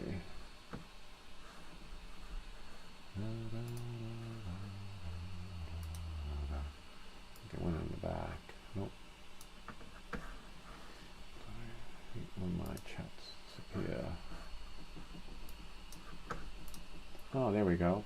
Lou, how do you send prints from Cura to camera so printer reads them? That's the part I don't understand. Oh, you just upload them wireless. Oh, I'll upload 2 right now. Hold on. That's the part I don't understand. Also, did you ever think about buying the Nebula screen camera kit before the Beagle? I don't know. I don't think so. Let me see. I will tell you. I saw so many that it's so hard to tell. Oh yeah, I did. I did think about it, and something. I wasn't crazy about the fact that it was part of the Creality system, and things were glitchy at the time with the Creality experience when I was using what do they call it? The Creality application, the Creality slicer, which is a freaking nightmare. And I'm like, if this is their slicer, God knows what their camera is going to be like. But I don't know, you know, people swear by it. It's still selling. It's $37 on Amazon. I believe it does have that. I think, I'm not sure, that like what's it called? Print fail feature. Like if your print fails, it'll, you know, work its magic and do what it's supposed to do to stop the print, if that makes any sense. I don't know. And but you know, I'm pretty sure you'll see some YouTube channels. It's cheaper, and I don't know if you have to have the latest firmware on there. It's a real pain in the butt. A lot of the Creality stuff is firmware dependent, you know, which may require, I don't know, opening it up from underneath and then, you know, finagling it, getting it to work. But yeah, there was something at the time that turned me off from it, and I like the fact that it was affordable, but there was something. I mean, you look, you can buy it on Amazon for $28, and there's only one left, it looks like. And if it doesn't work out, put it in a box and send it back. Oh look, yeah, AI detection prompt. So it has the AI detection spaghetti, like I was saying, but there was something that steered me away from it, but I don't remember what it was. And I don't know if it's compatible with your, you know, it should be. It'll tell you. And you can email Creality. They'll probably say, hey, it's compatible with this. But something steered me away from it, and I can't remember what it was because it was a long time ago. But you know what? You can't go wrong if you order it from Amazon, because they have their no questions asked return policy. Creality Nebula camera, 3D printer camera for 24-hour real-time monitoring, time-lapse spaghetti detection, compatible with Sonic Pad, Nebula, and then etc. There was something, there was a reason why I didn't get it, but I can't remember. But you know, you just have to dig deeper. Yeah, looks nice though, small, except yeah, I don't know. No, it's the one with the screen, Nebula kit. Oh, okay, hold on. La, la, la, la, la, la. Simply.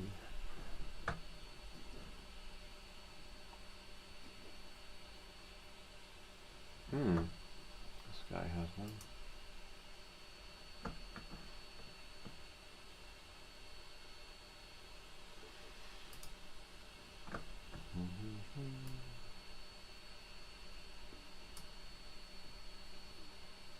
Oh wow.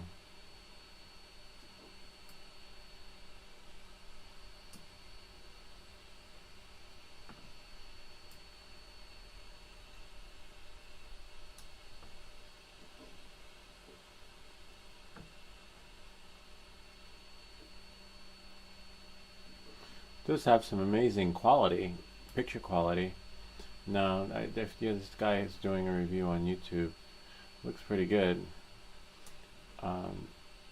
Creality Nebula Smart Kit. Yeah, I would say this guy has one.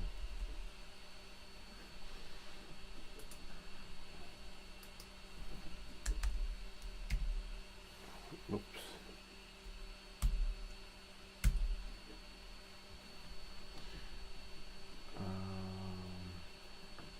The kit comes with touchscreen to connect to printer and camera, but yeah, not for me. Yeah, the kit, so it connects to the touch. No, it's a wireless camera. I think your setup's pretty good though.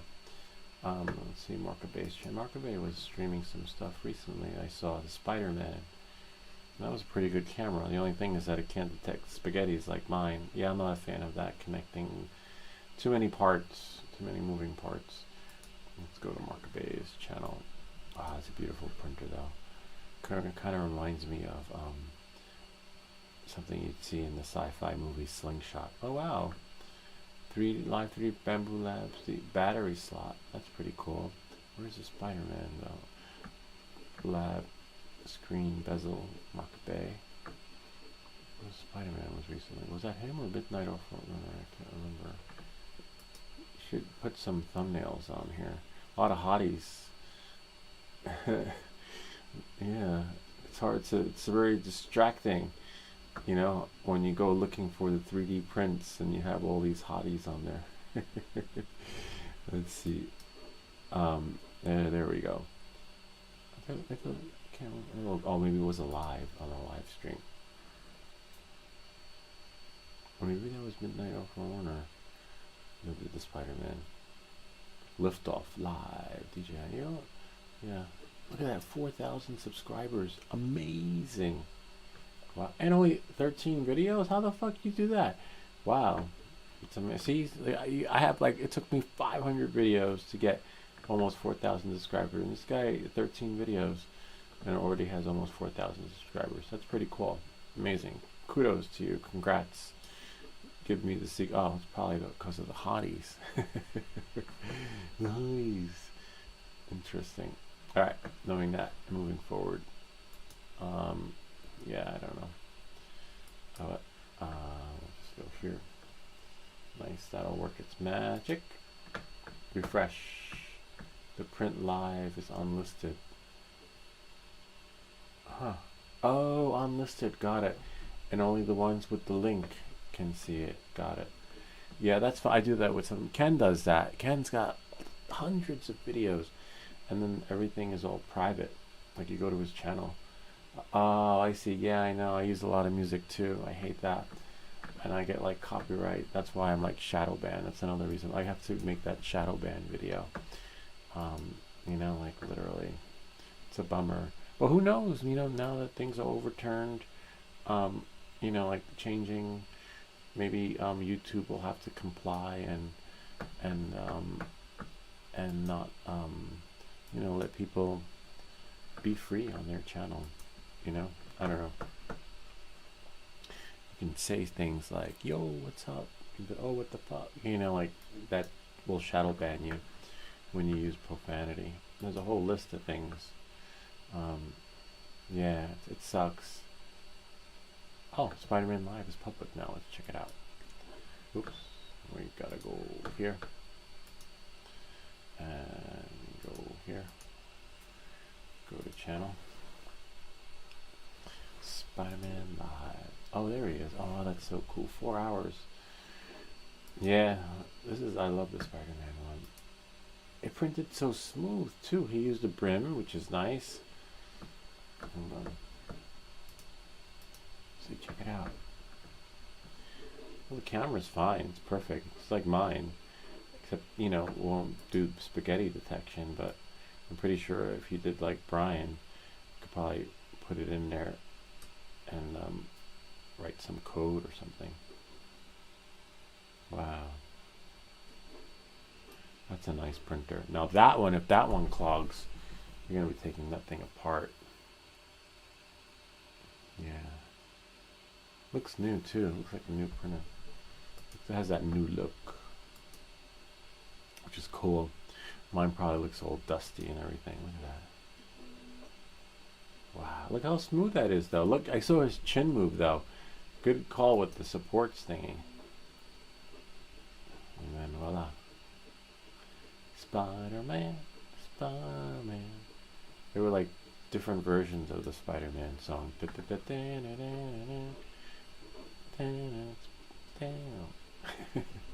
Right? Alright, now I'll just close that so I don't get any copywritten strikes. Yeah, I saw it. Really cool. Thanks.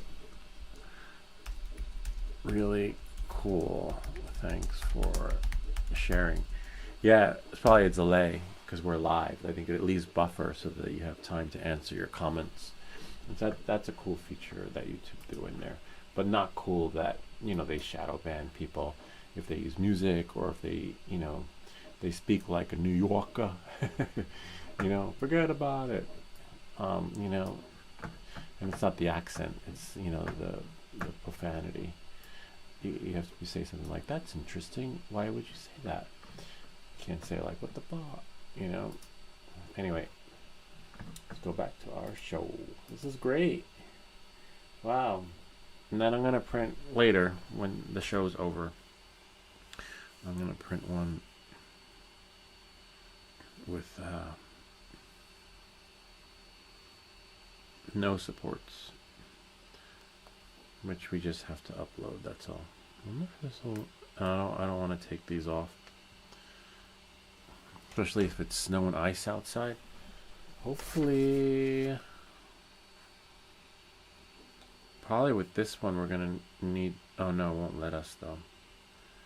So it'll be top heavy. A little bit of a bummer.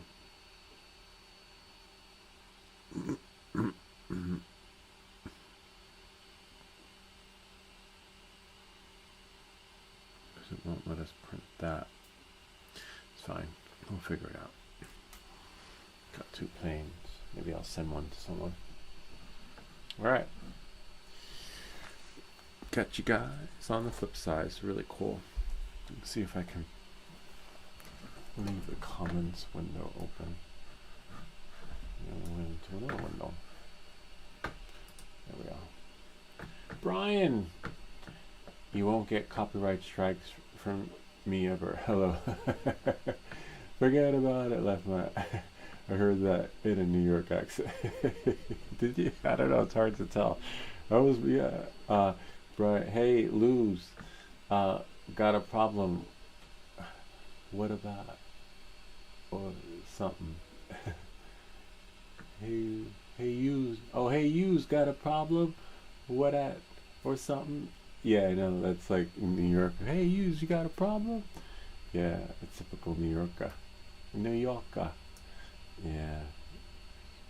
I don't know. YouTube doesn't like that. YouTube don't like that. Shadow ban. Shadow. Yeah. It's a bummer. Who knows? Maybe now they'll have to reprogram AI to like be open to people's. All right, I'll be back.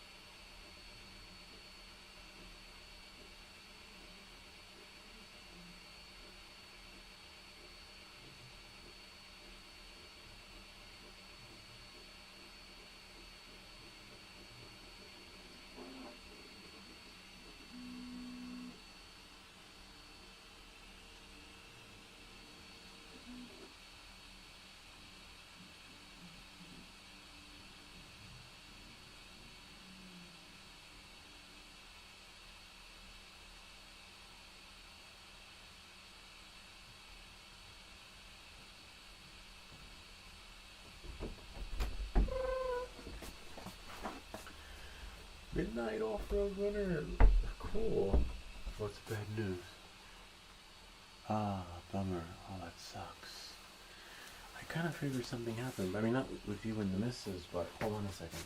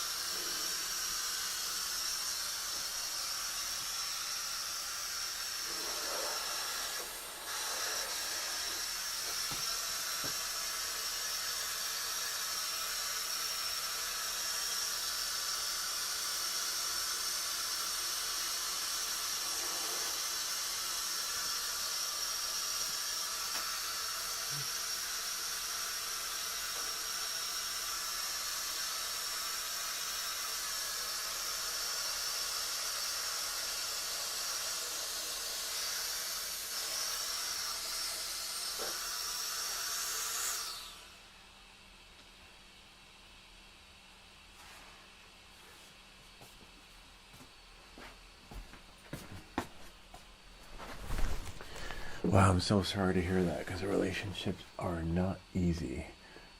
Brian grew up in New York, but oh, nice. I grew up in New York too. I grew up in Brooklyn, Manhattan, and Westchester. um, and now we're in New Jersey. But wait, hold on. Never mind. Well, he's right across the river. Methinks. Yep. Yeah, right across the river now. So like, I've only been in New Jersey for 3 years now, but we're 20 minutes away from Manhattan, and we go into the city like once a week to see. Once or twice a month to see family, and sometimes I go into the city weekly to take care of stuff. Like I was in the city yesterday, but it's not the same, when you're going in for the day trip. But hold on one second, Lou. I got bad news. Me and the missus are no more. Why? What happened? Well, I don't want to email me. We don't need to share it with the rest of the world on the stream. But it's I'm pretty sure it's got to be hard because you spent your life with someone, thinking everything's gonna be great, and then one day you're no more. No more, no more amore. But bad day doesn't mean bad life. It's just going to be hard to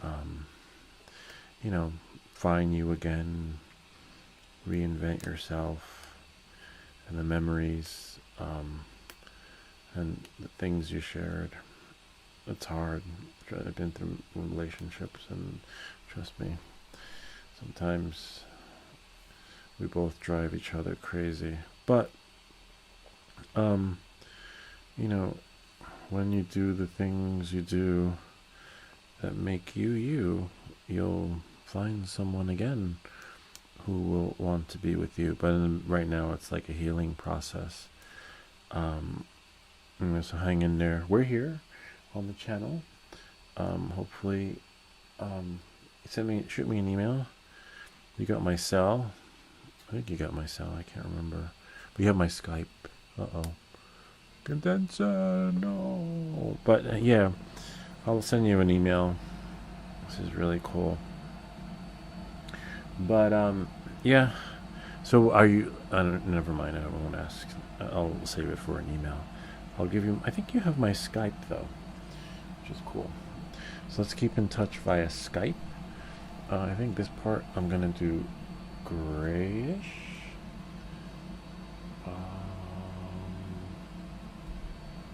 I believe this one was the right. So there we are. I'm going to put this one. Oh, I'll share with you guys. Sucks. Relationships are not easy, especially like if you have the, like, I don't know, I don't want to get into it. I don't want to open up wounds, but yeah, let's chat. What did I want to? This is like the longest freaking 3D printing nightmare ever. This was supposed to be like a 3 or 4 hour print job. Oops. But,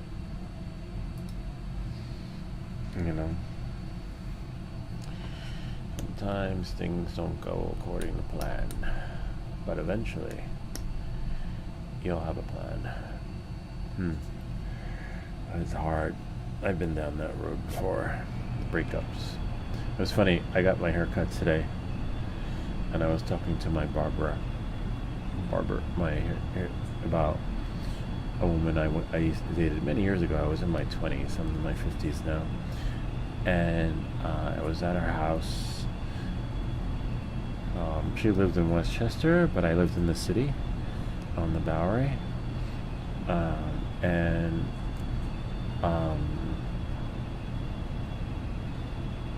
we spent the weekend together. I think it was like one day. And we woke up in the morning, we had breakfast, and I went out.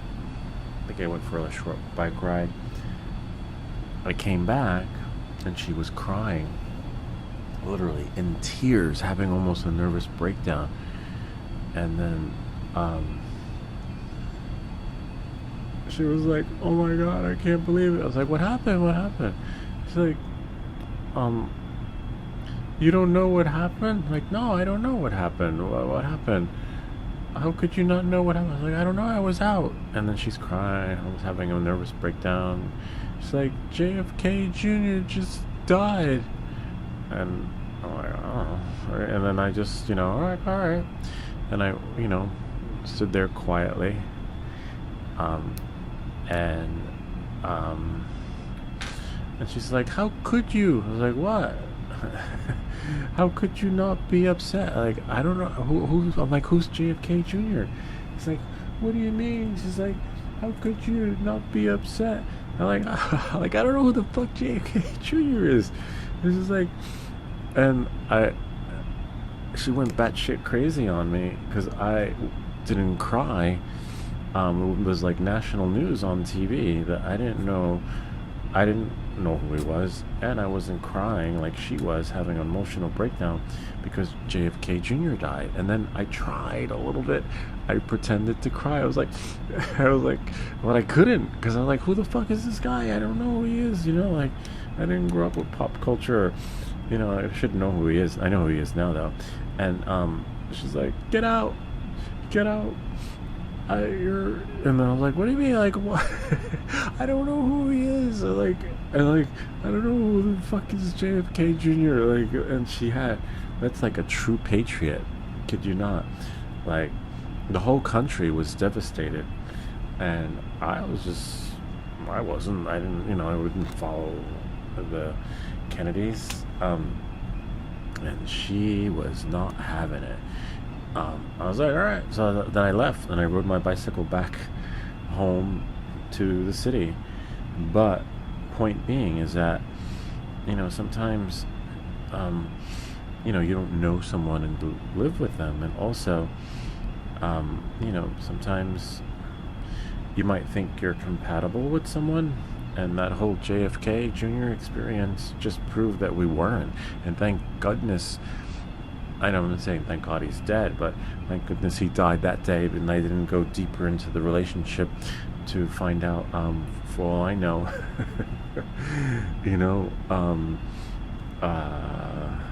if I was not happy with whoever was elected for mayor, could have made things worse. So yeah, so hang in there. You'll be starting over again, but right now you need time to heal, because you have memories with the missus, and your life, right? Everything. So here's this. But yeah, it's no fun, man. Hopefully no one died, you know, and the whole breakup wasn't because of some celebrity malfunction. All right, so we're here, but starting over is not easy, my friend. I tell you that, especially when you live together with the missus. This one's too heavy. But yeah, it sucks, man. Alright, so I'm gonna leave this one as is. It's still pretty good to some extent. I think this one only takes 20 minutes to print. You know what? Everything will be new. You know? Yeah, so hang in there. I tried to muster up the tears, but I just couldn't. You know, I didn't know who he was. So what are we gonna print? Oh, now I gotta change the filament. Shit. It's fine though. The printer's just turned off. This is nice though. Hold on. Ooh, whoops. Okay. It's stronger. Didn't break, but looks like we're gonna need those reinforcements. All right. If it lets us.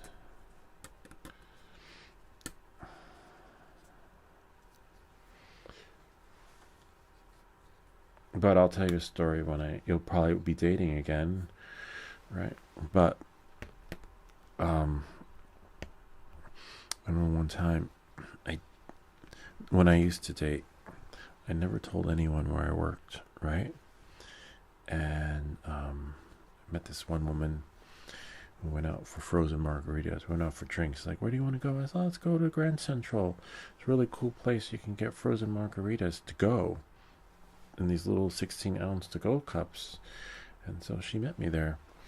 We had frozen margaritas. My favorite was, I think, peach or whatever, you know, cool flavors they had at the time. And I had my drink, but she was giving me bad vibes. I was like, I'm just not feeling it with her.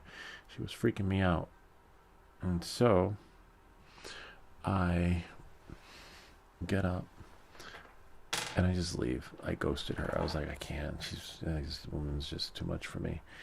And this was on Friday.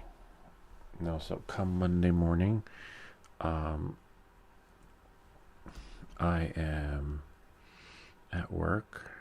And the elevator door opens, and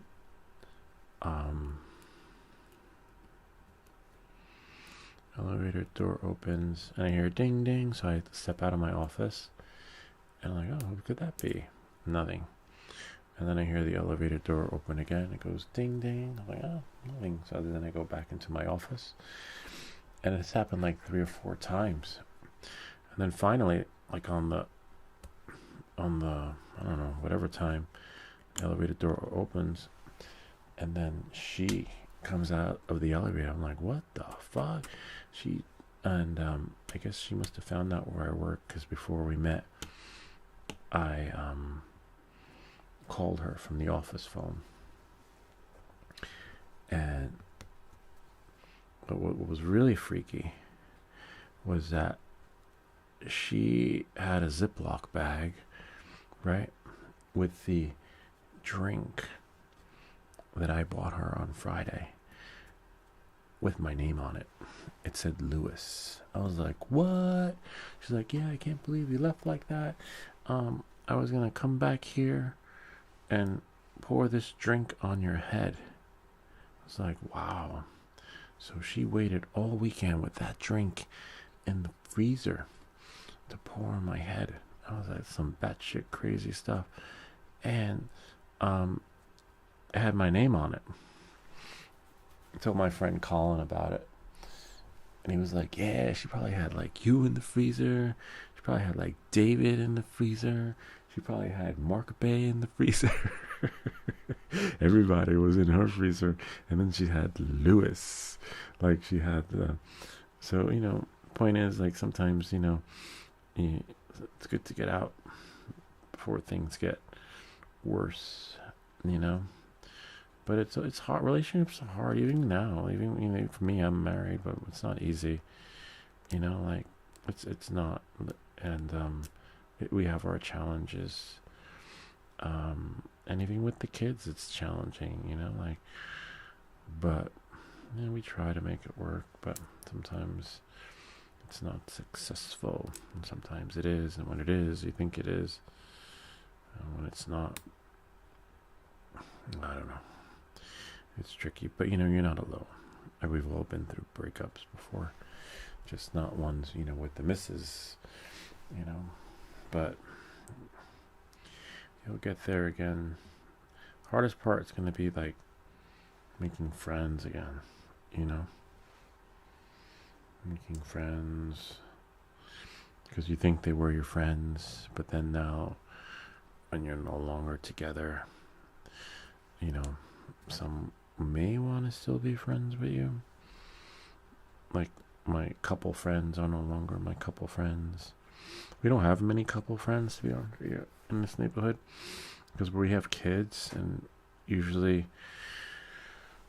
when you have kids, you're friends with your kids' friends. Like, I had this really cool guy. I thought he was my friend. He's like, "Hey, buddy, how's it going?" We were buddies. And we went over his house for dinner and everything. And then the kids had a falling out with one of their kids. Something happened. There was like a little incident.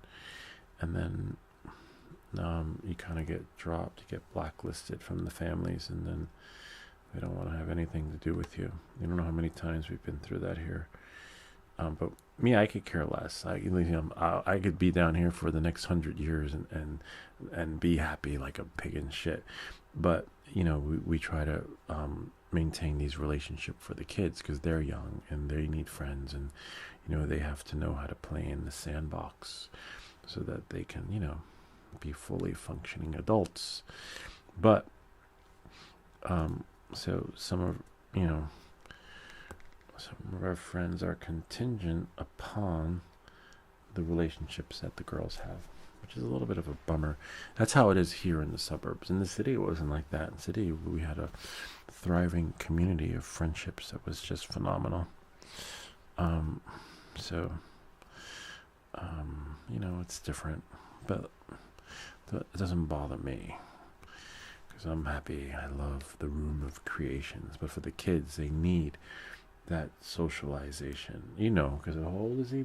Brian knows. When you're older, you love love as much time as you could have in the room of creations to tinker. When you go out, you're like, "Is everything okay, sweetie?" I'm like, "Yeah, everything's fine. I just miss my stuff. I just want to be in my room." I don't know. Maybe it's because growing up, I didn't have a room. I don't know. I just like it that way. But again, the girls, they need to socialize, and when they can, they can, and when they can't, they can't. But the point is that you're gonna be experiencing new relationships, and you might meet someone new, and then when you think you met someone new, it turns out be some batshit crazy chick, that's gonna have a drink with your name on it in a Ziploc bag. Literally, I'll never forget that day. That freaked me out like crazy. Literally, talk about batshit crazy stuff. This one's not going in. I'm sure it'll go into the Petchy one, but I want to have it 2 colors. Anyway, I can get this in the meantime, but I think I need to change the filament. Hold on.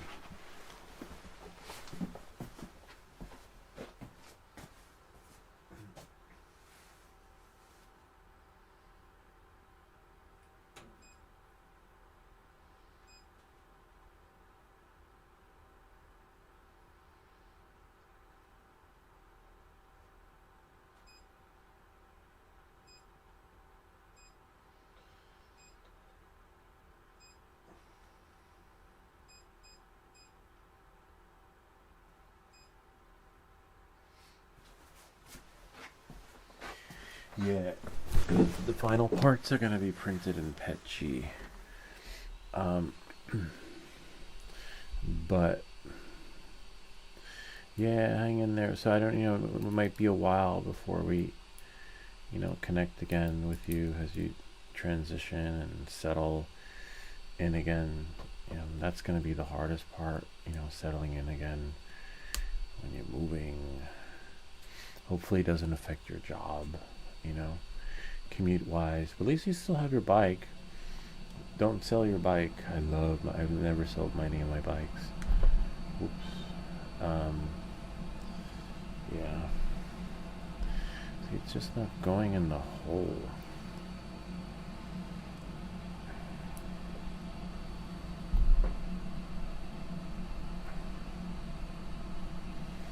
It's like a little angle.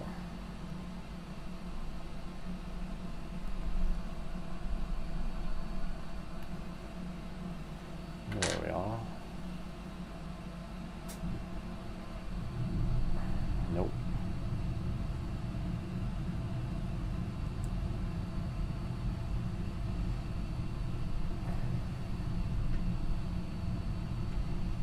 Got it.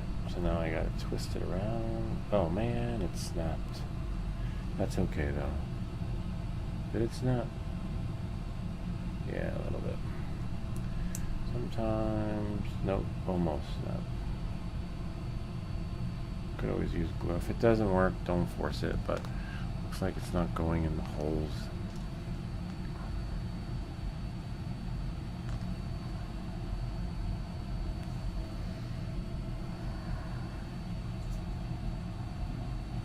Almost snapped it, but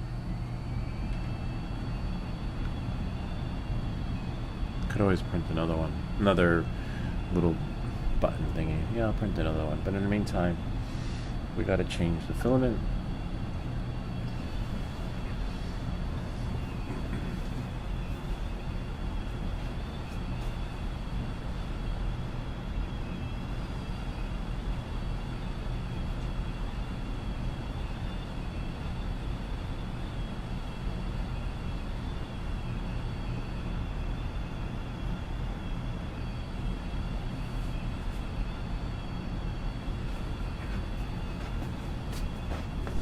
I'm gonna print. Yeah, what I was saying was before I came in, I wasn't sure. I figured something happened to you. I wasn't sure what happened because you were always here ritually, and I wasn't sure if you pulled an affix where affix sort of he moved on. He grew out of the channel. So I figured either you grew out or something happened. You were doing a wheelie on your bike or something. A lot was going through my mind, but then. Turns out Midnight Off-Road Runner is going through a tough time right now, but you've got my email if you want to chat, my Skype too. Skype probably if you want to chat. Email is just writing. So I need to find part 9 clamp.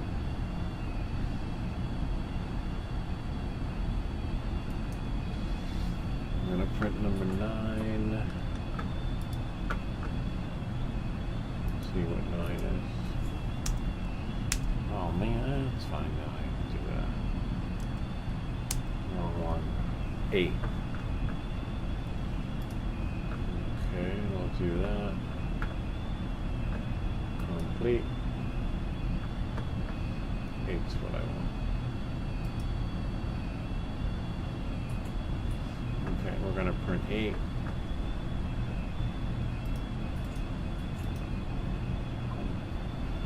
So I got a text.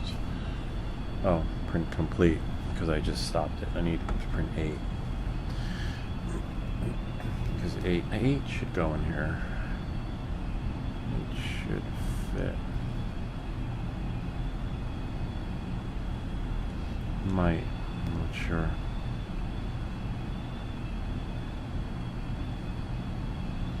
I mean, it'll still hold. And then after 8,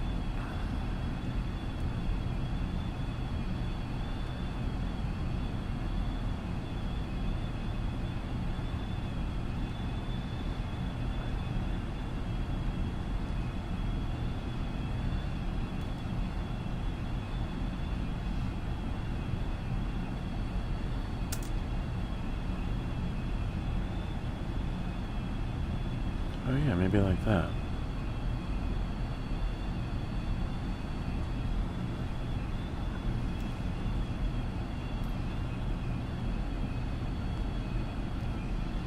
No.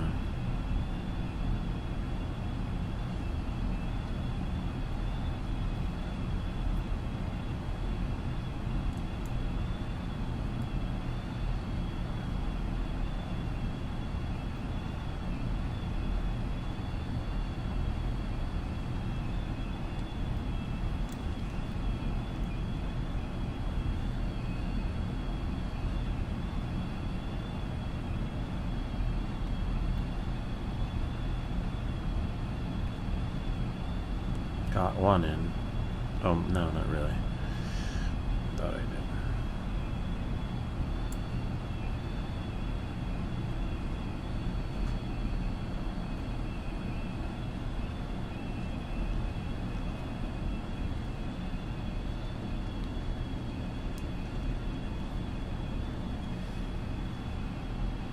So I got one. I think the other one will go in, though. No, well, unless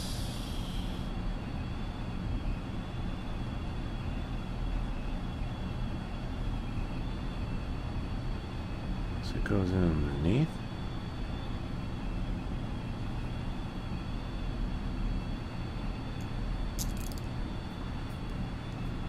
Oh yeah, it does go in underneath. I mean, if it looks like it could go in underneath. Longer, wider. I'll let the other one print.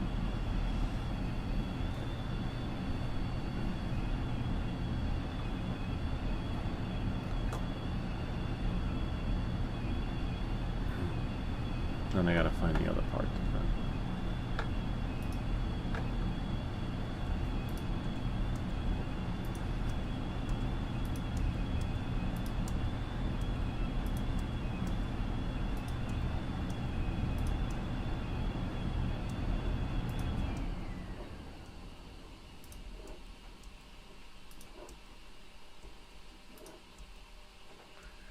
Part one. I'm gonna print part one after this.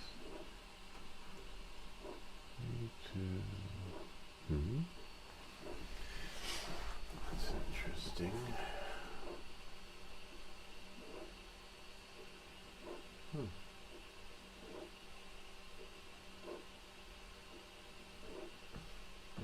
PLA tail. Okay.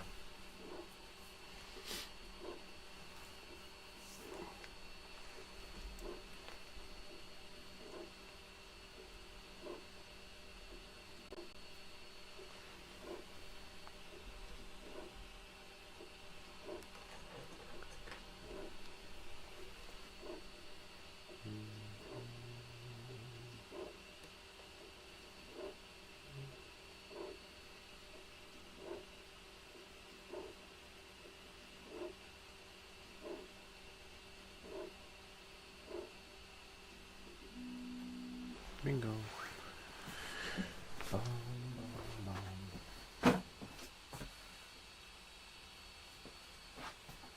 wow. What?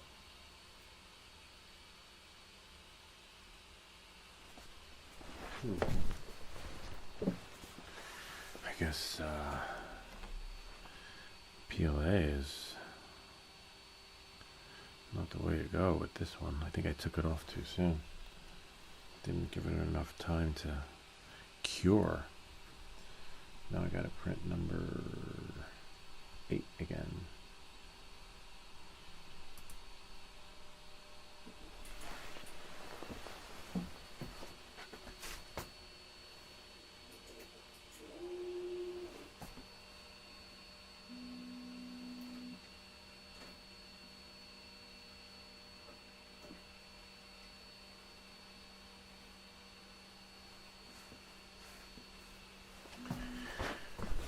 Print needed more time to settle.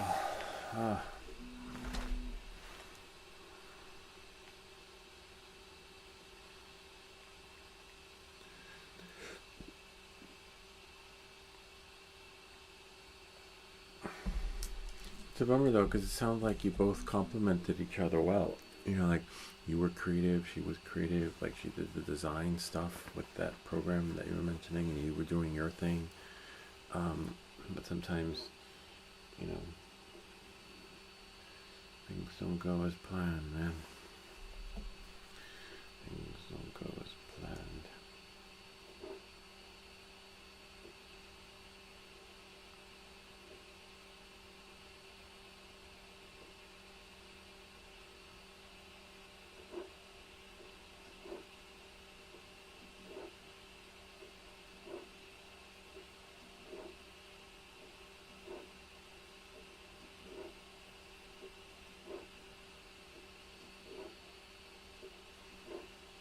Looking at temporary flight restriction for, oh wow, Seaside Heights, New Jersey.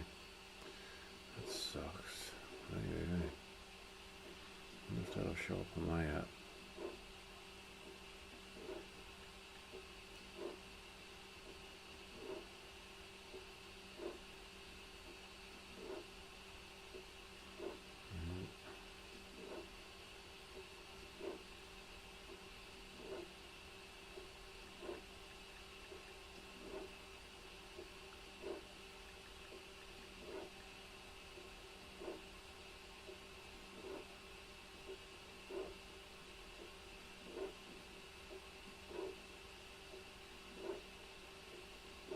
Oh wow. You sure? So I gotta let it cure. Apparently I took it off and the thing just fell apart. PLA is stronger in that sense because I'm still trying to finagle this one, and it's not. It's literally strong. Actually, you know what? I might be able to finagle this one now. This one might fit now.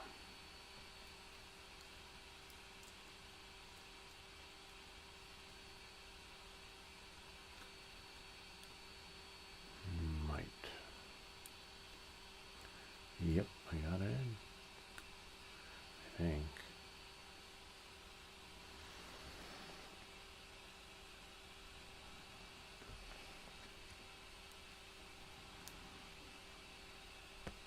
Yep, I got one.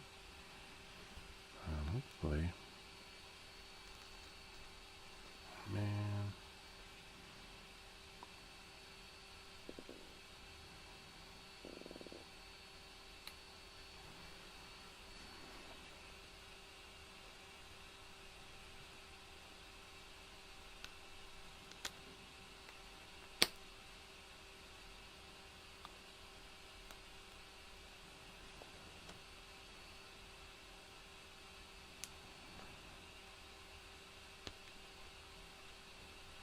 I got two. Nice. I just put it in from underneath, but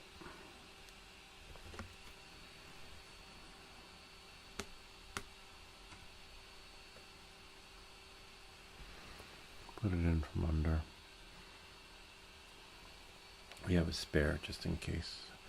So we have some other parts. All right. So that's this. And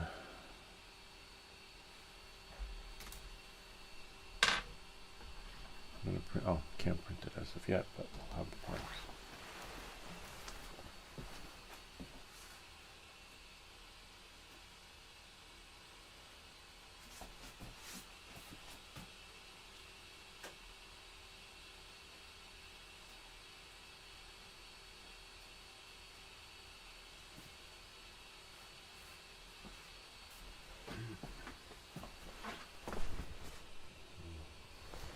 So yeah, sometimes you gotta let PLA couldn't handle being ripped off the board. I'm gonna save that for later, an extra piece. And now we're just gonna print. Gosh, it's so late. I'm tired. I can't remember. Oh, part number 2, I believe it was.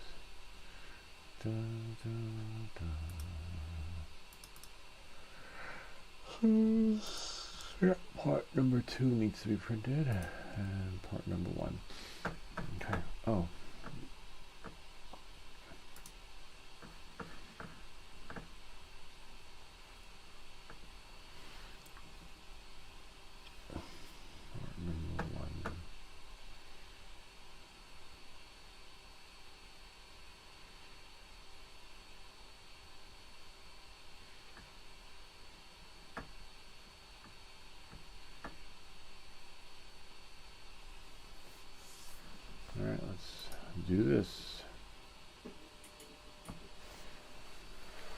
2.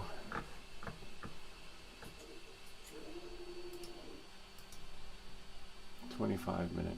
We got this." All right. Yeah. I wonder how this will work. This is pretty strong, though. We have one printed in PETG too. Let me see if it'll.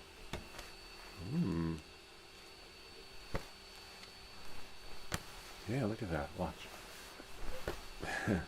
It does glide. It's a little bit heavier, but that's okay because we are going to print 2 more that are lighter, so it should work like a glider.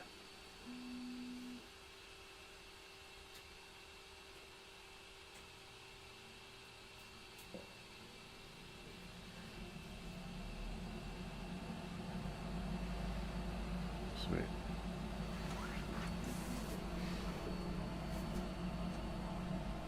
So we'll let that print, and I'll be back in 25 minutes. Let me see where.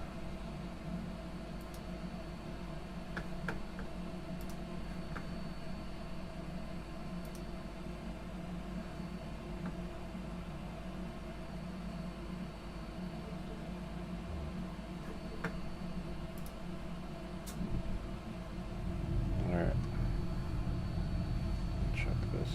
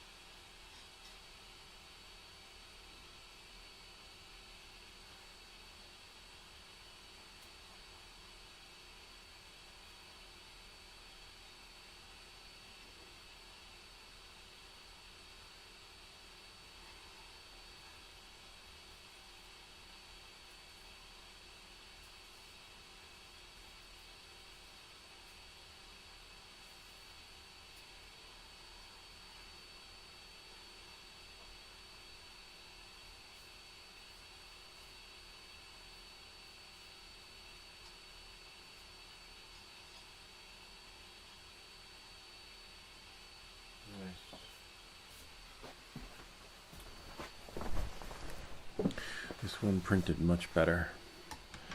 100% better. Okay. So now we can try and put this part together. We're going to use these clips right here that you can print. Oh, that's the heavier one. We don't want the heavier one, we want the lighter one. So you want to make sure your clips are where they need to be. This is the front. Oh yeah, that's the front. And the tips are on the back. Okay. So what you gotta do is take these. Take one of these. And make sure it's where it needs to be. And put that right there. Bring it up some. Not a lot, just a little. And then this, right? Need to make sure you put one of these, like that. And then this should go in here underneath. Just like slide in.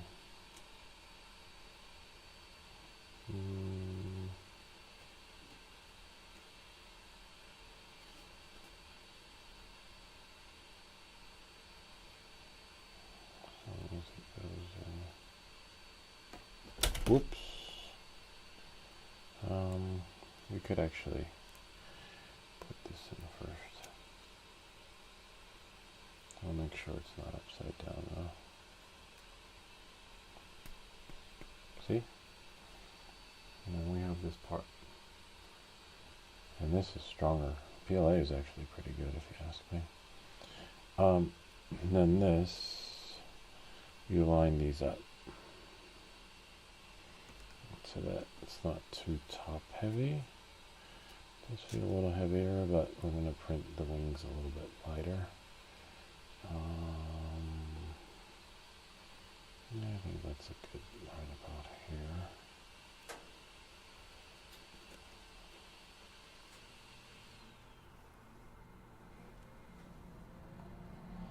Slide these to lock it in. See? No glue needed. There's a version that you could use glue. And then slides in. Look at that. Now one more piece.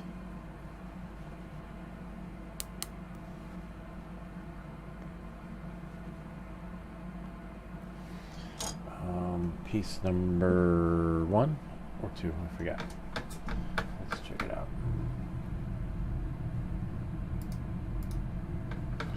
Piece, hold your piece.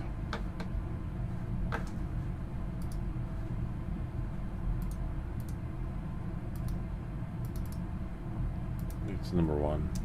Yep. Number 1. I mean, sorry, number 2. Number 2. So then we'll go here.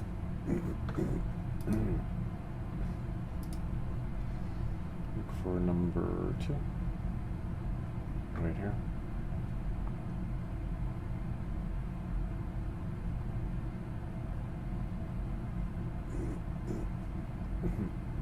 Fin. Think of it like a shark fin. Voila. And then we'll have the masterpiece. See? Check it out.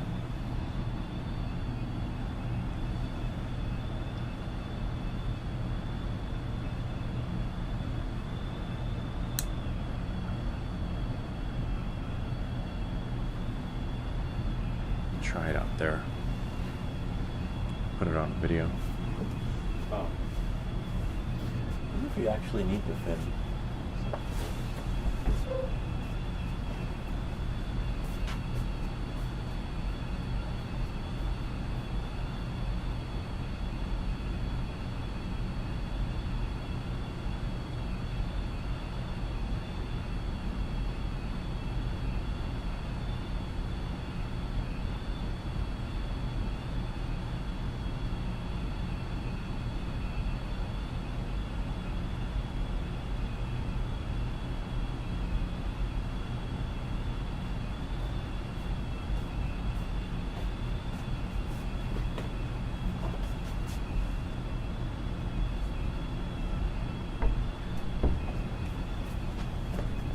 works pretty good, but I think it's gonna fly better outside.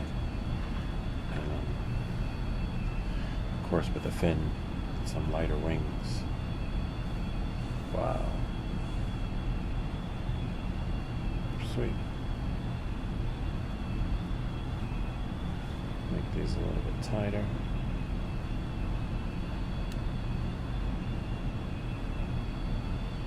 No.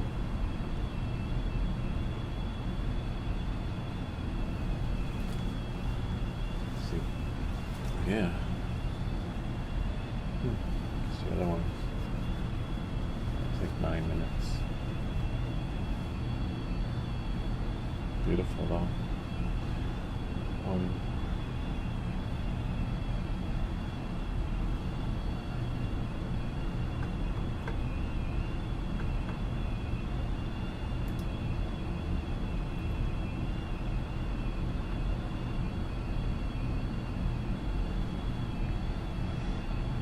Just one last part, and that's it.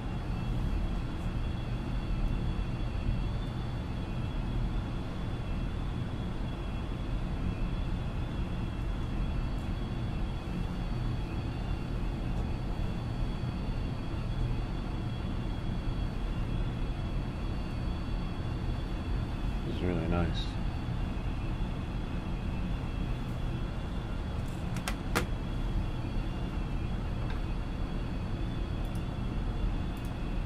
Ah, Slash with a cow. Huh. We're gonna, wow, okay, let's see what he says. Let's see, finally. Well, not really finally, he's a night owl too. But we were just off schedule because last night I posted and went to bed because I was so tired. The problem likely is that the skin has a little overlap, top-bottom skin overlap with the walls, just a little bit. So it does have an anchor or sorts, very little. Or else you get lumps, 10% of line with default, I think, since it looks like the inside of it, which is continuous, is staying together. Try increasing the number of walls so that the whole thing is walls, which we flipped it over. I can't guarantee this will work because where it joins the outer wall, this section, yeah, he's right. So flipping it actually reinforced it, but we won't know until we actually print it without support, without the supports that that we gave it. You know, it is a glider. Oops. It will fly. See, it's gonna be cool, huh? But I don't want to crash it too soon. I don't want to put the fin on and then see how it flies outside. Because when we throw it, it's gonna crash unless I throw it into the sofa, right? Yeah, I'll try that and come back. Yeah, it's tricky. That's why, you know, like, but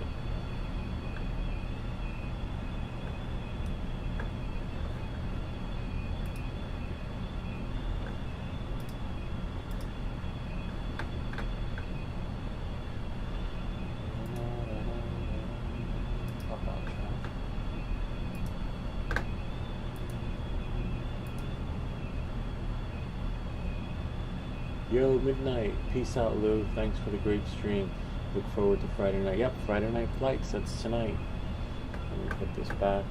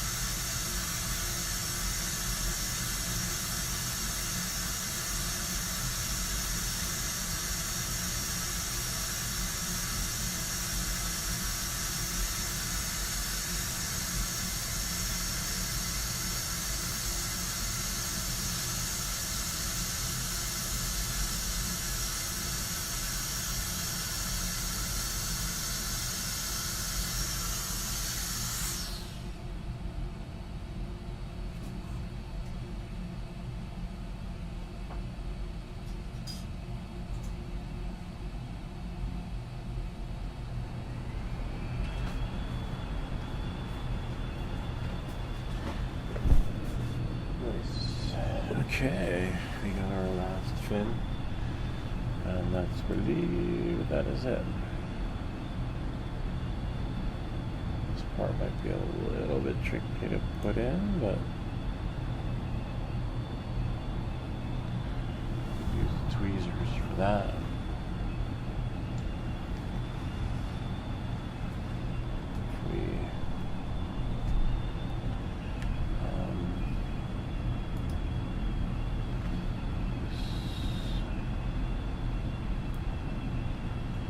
Whoa.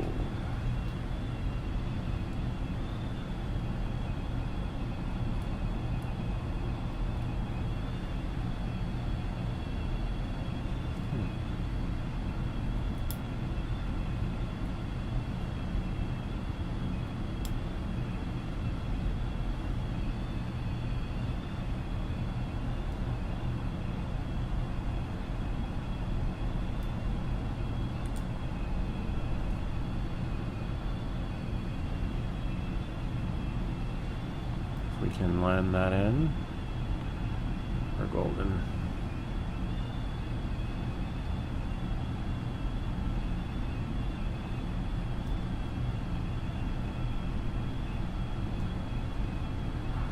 Without breaking it.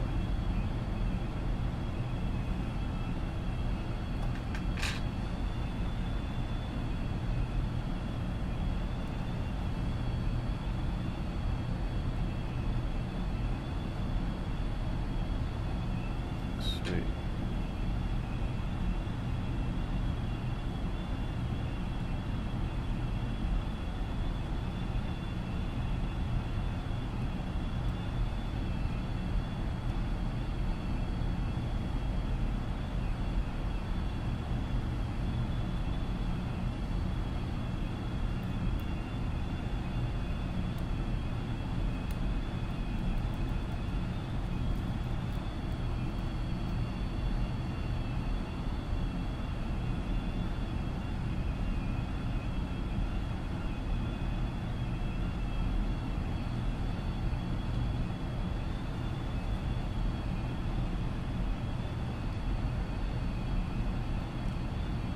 Got it.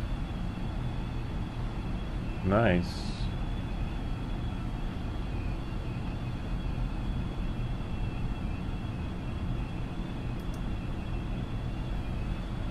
Kind of neat, huh?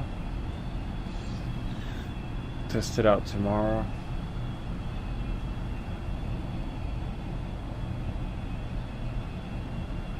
Hopefully it holds.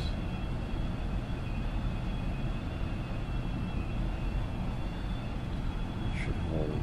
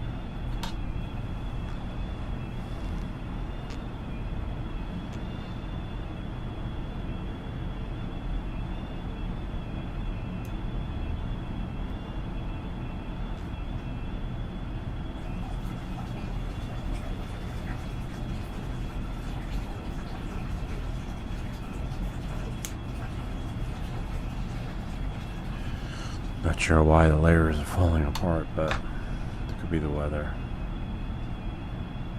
But it's still holding.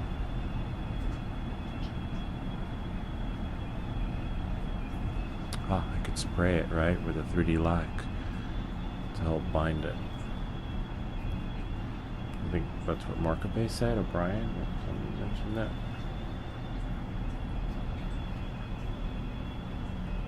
Not a bad idea, though.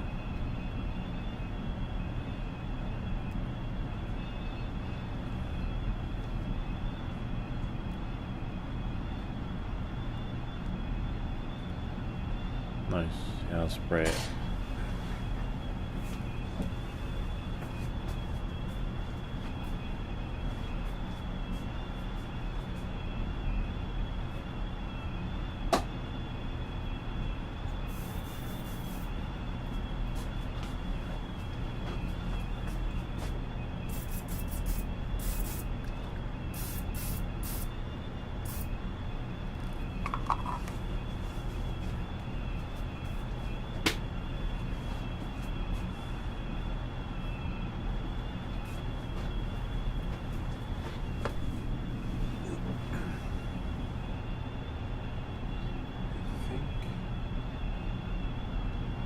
Kind of neat, huh?